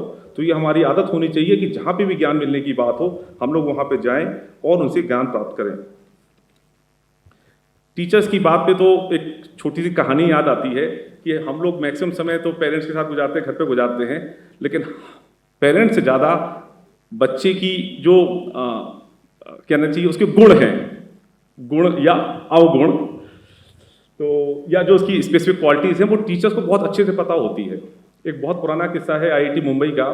एक बार 4 बच्चों ने रात में खूब देर तक पार्टी की और सुबह एग्जाम देने वो नहीं गए। सुना होगा आप लोगों ने, तो जिन्होंने सुना है उनके लिए फिर से रिपीट कर रहा हूँ। तो अगले दिन जब एग्जाम चल रहा था तो प्रोफेसर सर से बोले कि सर हम लोग तैयार नहीं। बोले क्यों, क्या हुआ? सर लोग बाहर पार्टी में गए थे, कुछ लौट रहे थे तो गाड़ी का पहिया खराब हो गया। बोले ठीक है। तो बोले 7 दिन बाद आपका एग्जाम होगा। उन चारों लड़कों ने बहुत मेहनत की। 7वें दिन जब एग्जाम था, उन चारों लड़कों को अलग अलग रूम में बिठा दिया। सबका क्वेश्चन पेपर सेम था, एक ही सवाल था, कौन सा पहिया खराब था? तो आप समझ सकते हैं कि टीचर बच्चे को कितनी अच्छी तरीके से जानता है कि बच्चे क्या कर रहे हैं। ठीक है, तो मेरा आशा यही है कि आप लोग अपने स्टूडेंट्स की जो भी कमियां हैं उनमें देखिए, उनकी तरक्की कराइए। उनकी गलतियों को ऐसे मत करिए कि गलती है। हो सकता है कि वो आज आपको गलती लगती हो, कल उसमें वो अच्छा काम कर रहा हो। अगर वो पढ़ाई करते समय कहीं वो कंपास घुमा रहा है, पेज घुमा रहा है, हो सकता है उसका इनबिल्ट उसकी क्वालिटी हो, तो उसको इन्हेंस करने की कोशिश कीजिए कि वो इन्हेंस होके जो है अच्छी बने। हमारा अमृतकाल चल रहा है, 75 साल पूरे हो गए हैं आज़ादी के, साथ में G20 की प्रेसिडेंसी भी है। तो इस मौके पे CBSE ने इस तरह की सेमिनार आयोजित करने के लिए हर स्टेट में प्रयास किए। मैं इस मंच से इंदौर सहोदया, मैडम ईसाबेल स्वामी जी, उनकी पूरी टीम, डेली कॉलेज और यहाँ उपस्थित सभी प्रिंसिपल्स को थैंक यू बोलना चाहता हूँ कि इन लोगों के सहयोग से इतना अच्छा कार्यक्रम हो सका, जिसको नो डाउट एक उदाहरण के रूप में पेश किया जाएगा आगे भी। तो thank you ma'am, thank you इस तरह के प्रोग्राम अटेंड करने के लिए। बाकी मैं भोपाल में हूँ और CBSE की तरफ से आप लोगों को एश्योर करना चाहता हूँ कि CBSE रीजनल ऑफिस भोपाल की तरफ से आप लोगों को कभी कोई समस्या नहीं आएगी। जब तक मैं यहाँ पे हूँ, प्लीज़ आप लोग मुझे कॉल करते रहिए। कॉल नहीं हो सकती, आप मुझे व्हाट्सएप टेक्स्ट कर दीजिए, जब भी मैं फ्री होऊंगा तो आप लोगों को रिप्लाई ज़रूर करूँगा। और यही मेरी ड्यूटी बनती है कि मैं आप लोगों की हेल्प कर सकूं और हम लोग यहाँ पे अपने शिक्षा के स्तर को बढ़ावा दे सकें। Thank you thank you.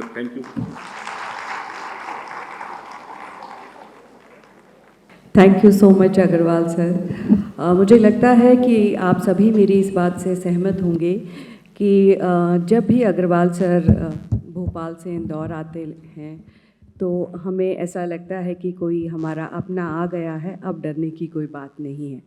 तो सर आपके आने से हमें बहुत कॉन्फिडेंस मिलता है, आत्मविश्वास बढ़ता है और आपका एक ये वाक्य हमें बहुत उम्मीद देता है कि मैं हमेशा आपके लिए तत्पर हूँ।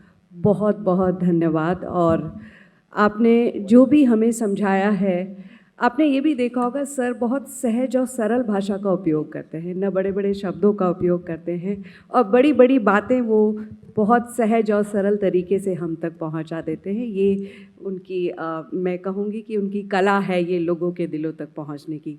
एक बार फिर तहे दिल से धन्यवाद sir.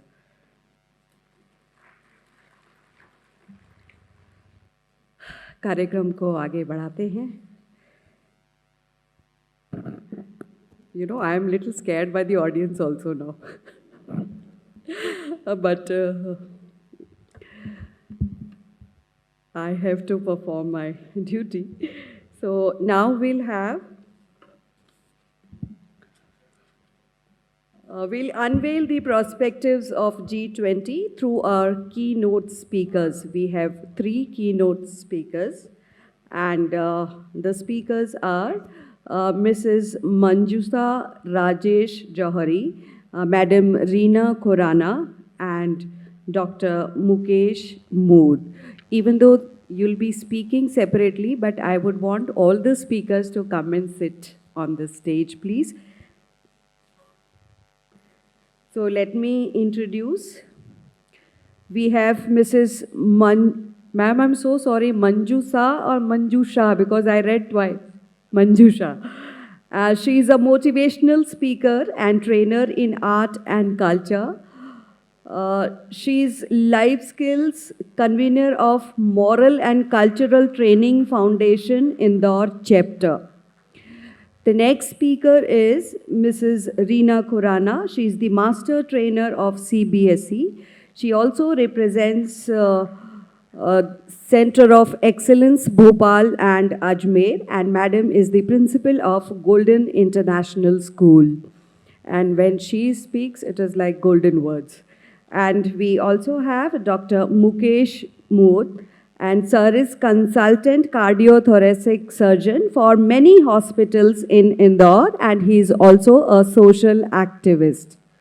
I now invite Mr. Kuldeep Purohit, Principal, Rankers International School, to welcome Mrs. Johari. So please, can we all put our hands together to welcome our esteemed speakers? We welcome Mrs. Johari and thank you so much, sir. Thank you. I now call upon Mrs. Manda Matai, Principal, Sahodaya Convent, to welcome Madam Reena Khurana. Thank you so much, ma'am. And I now invite Father Chaco, Principal, MGM School, to welcome Dr. Mukesh Mood.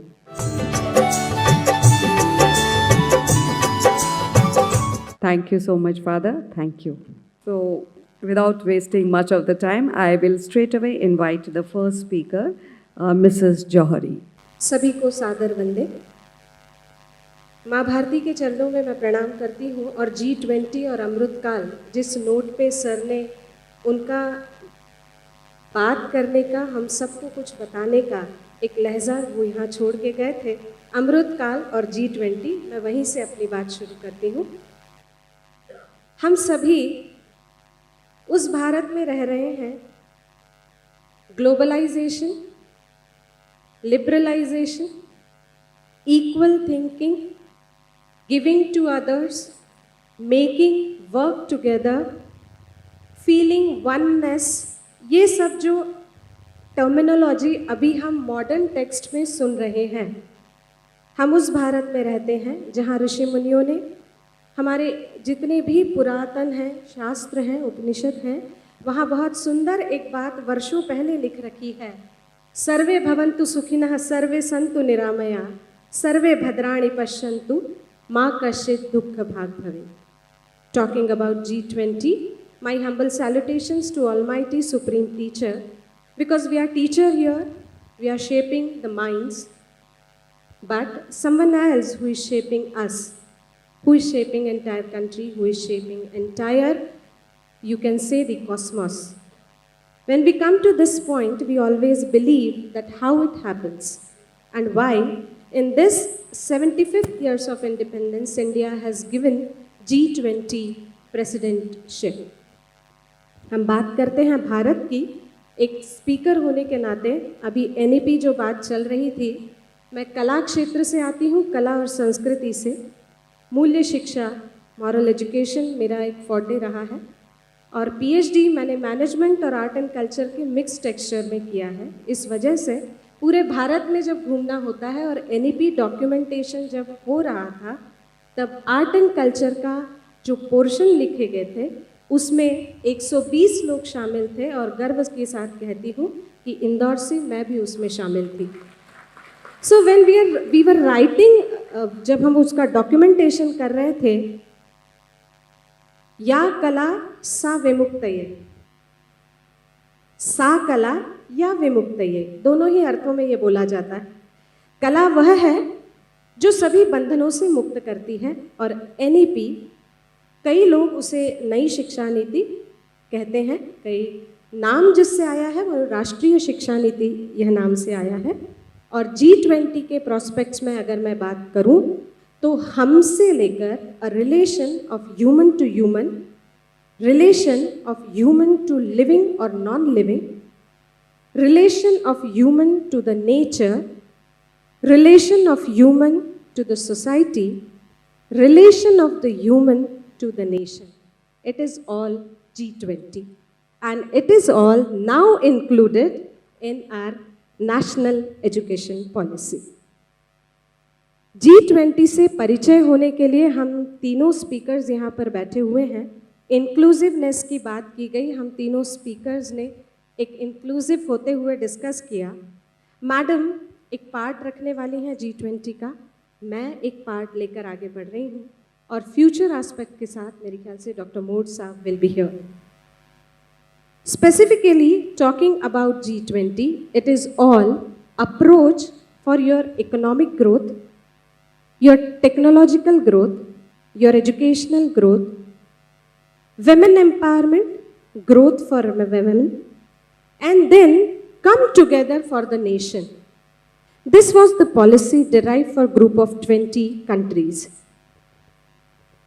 G20 इस group में जो 20 राष्ट्र आते हैं वो अपने सशक्तिकरण के लिए, चाहे वो अर्थव्यवस्था से रिलेटेड हो, तकनीक से रिलेटेड हो, स्त्री शक्ति से रिलेटेड हो, शिक्षा से रिलेटेड हो, या अपने अपने देश की जो अंतर्निहित ताकत है उससे रिलेटेड हो, वो एक प्लेटफॉर्म पर आकर के अपनी अपनी बातों को साझा करते हैं. जैसे आज आप इस रीजनल कॉन्फ्रेंस में कई पैनलिस्ट जो प्रिंसिपल्स हैं, उन्होंने बताया कि मैं इस स्कूल में ये अच्छा कर रही हूँ, मैं उस स्कूल में वो अच्छा कर रही हूँ. सिमिलरली G20 के जो कंट्रीज़ हैं वो एक साथ आते हैं, हम हमारे देश में क्या अच्छा कर रहे हैं ये सबको बताते हैं और एक कॉमन इंक्लूसिव प्लेटफॉर्म बनता है कि अब हम वर्ल्ड को किस तरह लीड करेंगे. And we are very proud Indians कि इस वर्ष की जो अध्यक्षता है वो हमारे देश को मिली है. एक comprehensive example as a trainer मैं आपको देना चाहूँगी और उसके बाद मैं मेरी बात समाप्त करूँगी. मैं जानती हूँ सुबह से सुन रहे हैं, क्या करें, 50 hours, sir is sitting here, principles आगे वाला कैडर, पीछे टीचर्स, क्या करें, सुनना तो है. लेकिन सच में आप बहुत अच्छे ऑडियंस हैं, इसीलिए मुझे बोलने में भी बहुत अच्छा लग रहा है. Thank you so much. So बात यहाँ से शुरू कर रही हूँ कि एक कलाकार होने के नाते मैं G20 का एग्जाम्पल दे रही हूँ, आप उस चीज़ को समझ जाएंगे. वर्तमान में मेरा जो अभी अटैचमेंट है वो मिनिस्ट्री ऑफ एक्सटर्नल अफेयर्स के साथ है, जो कल्चरल ट्रूपे इंडिया से बाहर जाते हैं उनके मेंटरिंग के लिए. अब G20 का एक एस्पेक्ट मैं आपको बता रही हूँ, उससे आप अर्थव्यवस्था को ले लीजिए, तकनीक को ले लीजिए, शिक्षा को ले लीजिए, स्त्री शक्ति की बात कर लीजिए, या एक दूसरे के संसाधन जो हैं नेचुरल रिसोर्सेज की बात कर लीजिए, क्लाइमेट चेंज की बात कर लीजिए, या इन सब को साथ लेकर वसुधैव कुटुंबकम ग्लोबलाइजेशन की बात कर लीजिए, आप समझ पाएंगे। अभी कश्मीर में अपने यहाँ के अलग अलग जो है उसके लिए ये चारों फोरम है, सिविल सोसाइटीज़ के लिए C20 हुआ, एजुकेशन के लिए हुआ, IT के लिए हो रहा है, फॉरेन मिनिस्ट्री इसको डेलीगेट कर रही है। कश्मीर में एक आर्टिस्ट का ट्रूपेज आता है, अलग अलग देशों के लोग वहाँ पर आते हैं, जो इंटीग्रेटेड होलिस्टिक अप्रोच की यहाँ पर बात हो रही है। एजुकेशन में हम वो कैसे लाते हैं, क्योंकि यही मेरा विषय है और यही विषय लेने में भारत भर में घूमती हूँ। कलाकारों को ये बताया गया था कि कश्मीर का जो अधिवेशन होना है उसमें क्लाइमेट चेंज पे बात होगी और इंट्रापर्सनल रिलेशंस पे बात होगी। अब हमारी 2 पद्मश्री डांसर्स हैं, उन्होंने उसी बात पर एक बैले तैयार किया, उसकी कमेंट्री हिंदी लैंग्वेज में थी, टेक्स्ट इंग्लिश में था। सिमिलरली इंग्लिश टीचर भी इन्वॉल्व है, हिंदी टीचर भी इन्वॉल्व है, डांसर्स यहाँ पर डांस प्रेजेंट कर रहे हैं। उसमें सस्टेनेबिलिटी का जो पार्ट दिया गया, हमारे प्रोग्राम्स में आपने देखा होगा प्रॉप्स यूज होते हैं। अब चूंकि वो G20 समिट था, उसमें क्लाइमेट चेंज और सस्टेनेबिलिटी की बात कही गई थी, तो उन कलाकारों को ये कहा गया था कि जहाँ भी प्लास्टिक रिलेटेड यूज हो वो नहीं होना चाहिए, उसकी जगह आप ऐसा कुछ प्रॉप यूज कीजिए जिसमें प्लास्टिक का इस्तेमाल ना हो। Ultimately artist has proven that.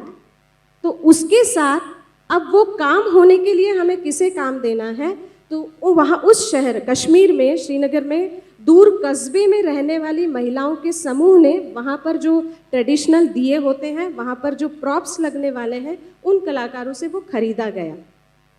उसकी इकोनॉमी वहीं पर रही सारी चीज़ों में, तो पैसा वहाँ गया, वो आर्टिस्ट का लोकल बनाई हुई चीज़ वहाँ पर लाई गई। और जब ये सब परफॉर्म जो कंट्री से डेलीगेशन आए थे उनके सामने किया गया, तो वो एग्जाम्पल पुटअप हुआ और उसका स्टडी पेपर वो लोग साथ में लेके गए। This is G20।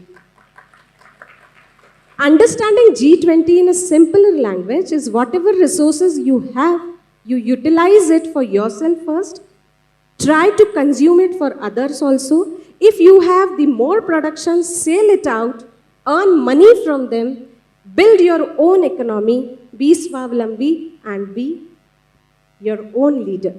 That is what G20 is, and I'm proud of being an Indian, this part, and thank you so much, ma'am, for inviting me for this class. Thank you.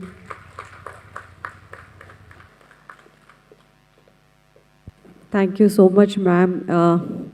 I am fortunate enough that I have heard Mrs. Johari 2-3 times, and whenever she speaks, she always comes up with some creative thing in which probably, you and me are not even able to think, like the example she quoted just now. Thank you, ma'am, for being so insightful and giving us actually some roadmap, like we can think in those directions. At least you have given us a clue. Thank you so much. And now I would like to invite Reena Khurana, ma'am. A very good afternoon, Honorable R.O. Sir, all the distinguished guests who are present here. When this world took its birth, it started with a vibration. And the group of G20, which we call the G20 Forum, started on 26 September 1999.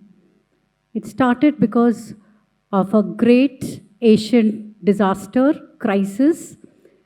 They were the financial crisis that happened in 1997. And the vibration of which rocked the world. We need to understand what happened in 1997. So if I take you there, you will understand that in those days, the rich and the dominant Western world, they considered the Asian countries to be a manufacturing hub of the future because we were a large population and we had cheap labor. Together with that, the climate was very conducive for factories to mushroom. West doesn't believe in producing cheap goods. They manufacture weapons. One weapon cost, which is equal to maybe thousands of pieces of whatever we sell. In fact, even more. So they considered us as a manufacturing hub and they funded the Asian countries. So this low-cost investment that they did in the countries, what happened as a result of that? As a result of this, inflation began to rise in these countries. And these governments did not had any policy for curtailing this inflation. Coupled with the market players, the West had very experienced market players. So the whole market became like a landmine. So you put your foot anywhere and you will get blasted. It was like that. It became like that. So because of inflation, a country like Thailand, it started calling for more investment in dollars. As a result, what happened? That it did not happen. Dollars did not come to them because they wanted to rescue their economy. So they started depreciating their currency. It went to such a level that their economy crashed. This event and phenomenon became contagious. It spilled over to Malaysia, Indonesia, South Korea, etc. And nobody was untouched by this phenomenon. India, thankfully, our rupee was not fully convertible and therefore we got saved. Otherwise, we would have also been into this grip. They were big market players at that time. And then when it impacted the world, their necessity is the mother of all inventions.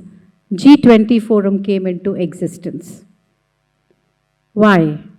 Because they understood there are market players. They understood that they have to save the economy of the world. They understood for the security, they wanted to give a structure to this economy of the world, the global economy of the world. And they all wanted to become rich, powerful, superpowers. Now, what happened? They understood that history repeats itself. It is repeating itself.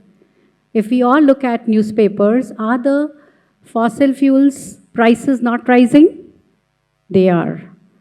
Is our currency or the currency of the world not depreciating against dollar?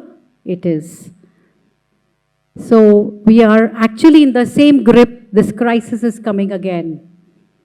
But this crisis, which earlier occurred in Asian countries, it started from Asian countries. Now it will start from Europe. It will start from Germany. Germany is a country which is the strongest in the whole of Europe in terms of economy, is showing negative growth results. And the world is petrified. So this G20 forum, it gives a base platform where there are discussions, deliberations, trade agreements, etc., etc. And it was actually constituted for the purpose of finance. Later on, they started delving into sustainable development, climate, trade, women empowerment, etc., etc. So we all know that, the 20 countries. I do not need to repeat. Professor Dhar had already named all these countries of the G20. Very rich, very powerful countries now looking upon India. So now I would want to share why they are looking upon India. So if you see, when this G20 happened in India, it happened in the most challenging times, when Russia and Ukraine war was happening. And to sideline Russia, all the members of G20, most of them are NATO members. Do you know the reason why this war is being waged? This is a war of water. We are going to be suffering from depletion of water across the world now. And Russia has the Arctic Ocean on the top under its control. The richest and the superpower will become Russia. We need to understand the dynamic, the geopolitics. See what happened. It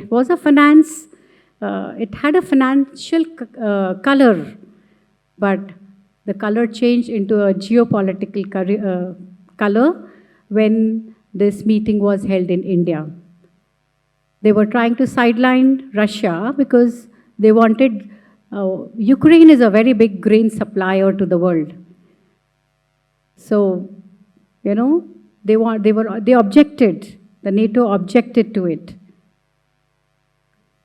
But India had a neutral stand there, and we carried forward with these meetings. We also have to realize one thing. We all have been speaking about Vasudev Kutumbakam. Vasudha is Dharti, Kutumb is family. So we are all one family. That is what we all have been talking about. Let us look at the sun. Every day in the morning, the sun comes as a lamp. From the darkness, it comes and gives light to us. It impacts the plants, the food. It impacts the air. It impacts the ocean currents.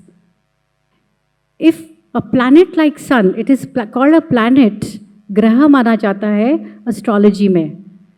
If a planet like sun can impact plants and all of us, do you think that the galaxies don't impact us?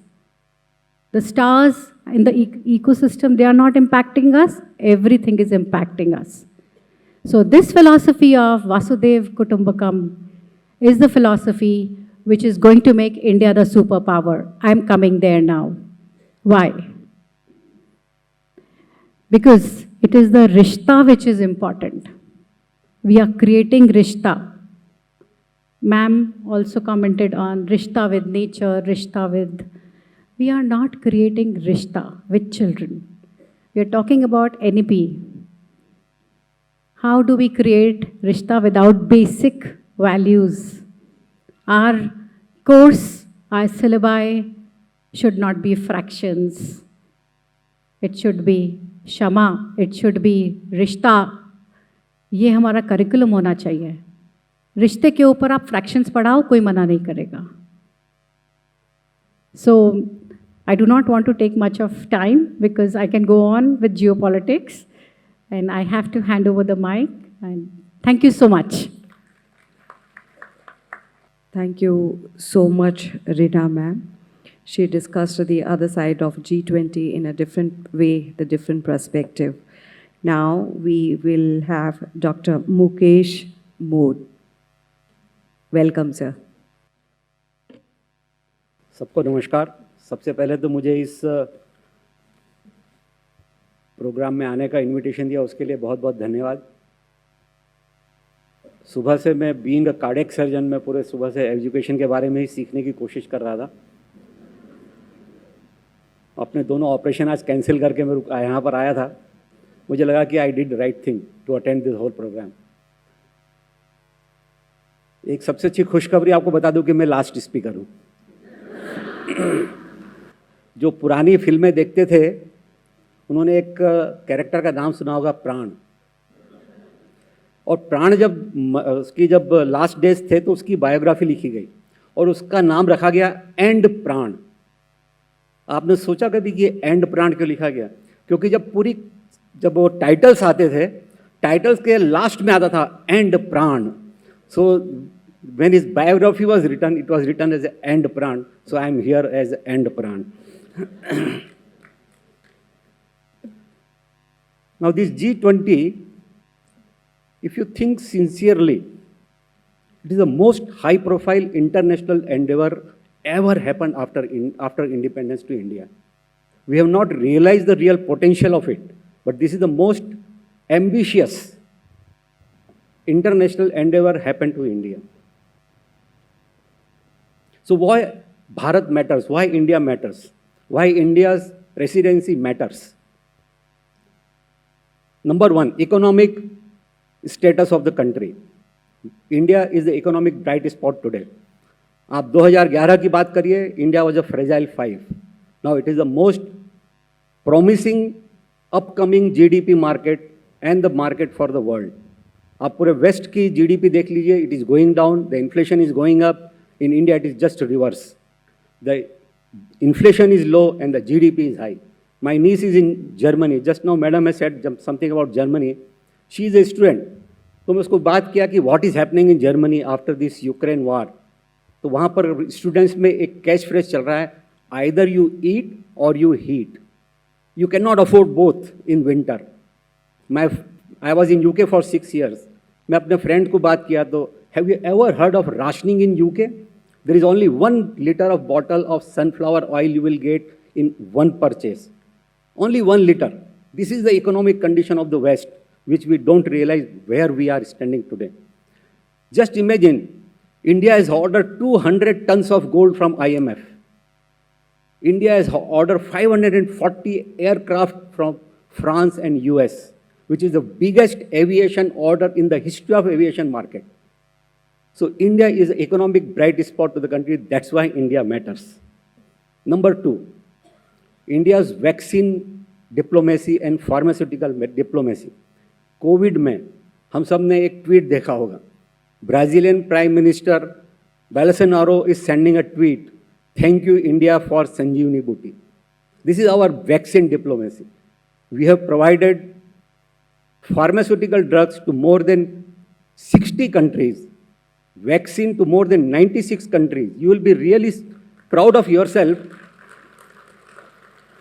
कि भारत ने 220 crore vaccine अपने देश में लगाई, made in India vaccine, and 19 crore vaccine Bharat के बाहर दी, उसमें 14 crore free में दिए. तो आप समझ सकते हैं कि जो भारत की जो vaccine technology, that's why Bharat matters. Climate change. India has given one unique concept to the world. One sun, one earth, one grid. You can imagine the future of the climate change, the impact of this International Solar Alliance in the future countries. Next is rescue and helping. Turkey में भूकंप आया. The first one to send the team was India, Operation Dost. We have heard about Operation Rahat in Yemen war.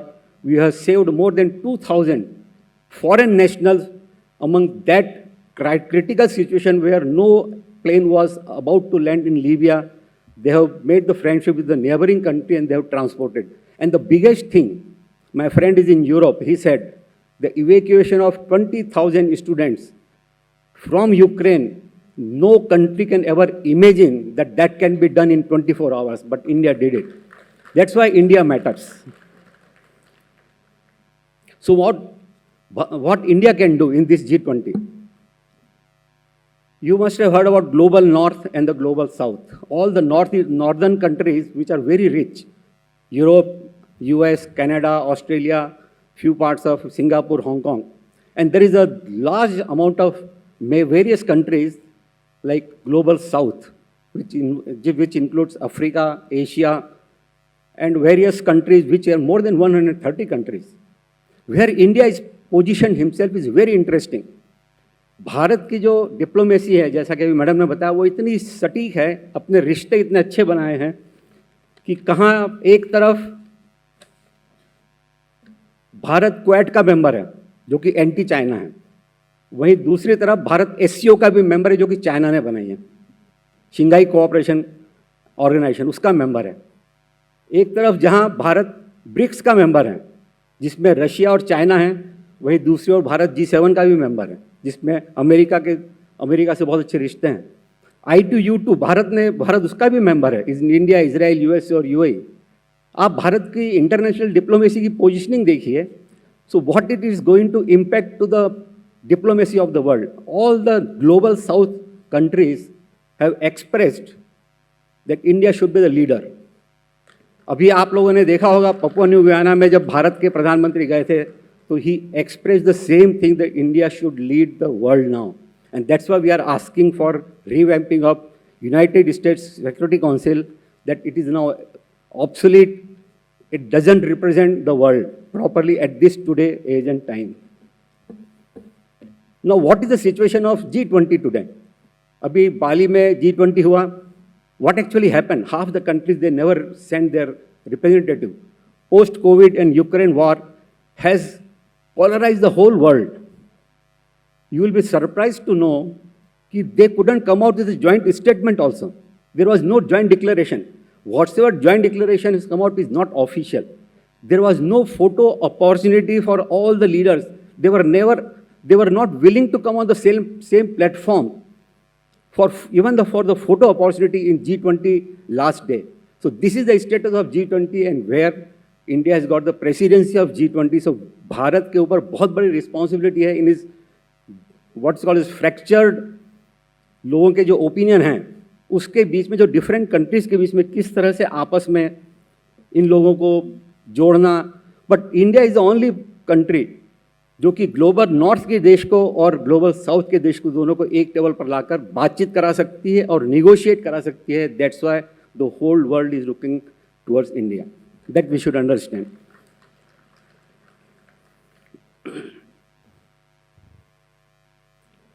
Now what are the so that is what one of the main aspect of this G20 is. This is the time for India to show the real leadership quality. And we have positioned ourselves in such a nice way that we can do it. Whatsoever thing we say, दुनिया को सुनना होगा, समझना होगा कि भारत क्या कह रहा है. जैसे कि एक शब्द आया होगा life, LIFE. This is one of the what is called priorities of G20. What does it mean? Adopt eco-friendly, sustainable lifestyle. जो भारत में क्या कहते हैं, लाइफ फॉर एनवायरनमेंट. हम क्या कहते हैं, सादा जीवन उच्च विचार. इसी को आपने वो टेक्निकल टर्म में पूरी दुनिया को दिखा रहे हो कि भाई लोग तुम लोग बहुत ज़्यादा लग्जरी और बहुत उसमें चले गए हो. You are ruined the country, you ruined the earth, climate, everything. Go for the fundamentals and that's why this idea has come up with life. When last meeting happened in Japan, our Prime Minister said, this is not the era of war. And that was very well received. And he said this in front of Ukraine's president, Russia's president, and China's representative and US representative. No other country has guts to say this, that this is not the era of war. And when India took the presidency of G20, he said only in 3 words, what will be the quality of India's presidency of G20? It will be action-oriented, it will be inclusive, and it will be decisive. And the whole world knew that whatsoever Narendra Modi is saying, he will perform it. That is the strength of India in this G20 today, and that's why we have the presidency. Now, what are the advantages we can take? Like we can celebrate our India's soft power. That is what Manjusha Didi has just said. What is soft power?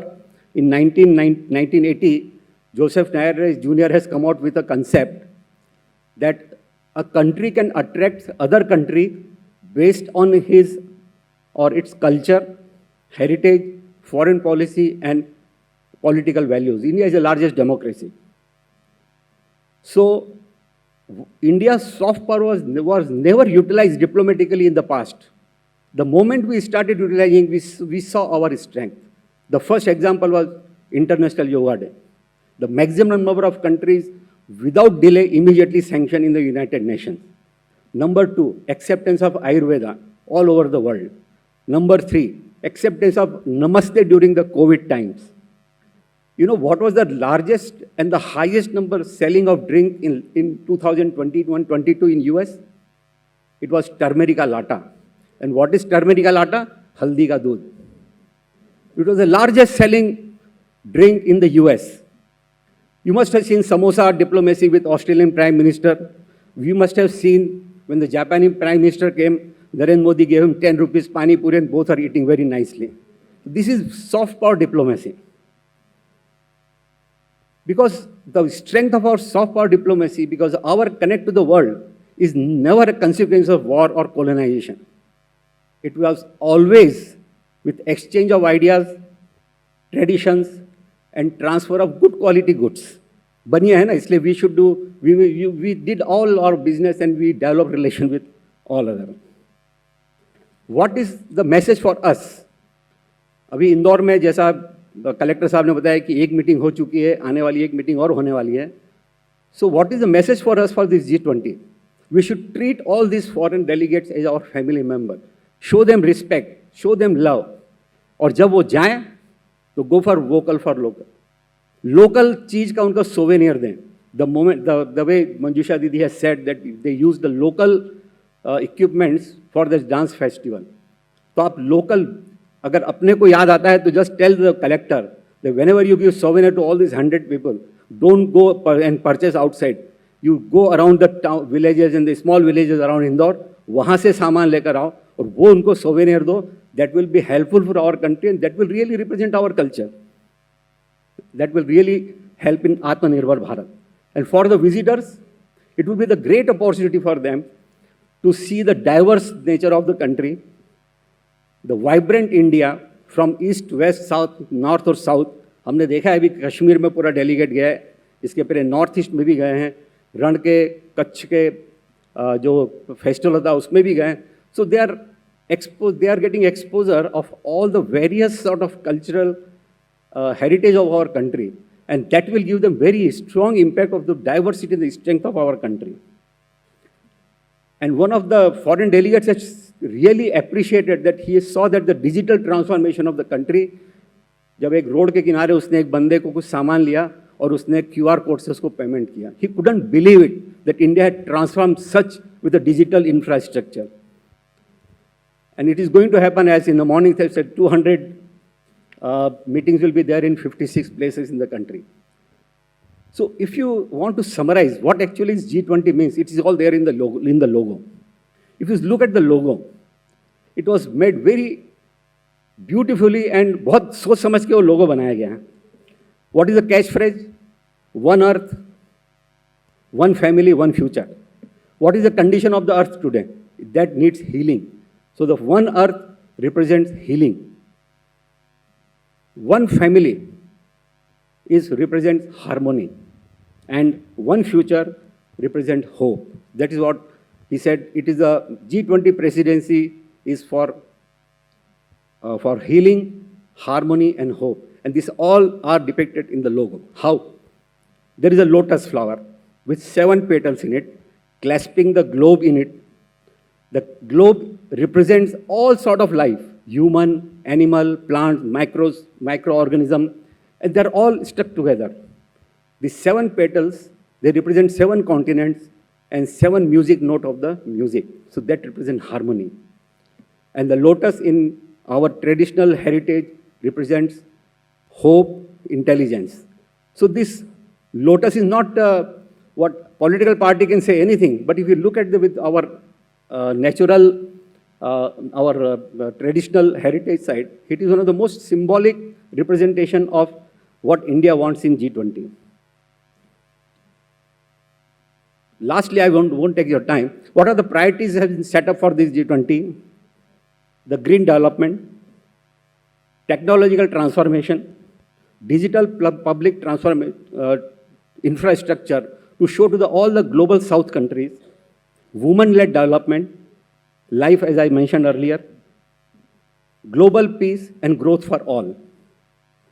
Finally, what actually in the last meeting Narendra Modi said, whether you like or not, what he said, without peace and stability, our future generation will not be able to take the advantages of economic progress and technological innovation. So if you want to have this, you have to have a peace in the world, and that's why now the whole onus is on the G20 presidency as India, when in September more than 46 countries represented will be there in India to set the best foot forward and give our message to the world that we are for the peace and we are for the all-inclusive growth. Thank you very much. And I'm sure listening to all the keynote speakers of G20, we'll all think about, and probably, all of them have given us an insight that how it is related to our education system. So thank you so much. And now I invite Madam Richa Devan to felicitate Mrs. Johari. Thank you so much, ma'am. I now invite Madam Asha Nair, Principal, Delhi Public School, Rao, to felicitate Mrs. Reena Khurana. Okay, now I invite Dr. Archana. I could see you only. Madam, please felicitate Mrs. Reena Khurana. Thank you so much, ma'am. And I now invite Mr. Sanjay Saraf, Principal, Moreshwar Abhyankar School, to felicitate Dr. Mukesh Moore. And now I invite Indore Sahodaya Chairperson, Madam Isabel Swami, to present memento to the host principal, Madam Dr. Gunmeet Bindra. Trust me, dear friends, it has been just 4 days that I have been meeting her, but I have fallen for her. She is such a wonderful lady. And just one phone call, and Madam made all the arrangements. Not only her entire team has been so generous day in, day out. Trust me, this event would not have been possible without their help and cooperation.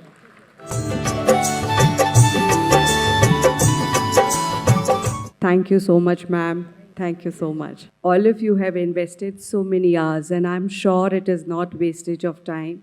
Something or the other, each one of us have got to incorporate and to learn, to improve upon. And last 15-20 minutes, and probably sometimes those last 15-20 minutes are very insightful. So I would request all the attendees, audience to remain seated. I now invite Joint Secretary, Madam Suman Kocher, to express proposed vote of thanks. But there is something very interesting which I will disclose after vote of thanks, because I want you all to be here. All right? Trust me, you will not regret. That's a promise. Thank you. Thank you, Poonam ma'am. Good evening to everyone present here. On behalf of the organizing committee, Indore Sahodaya School Complex, I stand here today to express our heartfelt gratitude and extend vote of thanks to all the esteemed personalities who have graced this conference. Your presence here has made the event truly exceptional and inspiring. First and foremost, I would like to express our deepest appreciation to our esteemed chief guest, Mr. Shankarji Lalwani, who took out time from his busy schedule and graced the occasion. I would also like to mention here that his dedication, honesty towards work before self truly fits in. He kept his personal grief apart and made it a point to come to the conference. Thank you, sir. Our sincere thanks to all our guests of honor, Collector Indore, Dr. Ilyaraja T, Mayor Indore, Vice Chancellor SVVV, Dr. Upendra, who despite their busy schedule made it a point to grace the occasion. A heartfelt thanks to all of you. I would like to specially thank our special guest, Mr. Vikas Kumar Agarwal, Regional Officer, Bhopal, who has travelled all the way to attend the conference. Your wisdom, experience, and dedication to the field of education has been a guiding light for all of us. We are honored to have the privilege to hosting you today, sir. Thank you, sir. I would further like to thank all the panelists and the moderator, Mrs. Kiran Bahadur, Mrs. Kanchan Tare, Mrs. Archana Sharma, Mr. Mohit Yadav, Mr. Anurag Gupta, Mrs. Shampa Das, Mr. Uttam Kumar Jha, Mrs. Timsi Rai, Mrs. Disha Madan, Mrs. Nikita Porwal, Mrs. Renu Mule, Mrs. Ronika Valecha, who made the panel discussion lively and interactive. Both the panel had lot to take home messages and enlightened us. Thank you all. I would also like to extend our gratitude to our speakers, Mrs. Manjusha Rajas Johri, Mrs. Reena Khurana, Dr. Mukesh S. Modh, who shared their research experiences and knowledge with us. Thank you all. A special mention here goes to the host principal, Daly College, Dr. Gunmeet Bindra and team, without whose support the event would not have been possible with this grand success. A big thank you to you and your team, ma'am. Thank you so much. Thank you all, the volunteers, organizing committee members who have worked tirelessly behind the scene to make this conference a resounding success. Your hard work, attention to detail, and unwavering support have been instrumental in bringing this event to fruition. Last but not the least, I would like to express our gratitude to all the delegates. Your presence and participation has made this event truly memorable. Thank you. I would especially like to mention our dear parents, whose participation was like cherry on the cake. It was so gratifying to see their interest and active involvement in education of their world. Thank you, parents. Thank you all for being part of this remarkable event. Wishing you all continued success in your future endeavors. Thank you all. Jai Hind, Jai Bharat. Thank you, Suman ma'am. Everybody's waiting for the surprise? All right. So, Indore Sahodaya Schools Complex organized a painting competition for all CBSE schools. The theme was G20. I'm sure all of you must have seen the paintings where we were registering, the paintings were displayed. Now, all the participating schools enthusiastically took part in the competition, and this competition was divided into two categories, that is Group A. And this was for the students in classes 6th and 8th, and there was another group, Group B, and that was for students of classes 9 to 12. Each school submitted its best 2 entries in each group, and now we are pleased to announce that we'll be awarding prizes to the top 2 entries in each group. And I know the students are not here, but then the principals can come and take the award on behalf of their students. So I think that's a matter of honor and pride. So from Group A, that is from classes 6 to 8, the top 2 or the best entries, the first, it's not first, second, the best 2 entries. So Anvita Ghoshal, and she is from Bhavan's Prominent International School. So I would request the principal of Bhavan's Prominent School, that is Shubhrata Banerjee Madam, please collect the trophy. This is how we get the award. Acha sir, all right. It's always an honor when you receive mementos, trophies. Thank you so much, sir, for doing the honor.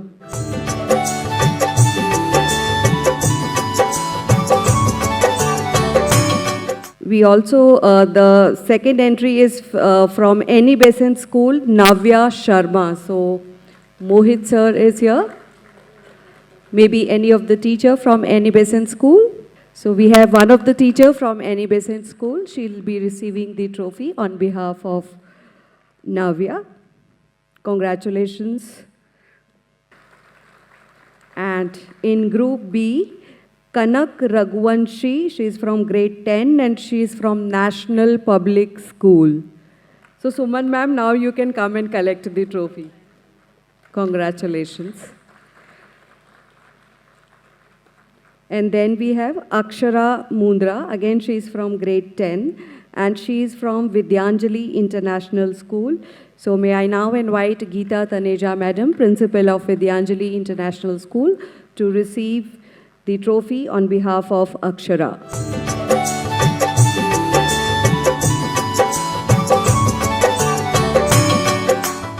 Thank you so much, sir. Thank you. Now, no more surprises. All right. So, thank you so much, and you all have been wonderful audience, and yes, I really appreciate each one of you. We'll conclude, and let's all rise for the national anthem.